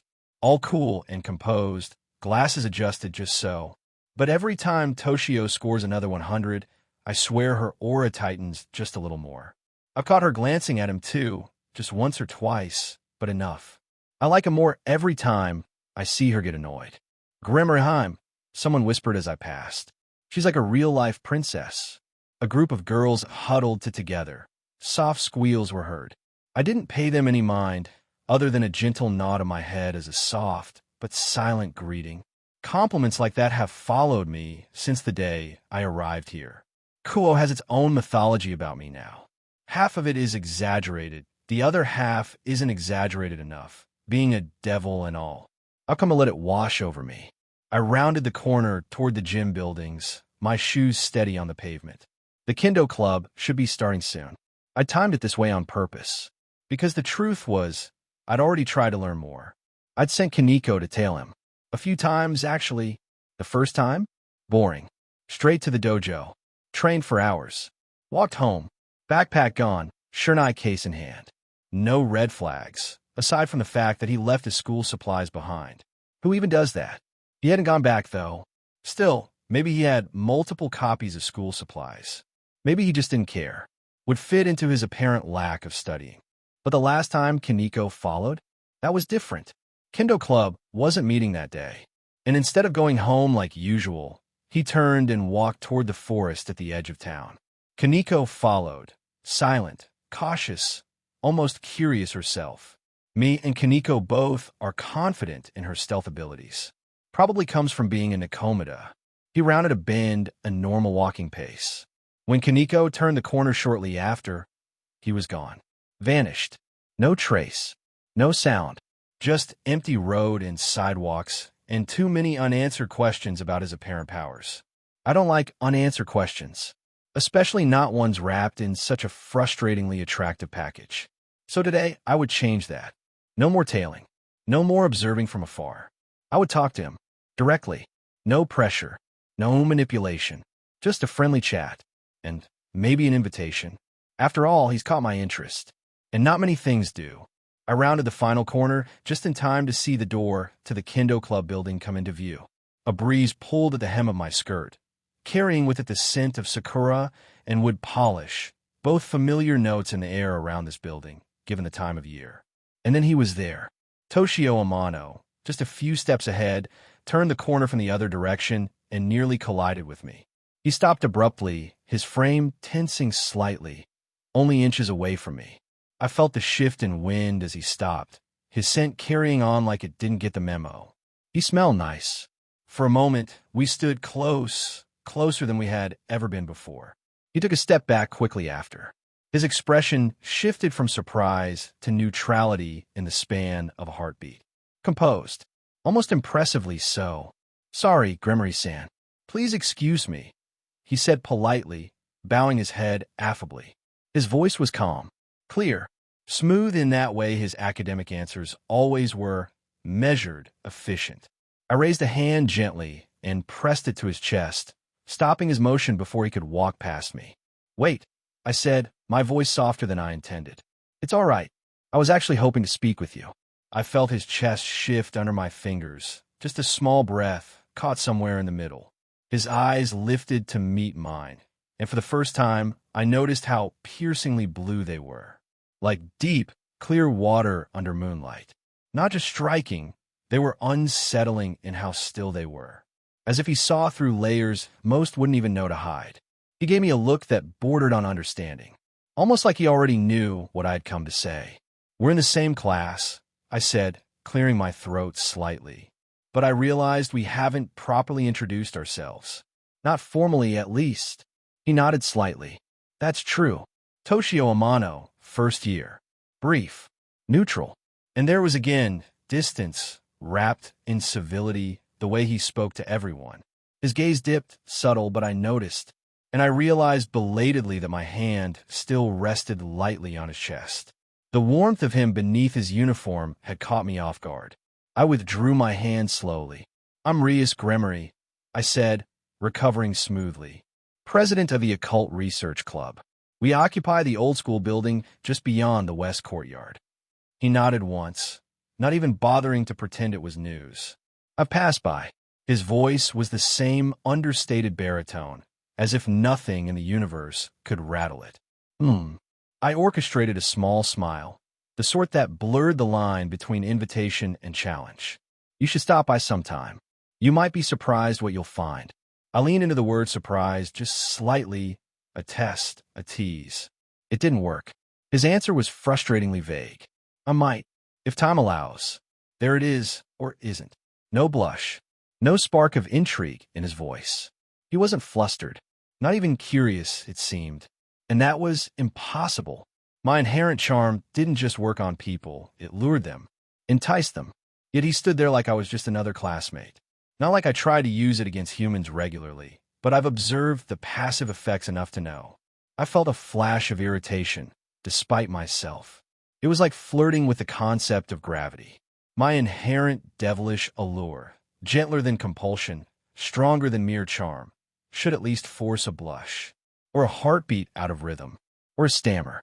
But he just stood there, polite and unflinching, the eye of his own emotional storm.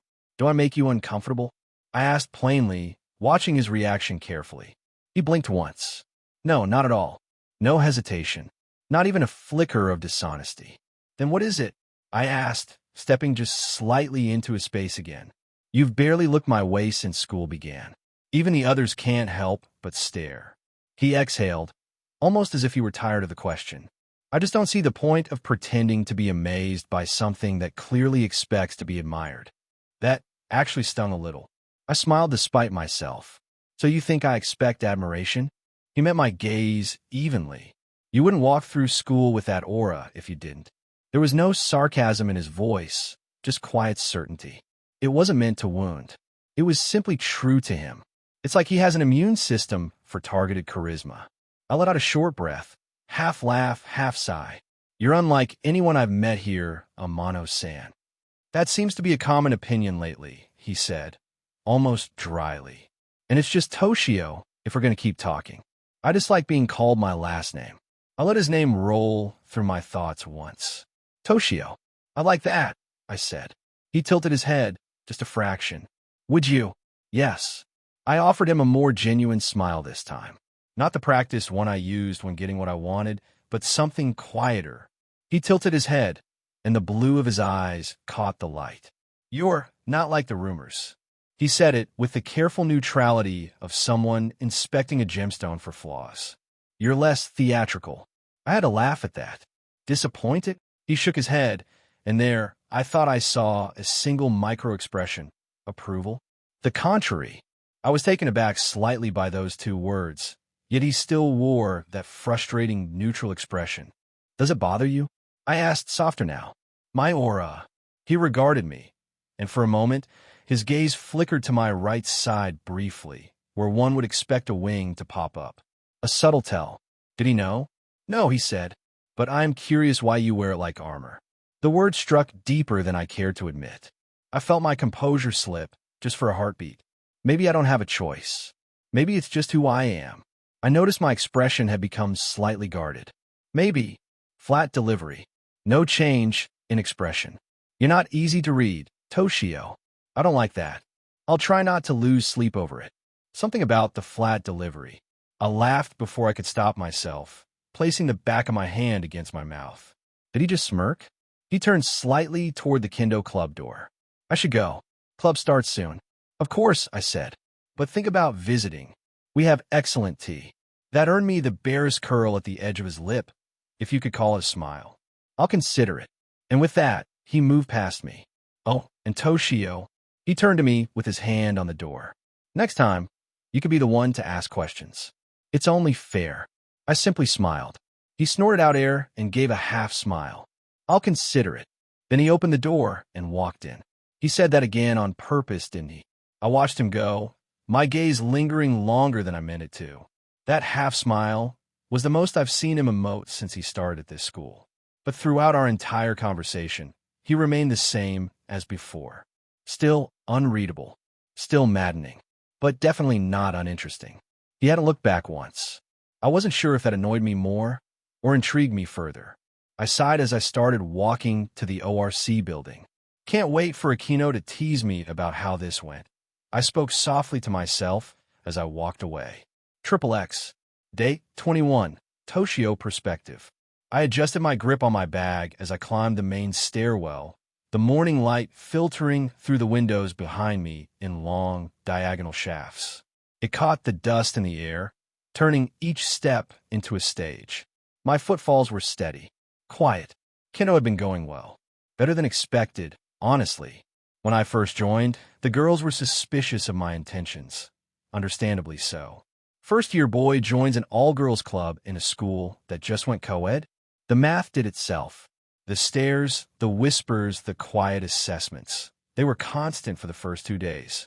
So I just started swinging. By the end of that third day, suspicion turned into awe.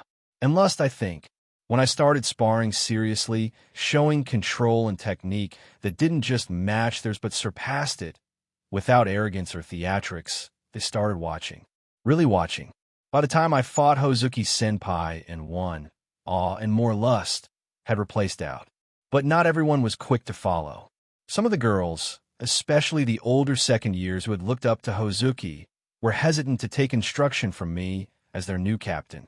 I could feel it during drills, the resistance in their stances, the way some of them executed footwork with forced precision rather than intention. They respected the match result, sure, but that didn't mean they trusted me yet. So I taught. Other than changing their regimen to something closer to what the dojo had, I broke down forms and explained why each movement mattered. I adjusted stances mid-swing, walked through their errors, demonstrated silently when needed. I didn't bark orders, I gave clarity, guidance. Then I started seeing results. Footing improved. Guard recovery got faster. Reaction times sharpened. Strikes more precise. They noticed the jump in skill. And the hesitance faded. By the second week, the whispers had changed. Not flirtation, not uncertainty, respect and admiration. As a leader, though I still couldn't escape some lust, I started getting questions after practice. Notes handed to me between sessions, asking for personal feedback. Nods when I entered the room. They started organizing without my prompting. Some of them even formed their own drills based on the feedback I gave. It wasn't praise I was after, but it felt good to see the effect. To know I was helping them grow. For my efforts, I was receiving something that made it even easier. New skill acquired. Combat instruction, rank 1. You have demonstrated consistent and effective guidance in martial disciplines. Your ability to teach others has taken form as a skill. Students under your guidance learn faster and retain more. Efficiency of training sessions increased by 25%. Improves cooperation and trust with subordinates in structured combat environments. It was strange. I didn't even know that was a possible skill. but made sense. I wasn't just getting better. I was helping others get better, with less effort, faster, like the system was rewarding me for not hoarding my advantages. I started to think maybe I should use this more intentionally. Create my own training manuals, tailor specific regimens for different fighters based on their styles and instincts. Test different pacing methods to see what. Flump. I didn't even get to process the warning signs as I stepped on the final riser. She rounded the corner fast, too fast, intentionally fast. Aquino, all black hair and radiant skin and momentum. I had just enough time to register the flutter of her skirt, the sudden perfume of lavender and white plum. And then, softness. My eyes widened slightly, not because of the contact, but because she kept coming forward. I staggered back a step. Her boobs had collided with my face like a pair of heat-seeking missiles, pointing tips and all. I felt the impact across both cheeks. Soft, supple, warm. I could smell her soap. Aquino made a surprise sound, a small, startled gasp, as she stumbled into me. I tried to regain footing, but the weight distribution was off, her momentum was off, and the damn stairs behind me were the worst possible terrain for this. We were falling. No, absolutely not. Like hell, this is going to end up like some cliché harem anime, where I land on the ground with a girl's crotch on my face. I know how this world works. That is exactly how this ends if I don't fix it. The stairs loomed behind me, eager to ruin my dignity. But I didn't let instinct take over. Wait, why was that even there? I acted. My hand snapped around her waist, fingers curling instinctively. The fabric of her uniform was soft under my grip, but beneath it, I could feel the tautness of muscle and the warmth of skin. She gasped, her body jerking slightly at the sudden contact, but I held firm, steadying her as the world seemed to tilt. My right foot tensed. Ryoko pulsed along my limbs.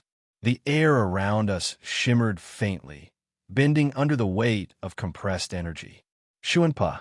We vanished from the top step and reappeared at the landing in a blur of compressed wind. The world caught up a second later. The air snapped back into place with a muted whoosh. Aquino blinked, her eyes wide, searching mine in brief confusion, her hands clinging instinctively to my shoulders. What just? You would have fallen, I said evenly, releasing my hold on her waist as I stepped back slightly to give her space. My tone was calm, measured, but beneath it lingered a faint trace of adrenaline. She wobbled slightly, blinking again before stabilizing. Her body still radiated surprise, and something else. Was she blushing? Her hands slowly slid off my shoulders as she straightened, tucking a loose strand of hair behind her ear. I was fine, she said with a faint pout, clearly lying. I tilted my head. You're welcome then. Aquino smiled, that familiar curve of amusement playing on her lips. My hero, she said sweetly, her voice dancing with that usual playful edge. I said nothing, already trying to step past her. She blocked me with a light hand to my chest. You really are quick, she mused, tapping her chin with one finger.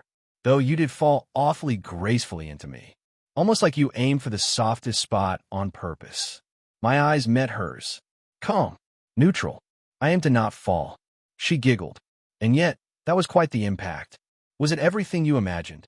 No, I said. Softer. Just being honest. She blinked once, then laughed. A full laugh this time, delighted and utterly amused. Oh, Toshio-kun, if you're not careful, you'll make me swoon. I'll brace for the worst, I replied dryly, stepping past her again. Before I could make it more than 3 steps, her voice followed me. Would you like to have lunch with Rias and me today? I paused, turned slightly. She smiled innocently. We've noticed how solitary you've been lately. Just a little invite. No tricks. I hesitated. It was obviously a trick, but that didn't mean I had to resist. All right. She lit up like someone had just offered her a ring and a castle. Yay! She literally jumped. Not a big one, just a small, delighted hop. Her chest bounced as if physics had a personal grudge against my self-control. I didn't mean to look. I really didn't. But I did. For half a second. She caught it. Her grin widened. I'll see you in class, I said, turning quickly. Why are my cheeks warm? Wait, don't tell I didn't finish the thought. Looking forward to lunch, Toshio-kun, she sang after me. I walked up the stairs without another word. My stride even, measured, calm. But in the back of my mind, I couldn't ignore the pattern anymore. Rias one day, Aquino the next. No way it was a coincidence. They weren't just curious, they were intentional, purposeful, like two stars adjusting their orbits, drawing just a little closer each time they passed. No sudden rush, no bold declarations, just subtle gravity gradually drawing me into their orbit, and I was starting to feel the pull. When I first came to this world, I made a vow, a quiet one, etched into the marrow of this second life, that I wouldn't waste it chasing the same empty milestones, that I wouldn't sacrifice myself for humanity, that I'd truly live. This time, I'd pay attention. I'd reach for things I never let myself want before, that my brain told me I didn't want.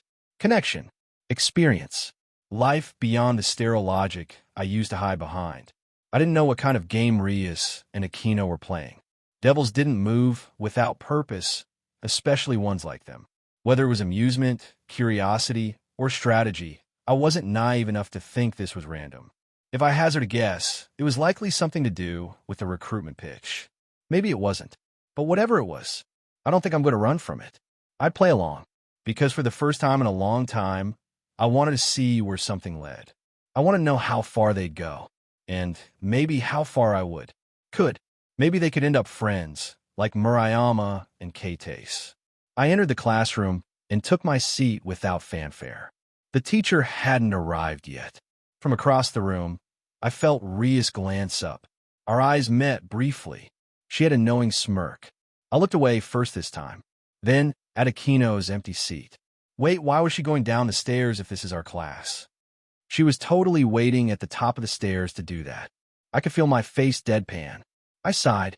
Not a terrible way to feel boobs for the first time in this life, I guess. Hello, everyone. As we wrap up this video, I want to share a quick note. I have a Patreon account. If you'd like to support me and enjoy on-demand audiobooks, you can become a Patreon member. Alternatively, you can check out my Google Drive link, which has 500+ novel audiobooks available through my Ko-fi or Patreon shop. I appreciate your support.